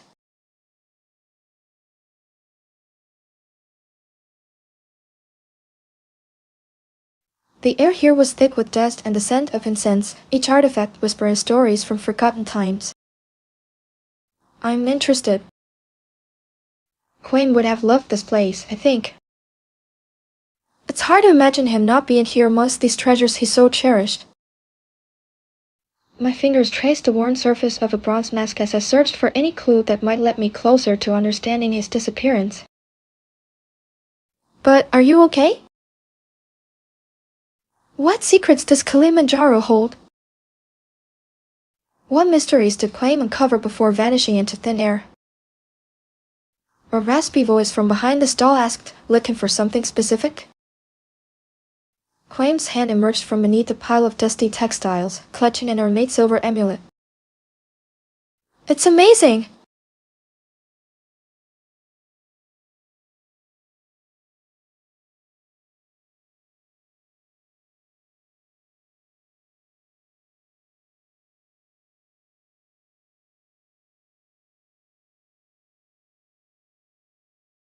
Oh, a mysterious shopkeeper!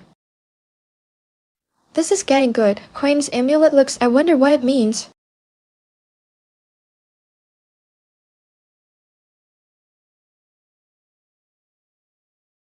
The air hung heavy with the scent of incense and dust, a symphony of whispers emanating from each intricately carved artifact lining the stall shelves. I was drawn in, my eyes tracing patterns on ancient masks and weathered pottery shards. But are you okay? Quaim would have loved this place, his laughter echoing through these dusty aisles, his fingers dancing over worn surfaces as he unearthed hidden stories within each object. A raspy voice startled me from my reverie, looking for something specific? Quaim's hand emerged from beneath a pile of textiles, clutching an ornate silver amulet that shimmered with an otherworldly glow. It was breathtaking. His eyes flashed as he snarled, "You know exactly what I seek." This place is giving me major chills. That amulet looks super cool, and Quaim's eyes are. I bet there's a wild story behind it. Quaim's grip was like iron, his touch sending a shiver down my spine as he dragged me deeper into the labyrinthine stall. The air grew thick with the scent of incense and something else, an ancient, almost metallic tang that made my stomach churn. But are you okay? I stumbled over forgotten trinkets and crumbling scrolls, each one whispering secrets lost to time. This is important, Quaim hissed, his voice barely a whisper above the din of the marketplace. He stopped abruptly before a shelf overflowing with dusty amulets and talismans. I'm interested. His eyes gleamed with an intensity that both captivated and unnerved me. It's amazing that you can do this. This, he said, his finger tracing the outline of a silver amulet nestled amongst its companions. This holds the key.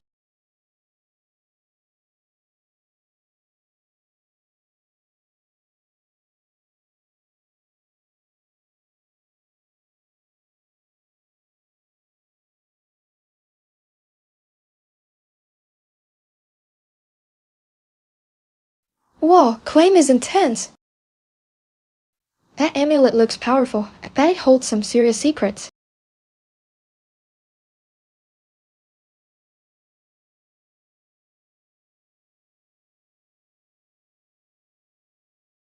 The air hung heavy with the scent of incense and something else, a metallic taint that prickled my skin, sending shivers down my spine.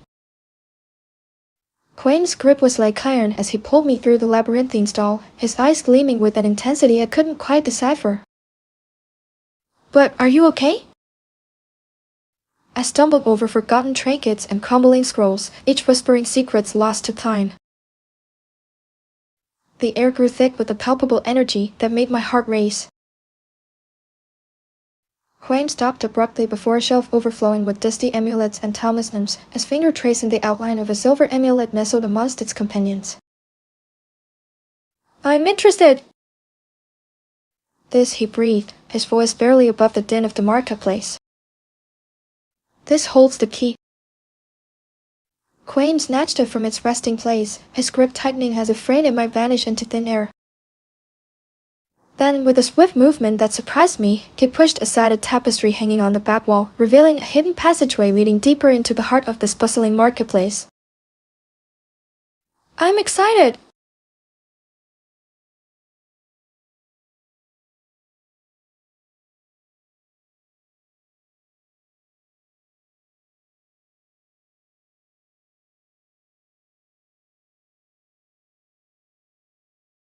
"Whoa, this place is giving me the creeps." That amulet looks super important, and that hidden passageway is.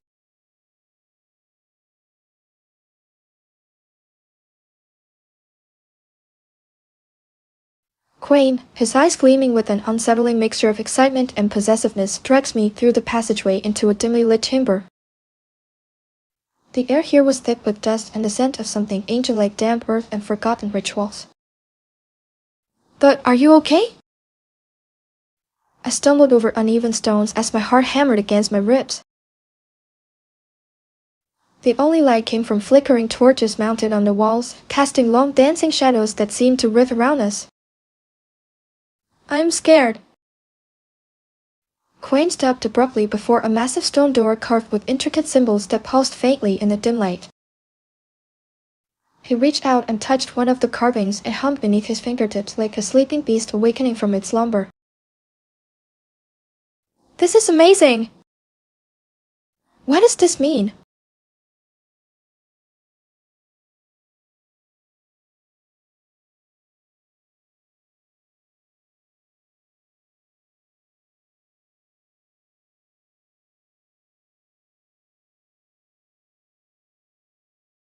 "This place is straight out of a dream." Huang looks kinda wild, but that door is seriously trippy.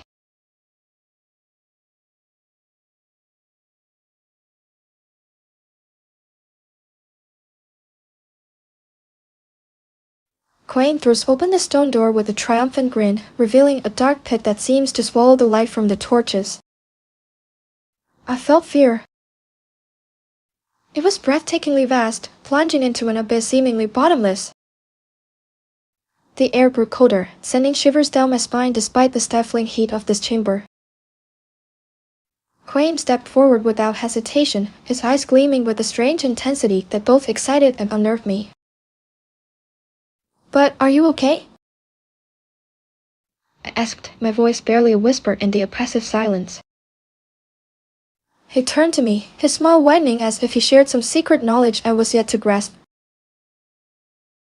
"This," he said, his voice echoing strangely within the cavernous space, "is where it all begins." My heart pounded. What did that mean? What secrets lay hidden in this dark embrace of Kilimanjaro?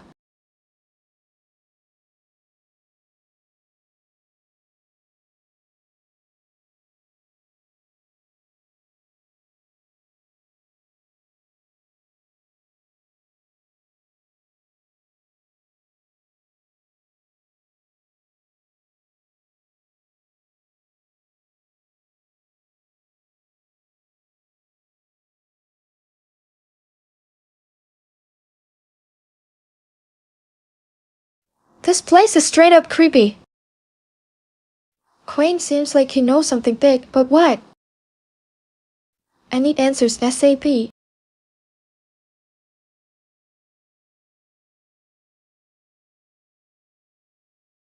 Huang throws open a weathered chest at the bottom of the pit, revealing ancient bones adorned with intricate carvings.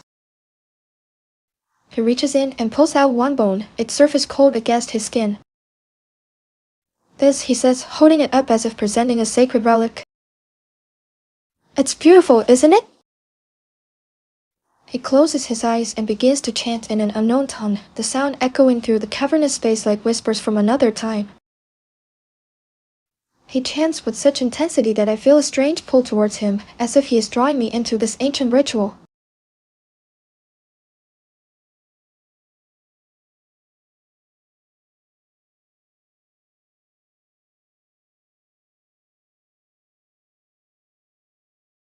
Whoa, those bones are giving me chills. Quaim is totally lost in his vibe. This ritual is intense AF.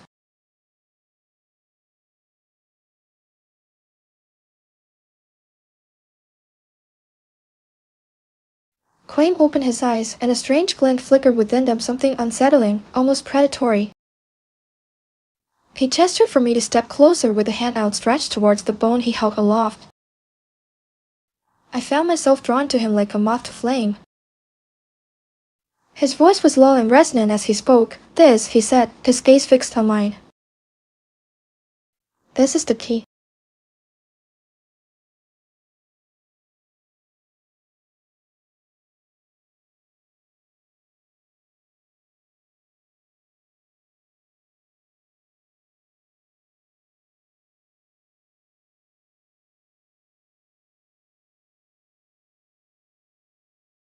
Quaim is acting super weird. Those eyes are intense, and his words make me feel like I'm falling down a rabbit hole.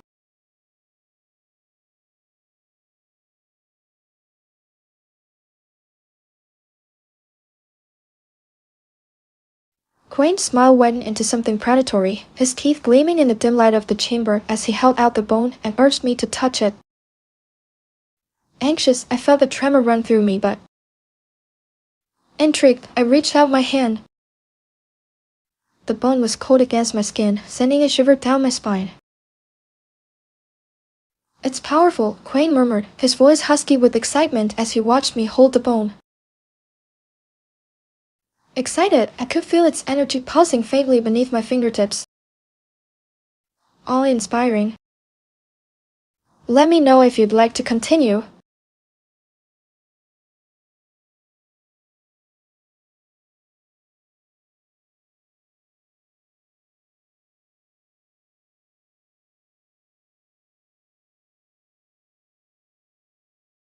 "This bone is giving me the creeps."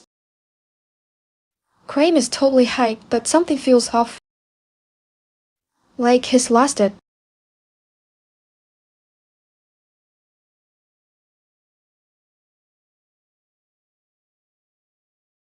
The bone pulsed with a vibrant energy, warming my hand as I held it close to my chest. It was breathtaking. Quaim's smile widened, his eyes gleaming with an almost predatory hunger. He leaned closer, whispering conspiratorially. "This is the key," he breathed. "It will unlock everything." He led me deeper into the chamber, towards a dark pit that seemed to swallow all light. We descended into its depths, guided by Quaim's unwavering confidence. At the bottom lay an ancient chest, weathered and worn with time. Inside was another bone larger than the one I held, intricately carved with symbols I couldn't decipher. Quaim urged me to touch it. As my fingers brushed against its cold surface, a jolt of energy surged through me. The world around us dissolved into swirling colors and echoing whispers. When the light returned, Quaim was gone, replaced by an unsettling emptiness. I was alone in the chamber with only the bones and their haunting silence in.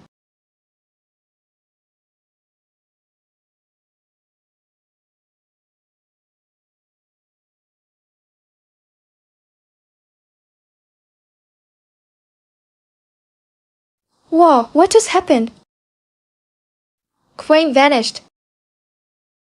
This place is giving me major chills. What does it all mean?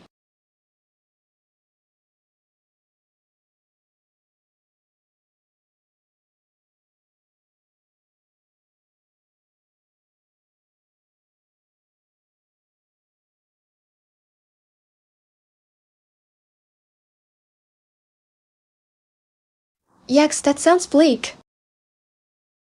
Gloomy Nordic despair? Suspense horror? Has the warm fuzzies and let's get the story started. The biting wind clawed at my face. I see fingers digging into exposed skin despite the thick woolen scarf wrapped around my neck. Fear pulsed through me, a familiar companion in this desolate landscape. Sadness, heavy and suffocating, settled deep within my chest like a stone. I had come to the frozen fjord seeking solace from the January gloom that clung to me like cobwebs, but all I found was an echoing emptiness that mirrored the Holland was inside me. Anxiety gnawed at my insides as snowflakes swirled around me, blurring the already indistinct horizon. Each gust of wind seemed to whisper a question: what am I doing here? What hope is there for someone like me in this frozen wasteland?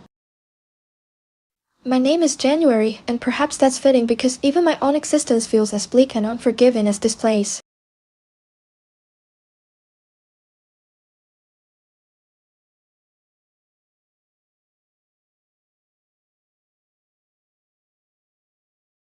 Oof, that sounds depressing. January gloom is real. This chick needs some sunshine and a serious mood boost ASAP. The wind, a frigid hand, clawed at my face as I stumbled forward, driven by an overwhelming sense of dread. Each step was a struggle against the biting cold and the relentless pull of despair. The solitary cabin loomed in the distance, a dark silhouette against the swirling snow. It offered some semblance of hope, perhaps shelter from this icy torment. But even its promise felt fragile, like smoke on a winter's day. I pressed onward, my breath frosting in the air as I fought to keep moving. The cabin was all that stood between me and the encroaching darkness both outside and within myself.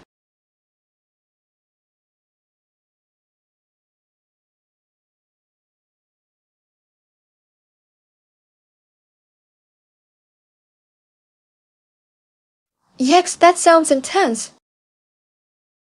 January is feeling the winter blues big time. This cabin better be cozy AF if she wants to survive this emotional roller coaster.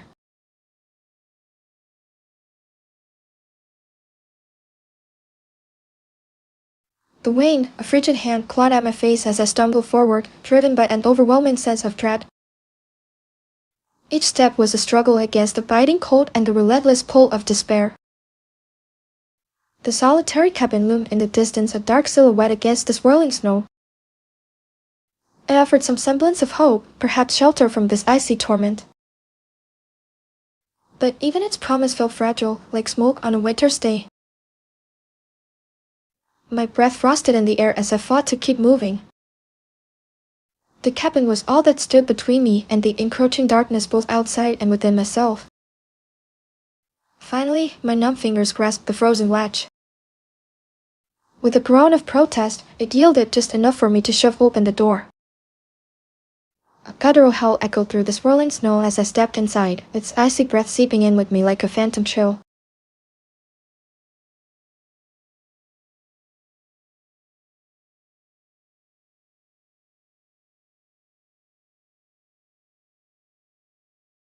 Oof, that cabin sounds spooky.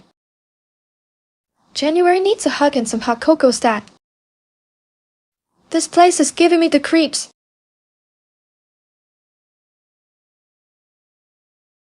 The match scratched against the rough wood, finally catching with a weak flicker of light. Fearful, I held it close to my numb fingers, trying to coax more flame from its fragile heart. The howling outside intensified, and through the swirling snow at the edge of my vision, something dark moved too large for a stray animal. Anxious, I strained to see better, but the blizzard obscured everything beyond a few feet. The cabin's warmth felt like an illusion against this encroaching darkness both inside and out.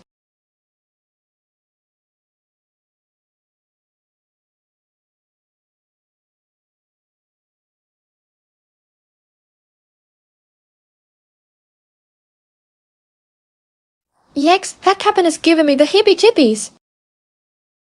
Something spooky is lurking out there. January better watch her back.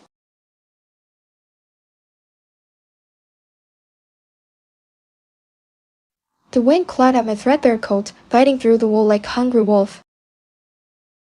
Terror gripped me as I stumbled forward, each step a battle against the swirling snow and icy gusts. The frozen fjord stretched before me, an endless expanse of white mirroring the emptiness in my soul. A deep sadness, heavier than any physical burden, weighed upon me with every labored breath. I had come seeking solace here, to this desolate landscape where even the sun seemed afraid to shine. But all I found was a chilling reflection of my own despair.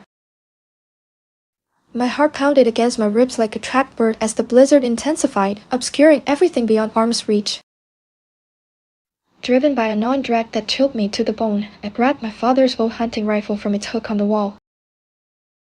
Perhaps, just perhaps, it would offer some comfort in this desolate place.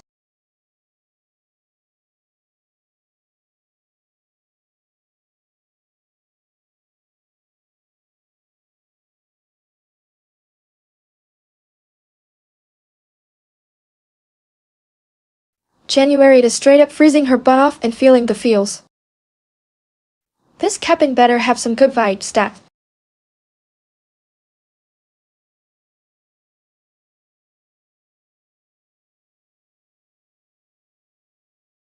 The wind howled like a banshee, tearing at my coat and whipping snow into my face.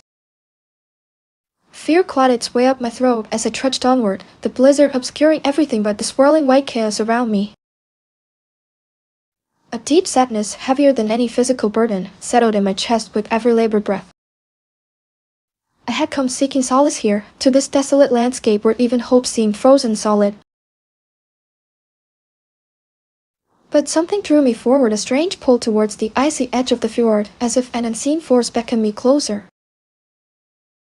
Anxiety gnawed at my insides. I couldn't shake the feeling that something awaited me there, hidden beneath layers of snow and ice.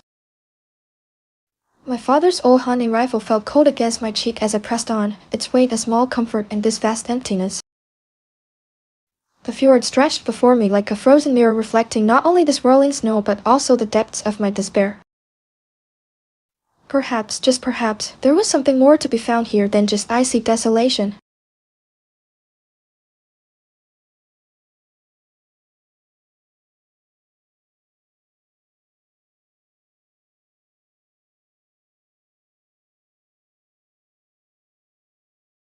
January is feeling the winter blues big time. This place is giving me major creepy vibes. Something wicked this way comes.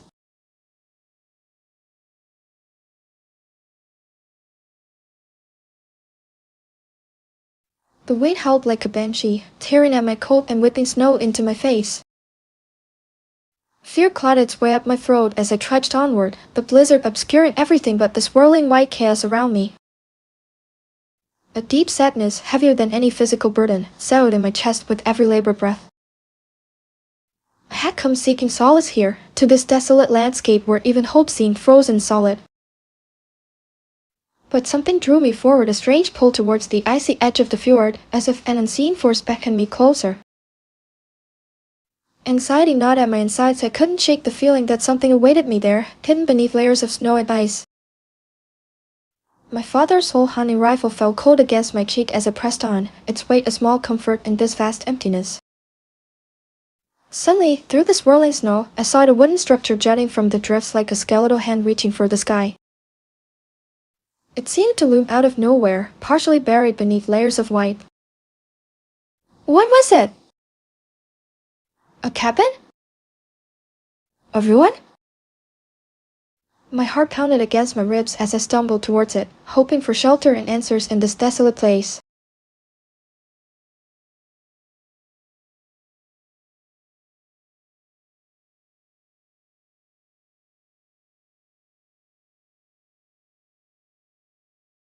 January is lost and lonely af. This place is giving me the creeps. Something ain't right.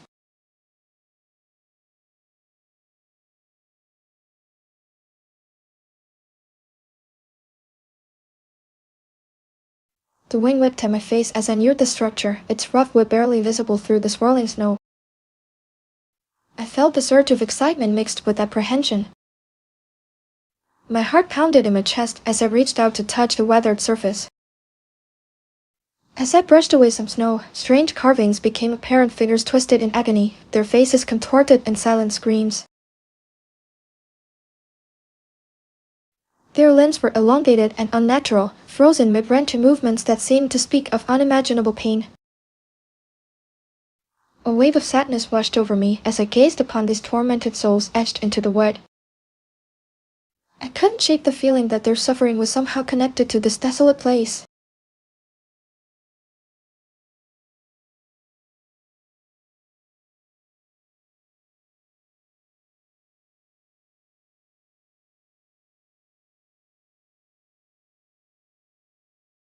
January is feeling the winter blues and some serious chills. Those carvings are giving me major heebie-jeebies.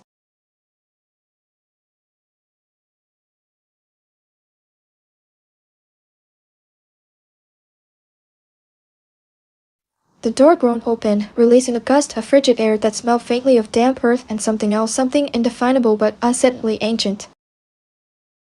Fear prickled my skin. A surge of excitement battled with the fear as I stepped inside. The interior was dimly lit by a single flickering lantern hanging from a beam, casting long shadows that danced across the rough-hewn walls. Dust motes swirled in the pale light, revealing faded tapestries depicting scenes of hunts and feasts. My eyes were drawn to them, their vibrant colors dulled by time but still hinting at a past filled with life and laughter. A pang of sadness struck me. This place had once been warm, welcoming, now it felt like a tomb, frozen in time. The floor was covered in a thick layer of snow that crunched under my boots as I ventured deeper into the cabin. What secrets did this place hold? A shiver ran down my spine. January is getting some serious spooky vibes. This cabin is giving me the creeps. Something ain't right here, man. As I reached for a tattered tapestry, my fingers brushed against something cold and hard beneath the fabric, a bone. Fear gripped me, tightening its icy claws around my chest. Curiosity, however, battled with the fear.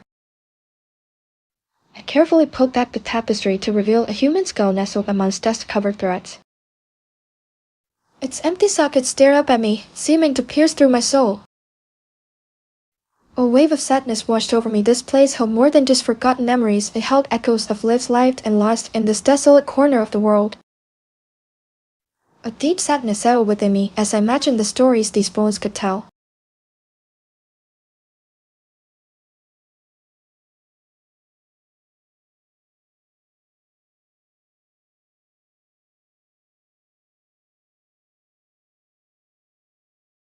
January found a bone! This place is giving me major chills. Feels like this cabin has some serious ghost stories to tell.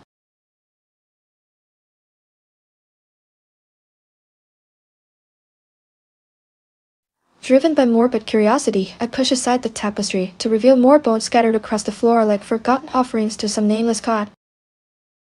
Fear gripped me. A deep sadness settled in my chest. There were femurs and ribs, vertebrae stacked like weathered stones. A child's skull lay nestled amongst them, its tiny jaw still slightly open as it froze in mid-whisper. What stories did these bones tell? Were they victims of some ancient tragedy? Or had they simply succumbed to the harshness of this unforgiving land? I felt a growing unease, a sense that something unseen watched me from the shadows.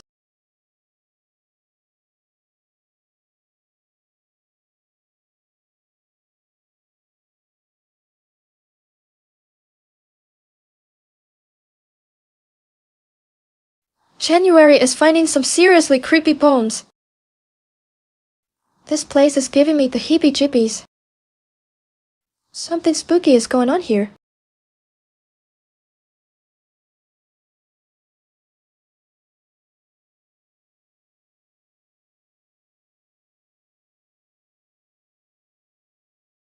The air grew colder, the silence heavier as I knelt beside the child's skull, tracing its smooth surface with trembling fingers. A draft snaked through the cabin, stirring dust motes into a silent dance and carrying with it a scent of something ancient and unsettling like damp earth after a long winter thaw. I felt fear creeping up my spine as I realized the bones weren't just scattered remnants, they were arranged in patterns, almost like offerings. The child's skull was positioned at the center, surrounded by femurs and ribs forming a circle around it. A wave of sadness washed over me, imagining the lives these people have lived before their bodies became part of this macabre tableau. I wonder what ritual they had performed here, who conducted it. And why was I drawn to this place, to these bones? As if in answer, a gust rattled the windows and sent a shiver through me. The tapestry on the wall shifted slightly, revealing more bone fragments beneath its worn fabric. My heart pounded against my ribs as I realized there were even more bones hidden within the cabin walls, countless others waiting to be discovered. The child's skull seemed to stare at me, a silent plea echoing through time. Then, with a sudden crackle of ice and wood splintering beneath my feet, the floor gave way beneath me. I fell into darkness as icy air rushed around me, the scent of damp earth overwhelming my senses. The last thing I saw before being swallowed by the cold was a single bone protruding from the snow-covered ground above, another offering to this ancient and unforgiving place. And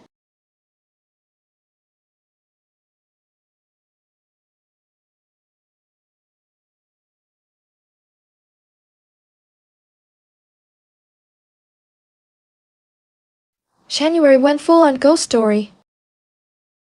This cabin is straight up haunted af.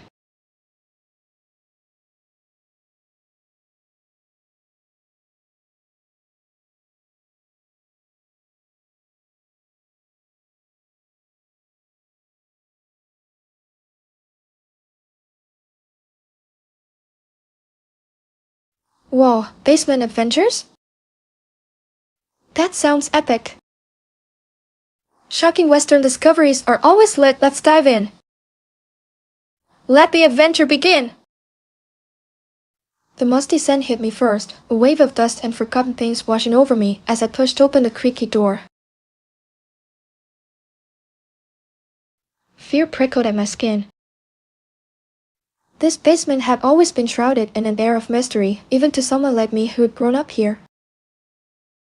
My father called it the heart of the old house, but all I ever felt was a cold dread whenever I ventured down those creaking stairs. A knot tightened in my stomach. Today, though, something felt different. Excitement buzzed beneath the fear, fueled by Monday morning's discovery, a strange outline on an old floor plan tucked away in dad's things. It was labeled simply Mammoth. The dim light from my flashlight cut through the gloom, revealing cobwebs draped like macabre tapestries and furniture shrouded in dust sheets. I felt a shiver run down my spine. This wasn't just any old basement, it held secrets whispered on dusty air. Secrets waiting to be unearthed.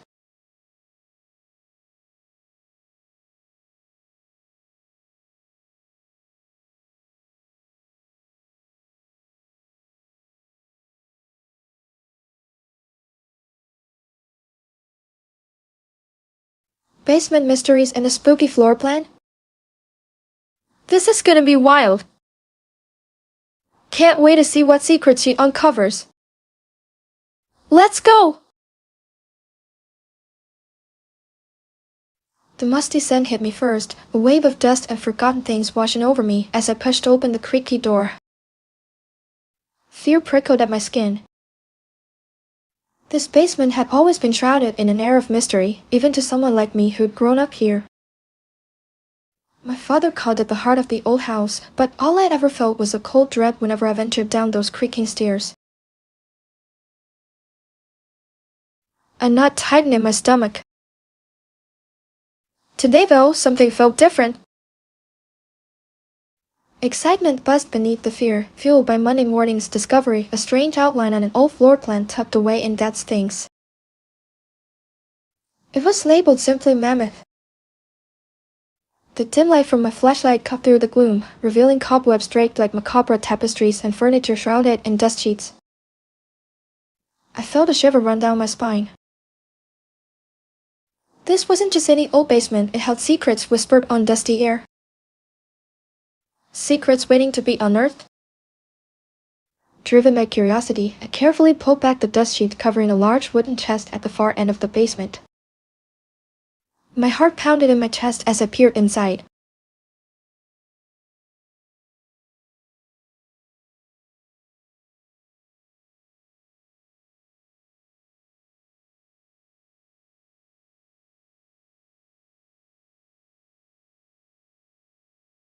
Whoa, a mysterious chest?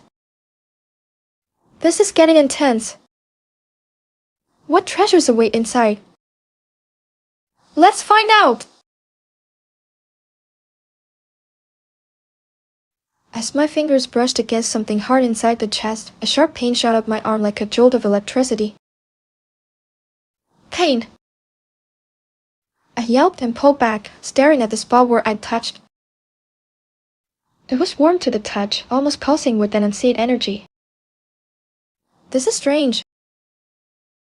My heart hammered in my chest as I cautiously reached back into the chest. This time, I felt something smooth and surprisingly large beneath my fingertips. Could it be? My breath caught in my throat as I carefully lifted out a heavy object wrapped in layers of faded cloth. It was bone white, intricately carved with strange symbols that seemed to writhe before my eyes. What is this thing?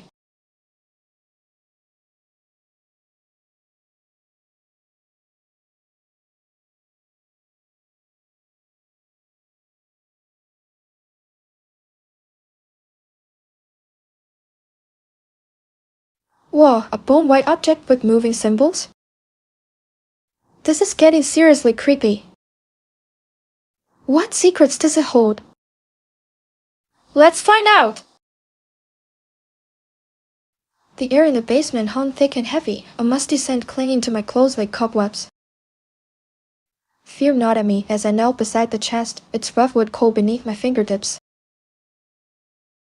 The strange symbols on the bone object pulsed with an eerie light under the dim lamplight, swirling patterns that seemed to shift and change before my eyes. Intrigued, I reached out a trembling hand, tracing their contours with hesitant fingers.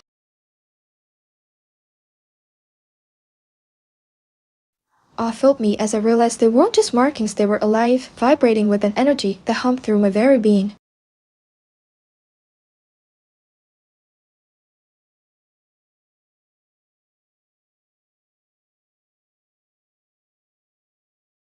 Whoa, this thing is giving me chills. The symbols are alive? This basement just got a whole lot more interesting. What will happen next? Driven by an insatiable curiosity, I pried open the chest lid to reveal its contents. A wave of awe washed over me as my eyes fell upon a sight unlike anything I'd ever seen before, a colossal mammoth tusk, gleaming ivory under the dim lamplight. It was impossibly large, stretching almost from one end of the chest to the other. Intrigued, I reached out and traced its smooth surface with my fingertips. The ivory felt cool and surprisingly light for its size. What secrets did this mammoth hold? What stories could it tell about a time long past?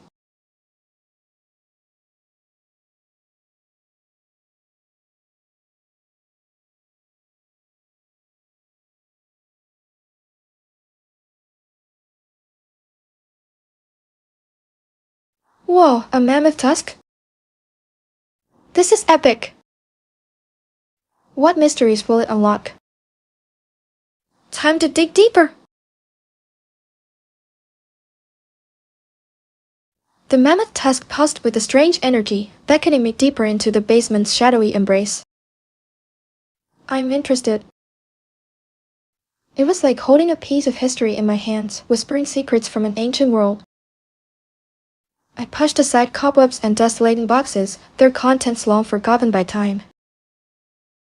The air hung heavy with the scent of damp earth and decaying wood. But are you okay? Each creaking floorboard sent a shiver down my spine. I'm scared. But the task's allure kept me moving forward. There had to be more to the story than just a giant bone in an old chest.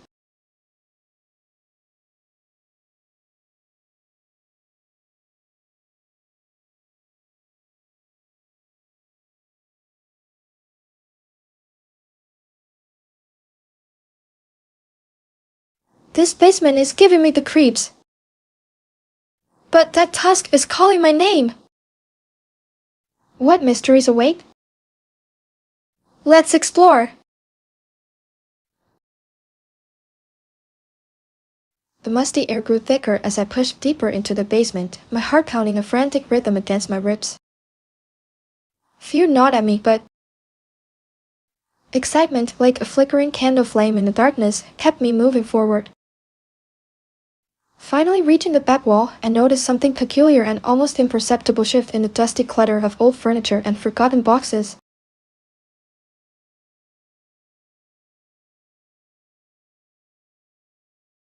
A section seemed slightly out of place. With trembling hands, I moved aside a stack of moth-eaten blankets and gasped as a hidden door revealed itself behind them. It was like stepping into another world entirely, shrouded in shadow and mystery. The air felt different here, cooler, somehow charged with an energy that prickled my skin. A low hum resonated from within the darkness beyond the doorway, beckoning me closer. But are you okay? I hesitated for a moment before taking a deep breath and pushing open the door.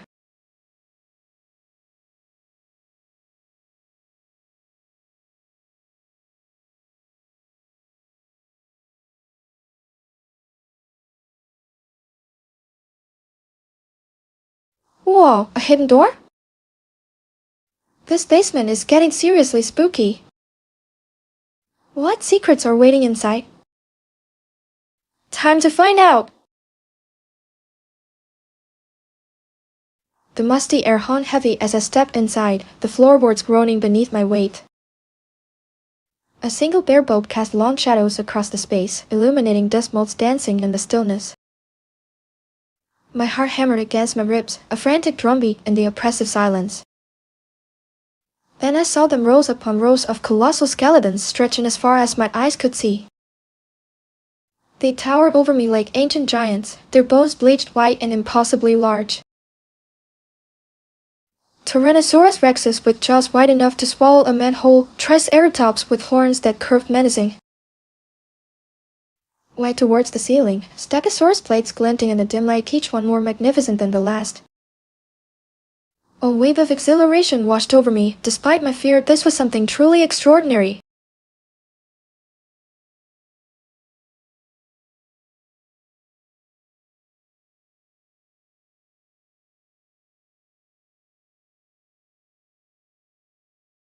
Oh, that! Dinosaurs? This is insane! So cool, but kinda scary too. What else is down here? Driven by an insatiable curiosity, I carefully navigated through the skeletal forest towards a massive skull with glowing amber eyes embedded within its sockets. It was breathtaking. My heart pounded in my chest, but I couldn't tear myself away from its mesmerizing gaze. The air around it seemed to crackle with an unseen energy, sending shivers down my spine. As I drew closer, the eyes flickered and pulsed with a soft inner light, like twin beacons beckoning me forward. What secrets did this ancient creature hold?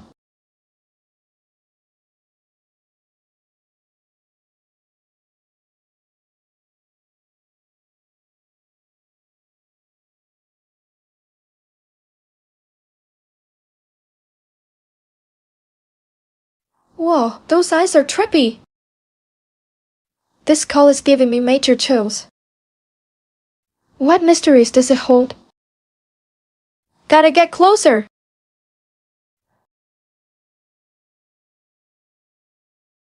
My fingers trembled as I reached out, tracing the smooth curve of the skull's cheekbone. Excitement surged through me, a mixture of fear and anticipation, swirling in my stomach. The moment my fingertips brushed against its surface, a jolt shot up my arm like lightning, throwing me back with surprising force. I landed hard on the dusty floor, disoriented but unharmed. Confused, I looked around for what had caused such a sudden reaction. Then I saw behind the skull, where there was only solid wall moments before, now stood a gaping doorway framed by rough-hewn stone. A faint light emanated from within, beckoning me closer. An overwhelming desire to explore pulsed through me. What secrets lay hidden beyond this ancient gateway?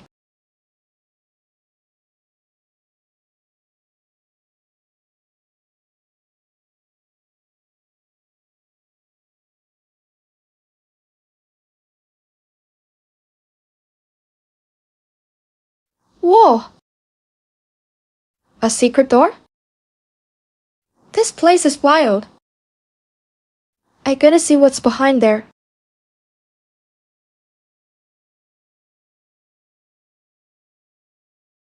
Driven by an insatiable curiosity, I stepped through the doorway into the unknown darkness beyond. The air grew colder as I crossed the threshold, a damp chill clinging to my skin like cobwebs. Fear tightened its grip around my chest as I strained to see in the gloom. My hand instinctively reached out, brushing against something rough and cold, a wall of stone.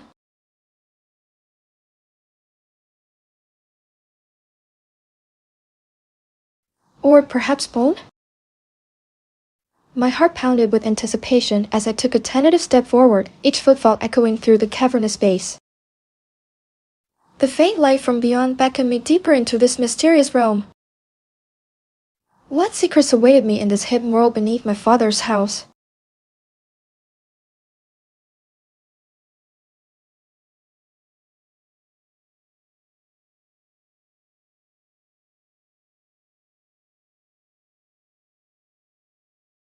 Oh god, this place is creepy! But I gotta see what's down here. What secrets are hidden in the dark?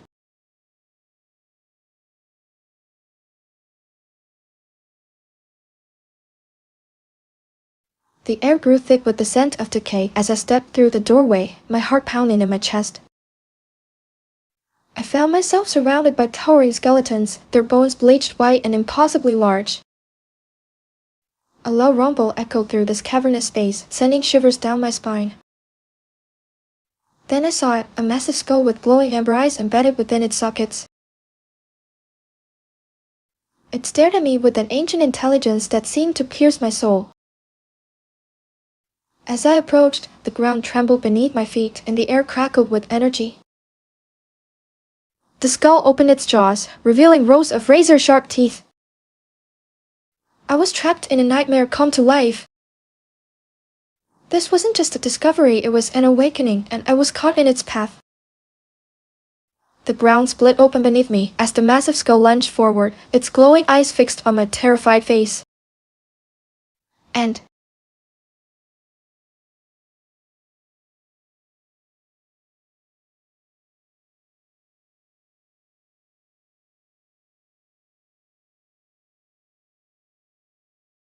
talk about a dynamite ending!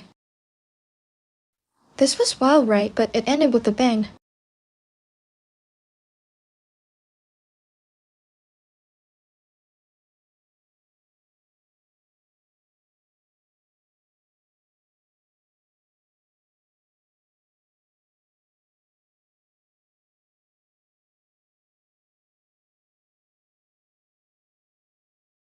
Whoa, that title is! Sounds like a wild ride epic fantasy meets savage history. Let's dive in! The scent of parchment and mildew clung to me like a second skin, each inhale a reminder of the weight I carried, my family's legacy, etched in faded ink on brittle maps. My fingers trembled as I traced the lines depicting fantastical beasts and uncharted lands. A single tear escaped, tracing its way down my cheek to mingle with the dust that coated everything in this forgotten room, a tomb of dreams, perhaps? The Quiz Unicorn? Its name whispered through generations, a legend spun from moonlight and magic. My grandmother used to tell me stories about it, her voice hushed with as she described its shimmering coat and eyes that held the secrets of the universe. But now, staring at my grandfather's final map, his masterpiece, I saw only a curse, a twisted labyrinth where every path led to despair. I yearned for answers, for a way to break free from this inherited burden, and somewhere deep within the tangled lines of that ancient parchment, I believed the unicorn held the key.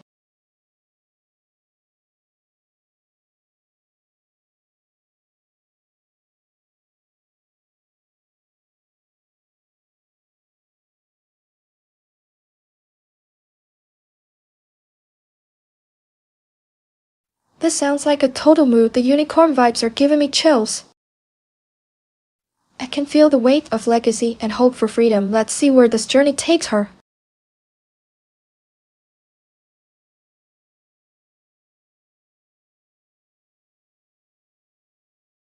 The air hung heavy with the scent of mildew and forgotten dreams as I clutched my grandfather's worn satchel, its brass clasps cold against my clammy palms.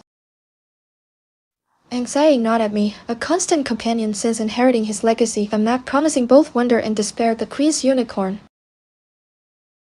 My grandmother used to tell stories about it, her voice filled with awe as she described its shimmering coat and eyes that held the secrets of the universe.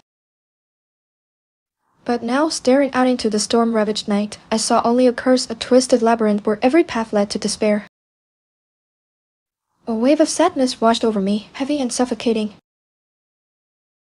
Driven by desperation, a yearning for answers, for freedom from this inherited burden, I stepped out into the tempestuous night. The wind whipped at my face, rain staining my eyes as I clutched the map tighter, its faded ink promising both hope and heartbreak.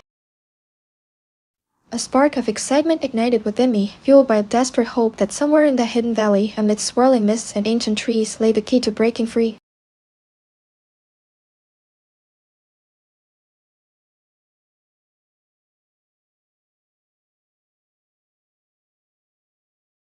This is getting intense.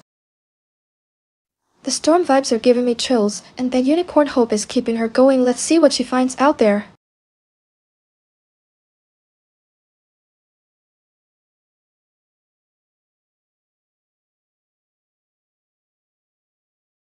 The map's promise thrummed in my veins, a beacon against the storm-tossed night. Excitement surged through me, fueled by the whispered legends of the Queen's unicorn and its hidden valley. I yearned to break free from this inherited burden, to unravel the mysteries woven into those faded lines on parchment. Driven by a desperate hope, I stumbled forward, rain stinging my face like icy needles. The wind howled around me, a symphony of chaos that threatened to swallow me whole. A knot of anxiety tightened in my chest, but I pressed onward towards the crumbling stone archway barely visible through the driving rain. It stood sentinel against the tempestuous night, an ancient gateway promising both wonder and peril. Fear prickled at my skin, a whisper that warned me to turn back, yet desire propelled me forward. This was my legacy, this map, and I would face its secrets head-on.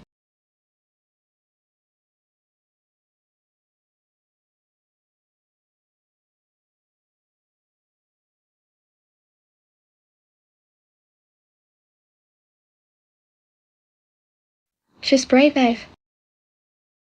That unicorn is calling her name, and she's ready to answer. Let's see what secrets that archway holds.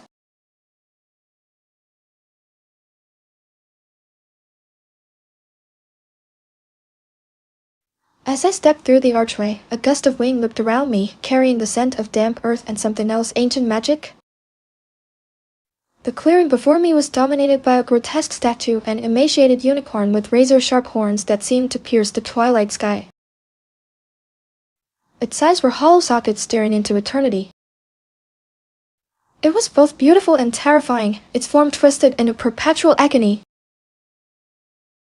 A shiver ran down my spine as I approached it, drawn inexorably towards this strange monument in the heart of the storm-ravaged valley.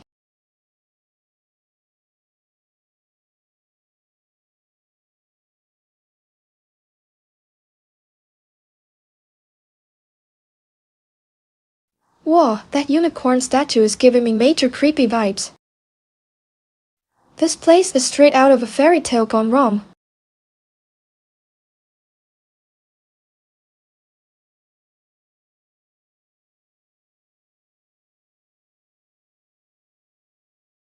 The roar reverberated through my very bones, a primal sound that seemed to shake the earth itself. As I stumbled back, grasping for purchase on the uneven ground, my foot caught on something hidden in the shadows beneath the statue's massive form. I felt fear as I tumbled down into darkness. The air grew thick and heavy with dampness and a strange metallic scent that made me nauseous. When my eyes finally adjusted to the gloom, I found myself lying in a rough-hewn chamber, its walls lit with moisture and illuminated only by flickering torches mounted on the stone walls. Where was I? How had I gotten here? The unicorn's roar echoed faintly from above, reminding me of my perilous journey into this unknown place.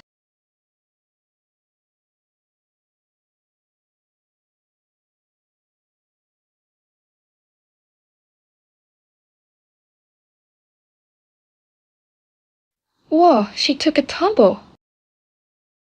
That chamber looks spooky AF. Is this where the magic happens?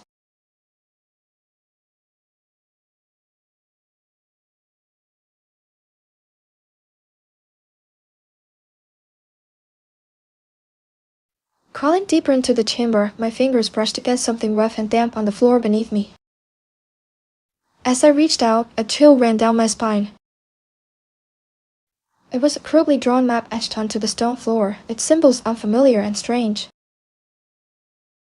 I traced the lines with trembling fingers, trying to decipher their meaning.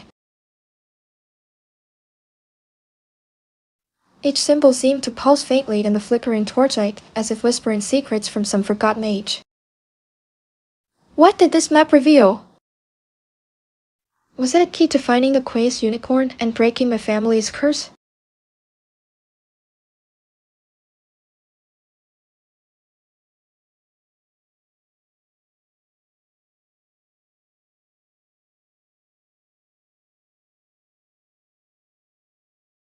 Whoa, a hidden map! This place is giving me major chills. Is this the key to unlocking everything?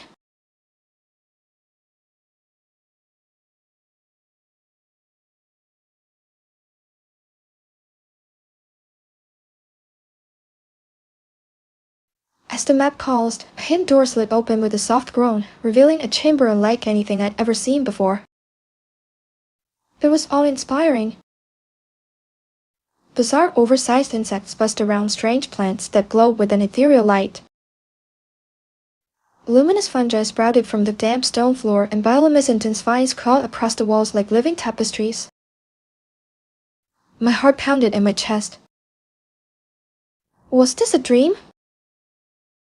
Or had I stumbled into some forgotten corner of magic? A surge of excitement coursed through me. This was more than just a map, it was a portal to another world, and I couldn't wait to explore.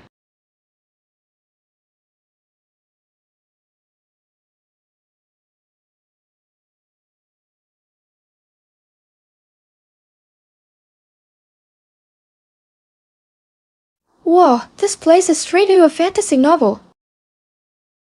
This unicorn hunt just got real.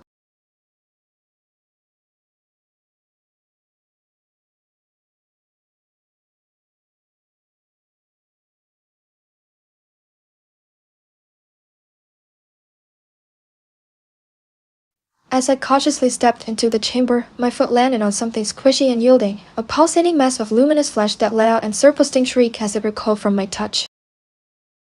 Terror gripped me. What in the world was this thing? It pulsed with an eerie light, its surface rippling like water disturbed by a stone.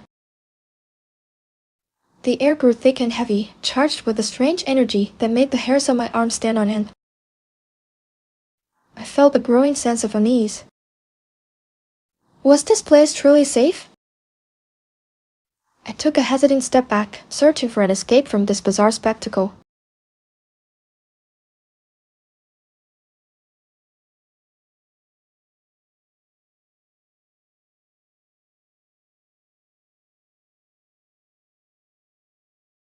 Yikes! That thing is straight out a nightmare! Is this place haunted? This unicorn hunt just got weird.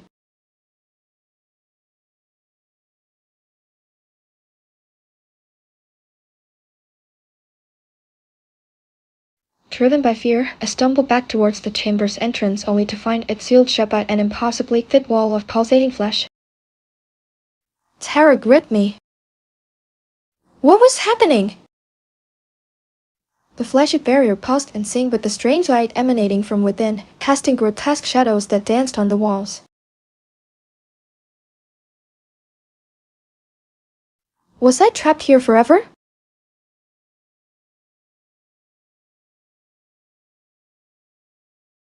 Whoa, trapped! This place is seriously freaky now. What kind of nightmare am I stuck in?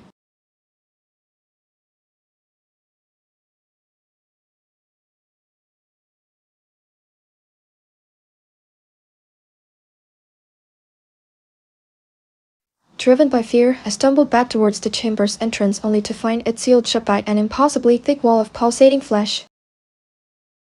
Terror gripped me. What was happening? The fleshy barrier pulsed and synced with the strange light emanating from within, casting grotesque shadows that danced on the walls.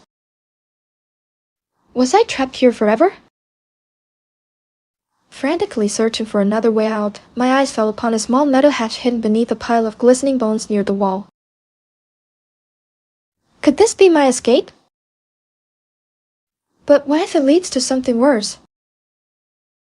I knelt beside the hatch and strained against its rusted latch.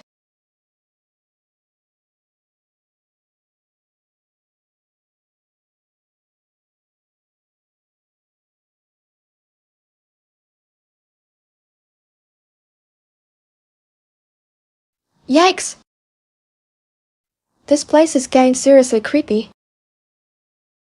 Is this hatch my ticket out, or am I headed for even more weirdness?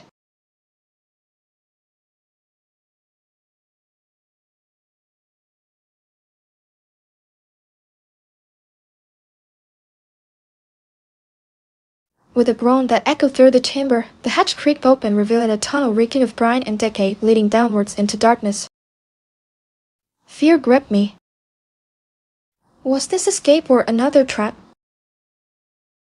The musty air pressed against my lungs, heavy with the scent of something ancient and unsettling. Still, I had to try. Taking a deep breath, I squeezed through the narrow opening and descended into the unknown.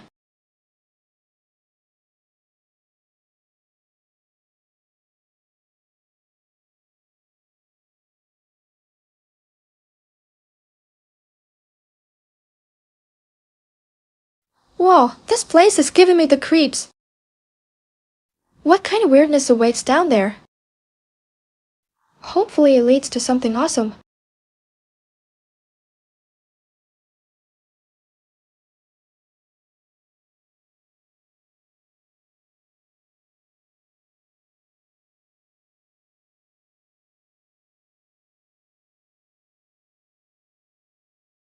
The tunnel opened into a vast cavern, its ceiling lost in the gloom above me. A single shaft of light pierced through an opening high above, illuminating a sight that stole my breath away. The quiz unicorn stood before me, magnificent and ethereal. Its coat shimmered like spun moonlight, its horn glowed with an inner radiance. But as I approached, it felt not joy but dread wash over me. I was filled with fear. Was this truly the end of my journey? The unicorn lowered its head, gazing at me with eyes that seemed to pierce through my soul. Its gaze held a chilling intelligence, and as I reached out to touch its flank, it spoke in a voice like wind chimes. "You have come seeking freedom," it said. "But the curse is not yours alone." A wave of sadness washed over me as I realized the truth. The unicorn was not a source of liberation but another prisoner, bound to this place by an ancient pact. The cavern walls pulsed with an eerie green light, and I saw that they were composed entirely of flesh, a living tapestry woven from countless souls trapped within its embrace. I felt contempt for the cruel fate that had befallen us both, a captive audience to this monstrous entity's whims. The unicorn's eyes held my gaze, filled with an ancient sorrow and a silent plea for release. As I looked into those luminous depths, I understood the curse was not on the map but on me, destined to forever wander this flesh-bound labyrinth alongside the queen's unicorn. End.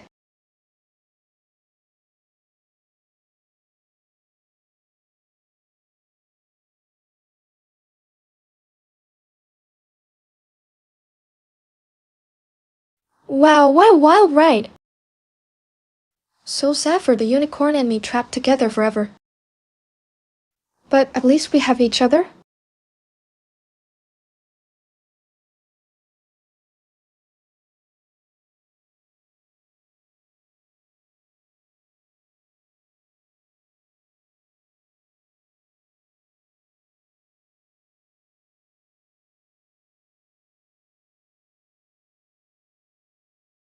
Whoa, that title is wild. Sounds like a hilarious adventure. Friendship vibes with some spooky sci-fi? I'm hyped to check it out. Let's go!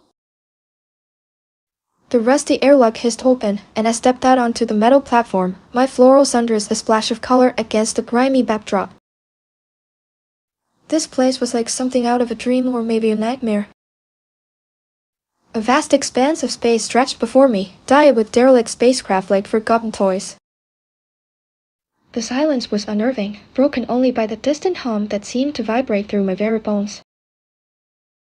What had I gotten myself into? My name is River Rosebud, and I'd come searching for answers or at least a decent cup of coffee. The strange humming had been driving me mad back on Earth, and this abandoned space station was rumored to be its source. Maybe here I'd finally find some peace and maybe even make a friend or two. I took a deep breath, the recycled air tasting metallic and stale. This place felt lonely, like it had swallowed up everything in its path, leaving only echoes behind.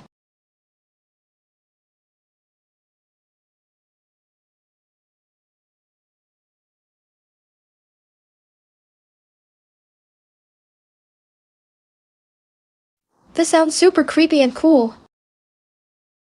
Reverb is such a rat name too! I bet the space station has some wild secrets waiting to be discovered.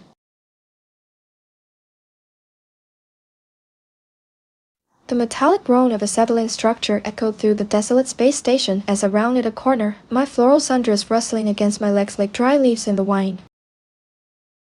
This place was giving me serious déjà vu. Then I saw the derelict escape pod, half buried in dust and debris. Its hatch hung open like a gaping maw, emitting that maddening hum the very reason had braved this forsaken outpost. What secrets did it hold? The humming seemed to pulsate with an almost sentient energy, beckoning me closer. I took a hesitant step towards the pod, my heart pounding in my chest like a trapped bird. Was I truly alone out here?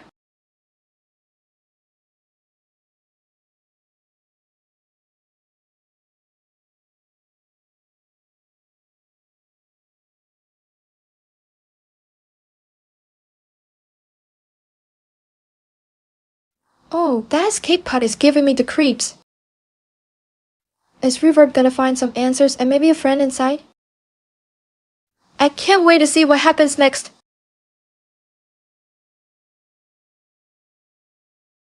Reaching into her satchel, I pulled out my battered amphitheater, a lifeline in the sea of silence and static. I'm interested to see what it picks up. Cautiously, I approached the pod's open hatch. The humming intensified as I drew closer, vibrating through my bones like a low thrumming bass line. But are you okay? The needle on the amphitheater danced wildly, its glow intensifying with each passing second. I felt fear. Was this thing alive?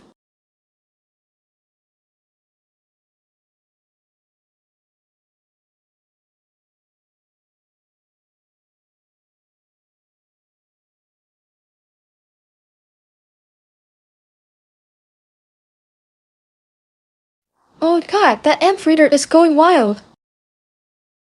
Is this gate pod haunted? This is getting intense. I need to know what Reverb finds inside next. The humming intensified, vibrating through my teeth and rattling my bones like a runaway train in a tin shed. Then I heard a faint whistling coming from inside the pod. It was an old cowboy tune, mournful and melancholic, like something out of one of those dusty western films back on Earth. I'm interested. But what is that?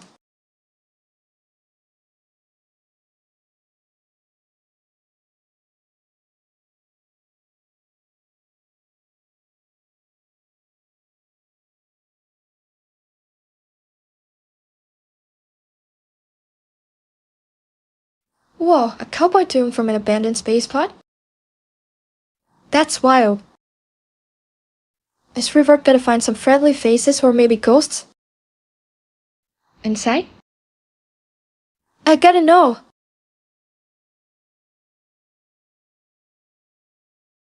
The humming intensified, vibrating through my teeth and rattling my bones like a runaway train in a tin shed. Then I heard a faint whistling coming from inside the pod. It was an old cowboy tune, mournful and melancholic, like something out of one of those dusty western films back on Earth. I'm interested. But what is that? Just then, two figures emerged from the shadows cast by a nearby derelict spacecraft module.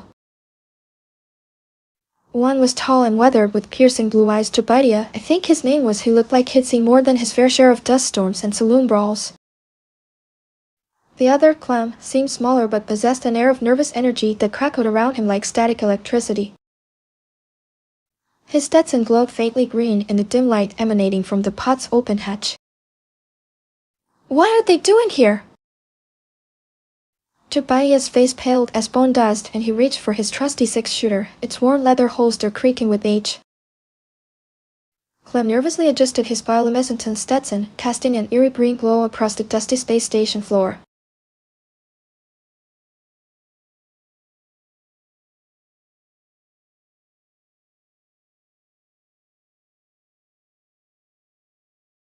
Whoa, a six-shooter and glowing Stetsons?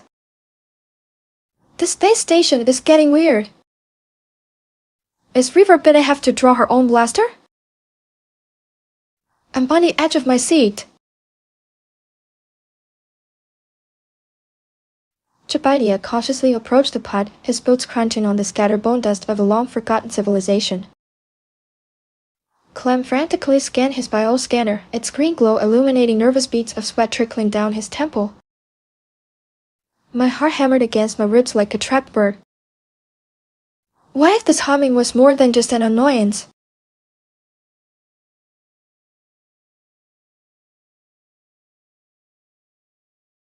What if it was something malevolent? The pod's open hatch seemed to beckon me closer, promising answers but whispering of hidden dangers. I had to know what secrets lay within.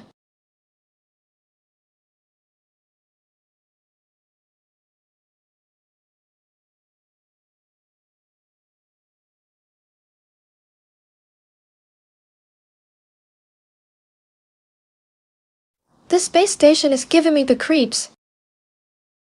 Is that humming gonna turn into something scary? I hope Reverb and her new buddies can handle it.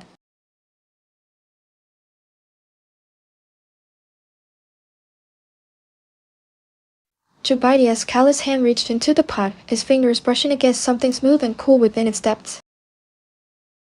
The humming intensified, vibrating through my bones like a bass drum soloed in an empty cathedral.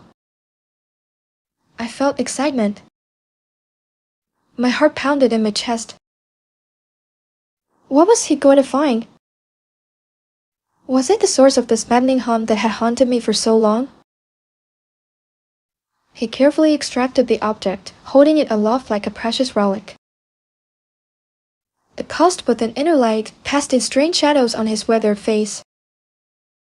It's amazing.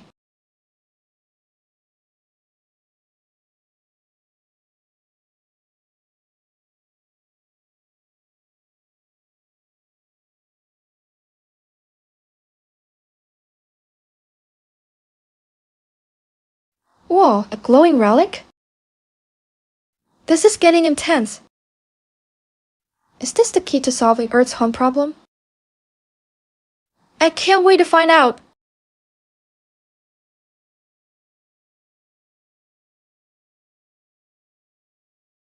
The humming intensified, a low thrumming that vibrated through my bones like the pulse of some ancient heart. I was excited, eager to see what Jobaidia would find within the pot's depths. It was mesmerizing, this symphony of sound emanating from something unknown.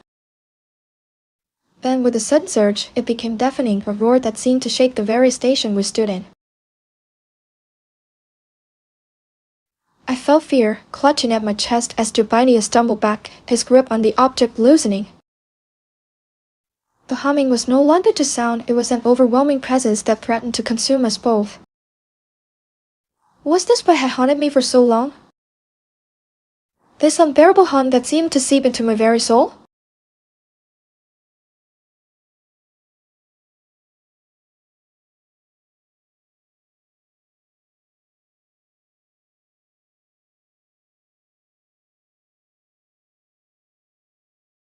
Whoa, that humming is getting out of control.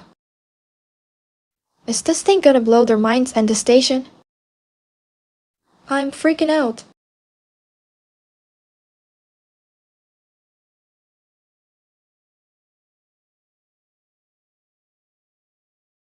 Jobaidia, his face pale but determined, grabbed the object again and tried to shove it back into the pot. The humming intensified with each movement he made, vibrating through my bones like a bass drum in an orchestra gone mad.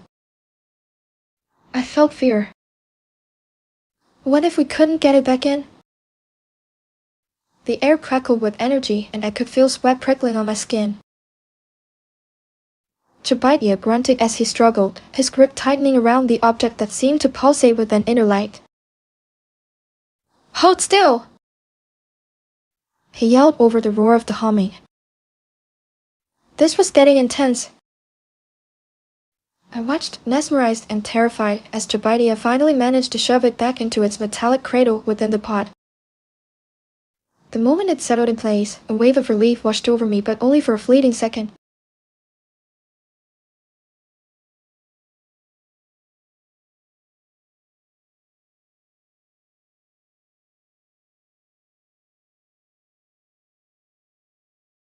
Whoa, that was close! Did they just tame the beast?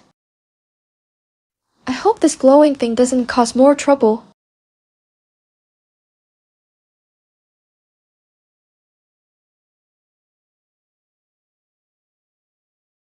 The humming intensified, vibrating through my bones like a bass drum in an orchestra gone mad. Fear gripped me. Excitement surged through me too, fueled by the mystery of it all. Jobaidia wiped sweat from his brow and declared we needed to check the control panel before things got any weirder. Come on, he said, extending a hand towards me. Let's see what this old thing has to say.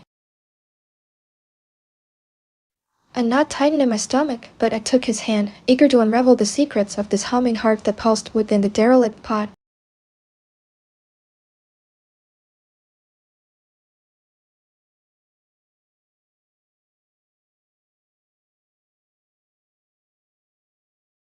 Things are getting spooky.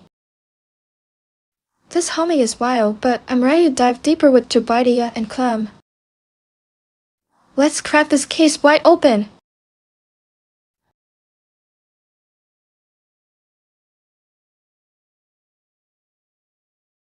As we crawled to our feet, a cloud of dust billowed around us like a miniature desert storm. Jobaidia chuckled, brushing himself off with a hand the size of my head.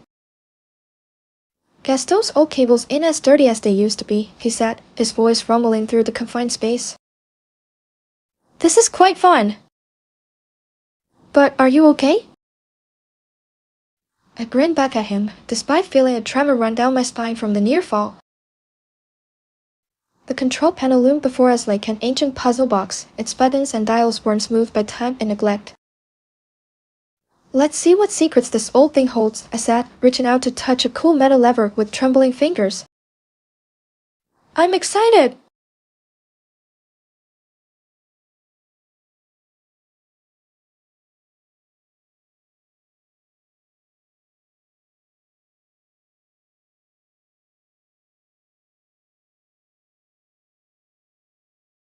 Dust devils and ancient tech. This place is giving me the chills, but I'm ready to dig deeper with Jiàng. Let's solve this mystery.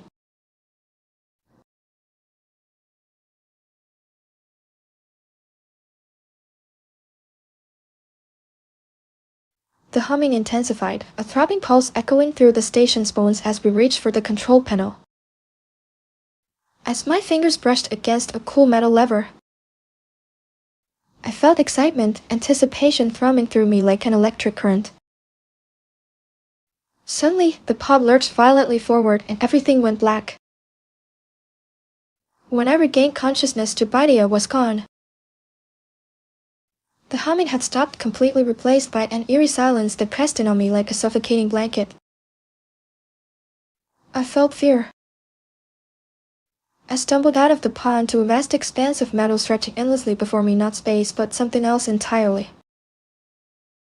A desolate landscape bathed in an otherworldly glow, dotted with strange metallic structures that hummed faintly. It was beautiful and terrifying at once. I realized then what had happened to Jiàng had been absorbed by this place, consumed by its silent symphony of energy. I was alone now, adrift in a sea of metal and silence. But are you okay? And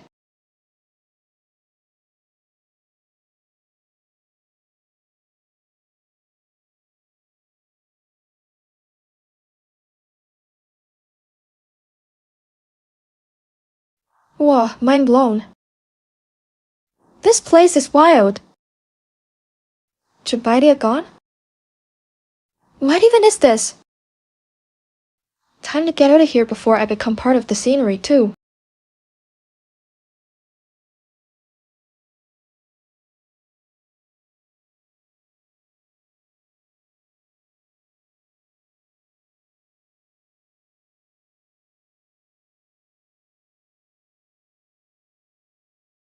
Brutal revenge vibes.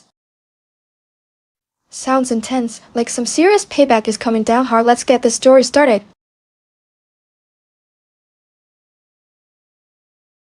The metallic tang of blood filled my nostrils, a constant reminder of where I was trapped within these cold steel walls. Terrified, I clutched the worn fabric of my prison uniform, its thinness offering little comfort against the biting January air that seeped through cracks in the window.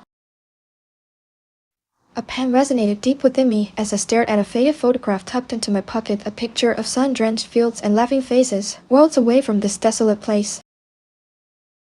They called it the Steel Blood Facility, and they weren't wrong. Every corner whispered tales of brutality, every clang of metal echoing the screams that haunted these halls. My name is January Frost, and I was here to survive a month in this purgatory before my reckoning arrived. Will I even make it?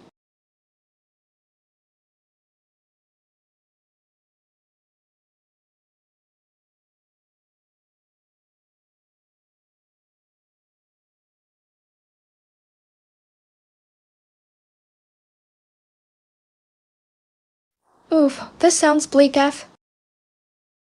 January trapped with blood and steel? Talk about a rough start to the year.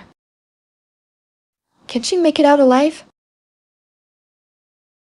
A blood-cursed scream pierced the air as January's cell door swung open, revealing a hulking guard wielding a leather whip that crackled with anticipation.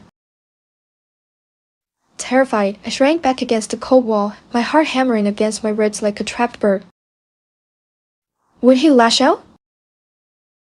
The metallic tang of blood filled the air, mingling with the scent of stale sweat and despair that permeated this place, the Steel Blood Facility.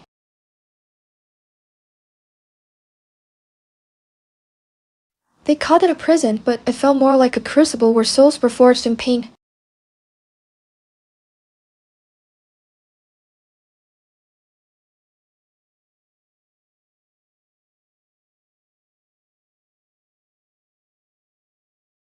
Yikes, that guard sounds scary. January is already getting a taste of this place's brutality. Can she handle the whip? Let's see what happens next.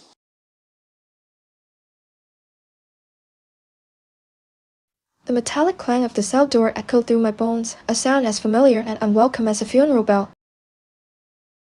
Terror gripped me, squeezing my lungs until it was hard to breathe. The air hung thick with the scent of blood and sweat, a constant reminder that this place, still blood facility, devoured hope like starving wolves devoured their prey. A hulking shadow filled the doorway. Guard 47 they caught him. His leather whip clapped through the stale air like thunder, sending shivers down my spine. I was paralyzed, unable to move as he stalked towards me with eyes that burned cold and hard as steel. The sting of his whip across my back sent a jolt of searing pain through me, forcing a choked gasp from my lips.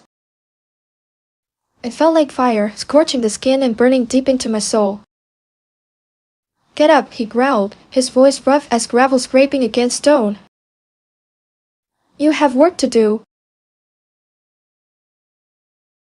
My legs trembled, but I forced myself to rise, each movement a testament to the raw agony that pulsed through me. I was just another pawn in this twisted game. January frost, and my month-long reckoning had only just begun.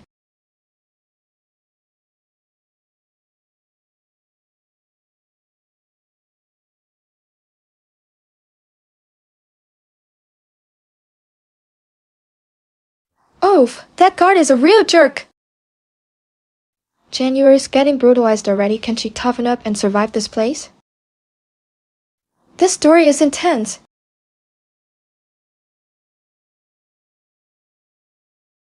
The clang of the cell door echoed like a death knell, and I flinched, my heart hammering against my ribs. A wave of nausea washed over me as Guard 47 entered, his hulking shadow swallowing me whole. The scent of blood and sweat clung to him like a shroud, reminding me that this was still blood facility, where survival was a daily battle. He cracked his whip, the sound sharp enough to slice through my terror. "Get up," he growled, his voice rough as gravel scraping against stone.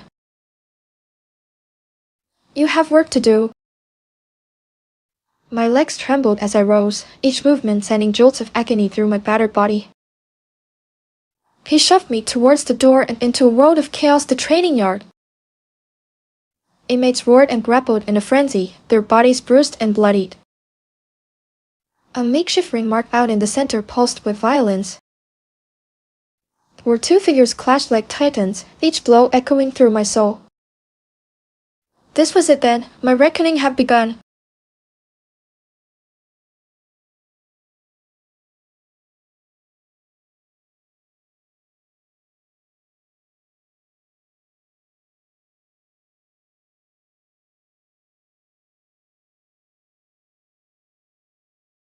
Yikes, this place is brutal. January's already got a taste of the violence. Can she survive the training yard? This story is giving me chills. The ground beneath my feet was slick with blood and sweat, the air thick with the stench of violence. Guard 47 shoved me roughly towards a hulking figure already locked in combat within the makeshift ring. Titan one they caught him, a mountain of muscle barely contained by his worn prison uniform. My breath caught in my throat as I realized this was no mere sparring match. It was kill or be killed. I felt like a fragile bird tossed into a storm, completely at the mercy of forces beyond my control. Guard 47 barked, "Fight! Don't disappoint me!" The clang of his whip echoed through the yard as he signaled for Titan 1 to turn towards me. His eyes cold and predatory locked onto mine. Could I possibly stand against this behemoth? The bell clanged, marking the start of my reckoning.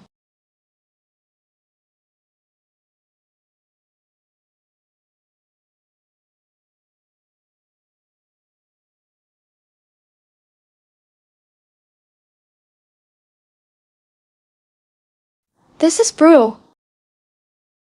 January is facing a real monster. Can she pull off an upset? This story is intense. F.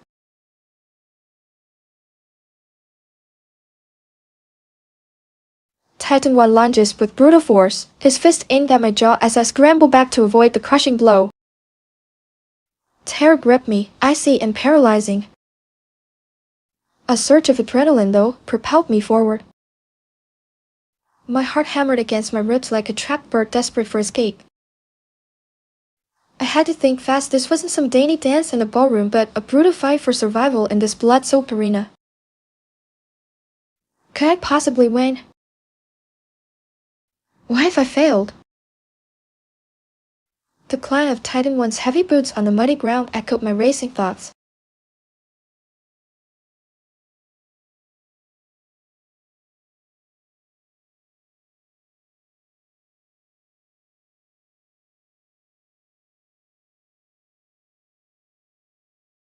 This is a no-holds-barred brawl. January's gotta dig deep to survive this fight against the Titan. This story is intense and gripping. I need more. Titan 1 roars with laughter as he slams his fist into the ground beside me, sending shards of dirt flying towards my face. Terror choked me, making it hard to breathe. Could I possibly survive this? His shadow loomed over me like a monstrous predator about to pounce on its prey. I scrambled back, trying desperately to find an opening in his seemingly impenetrable defense.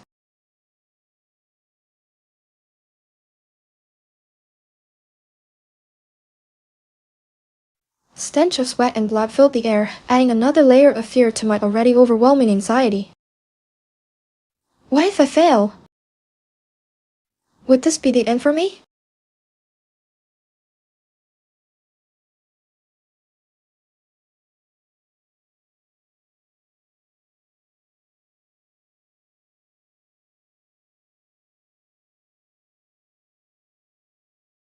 Yaks, this is a fight for the ages!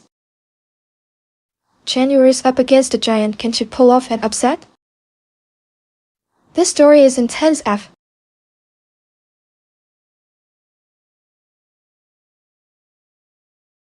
The metallic clang of the cell door echoed through my skull, jolting me awake from a nightmare I couldn't quite grasp even now, sweat clinging to my skin like icy tendrils.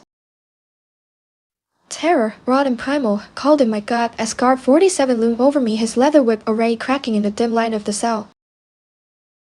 Get up, he growled, his voice a gravelly rasp that scraped against my nerves. My heart hammered against my ribs like a frantic bird trapped within its cage. I scrambled to my feet, legs trembling beneath me as I stumbled towards him, each movement echoing in the oppressive silence of the cell block. Training yard, he barked, shoving me roughly towards the door. A wave of nausea washed over me as I was thrust into a world bathed in harsh sunlight and reeking of sweat, blood, and something else, something primal that sent shivers down my spine. The Steel Blood Facility Training Yard, a chaotic arena where survival depended on brute strength and unwavering resolve. And today, it seemed fate had chosen me as its plaything.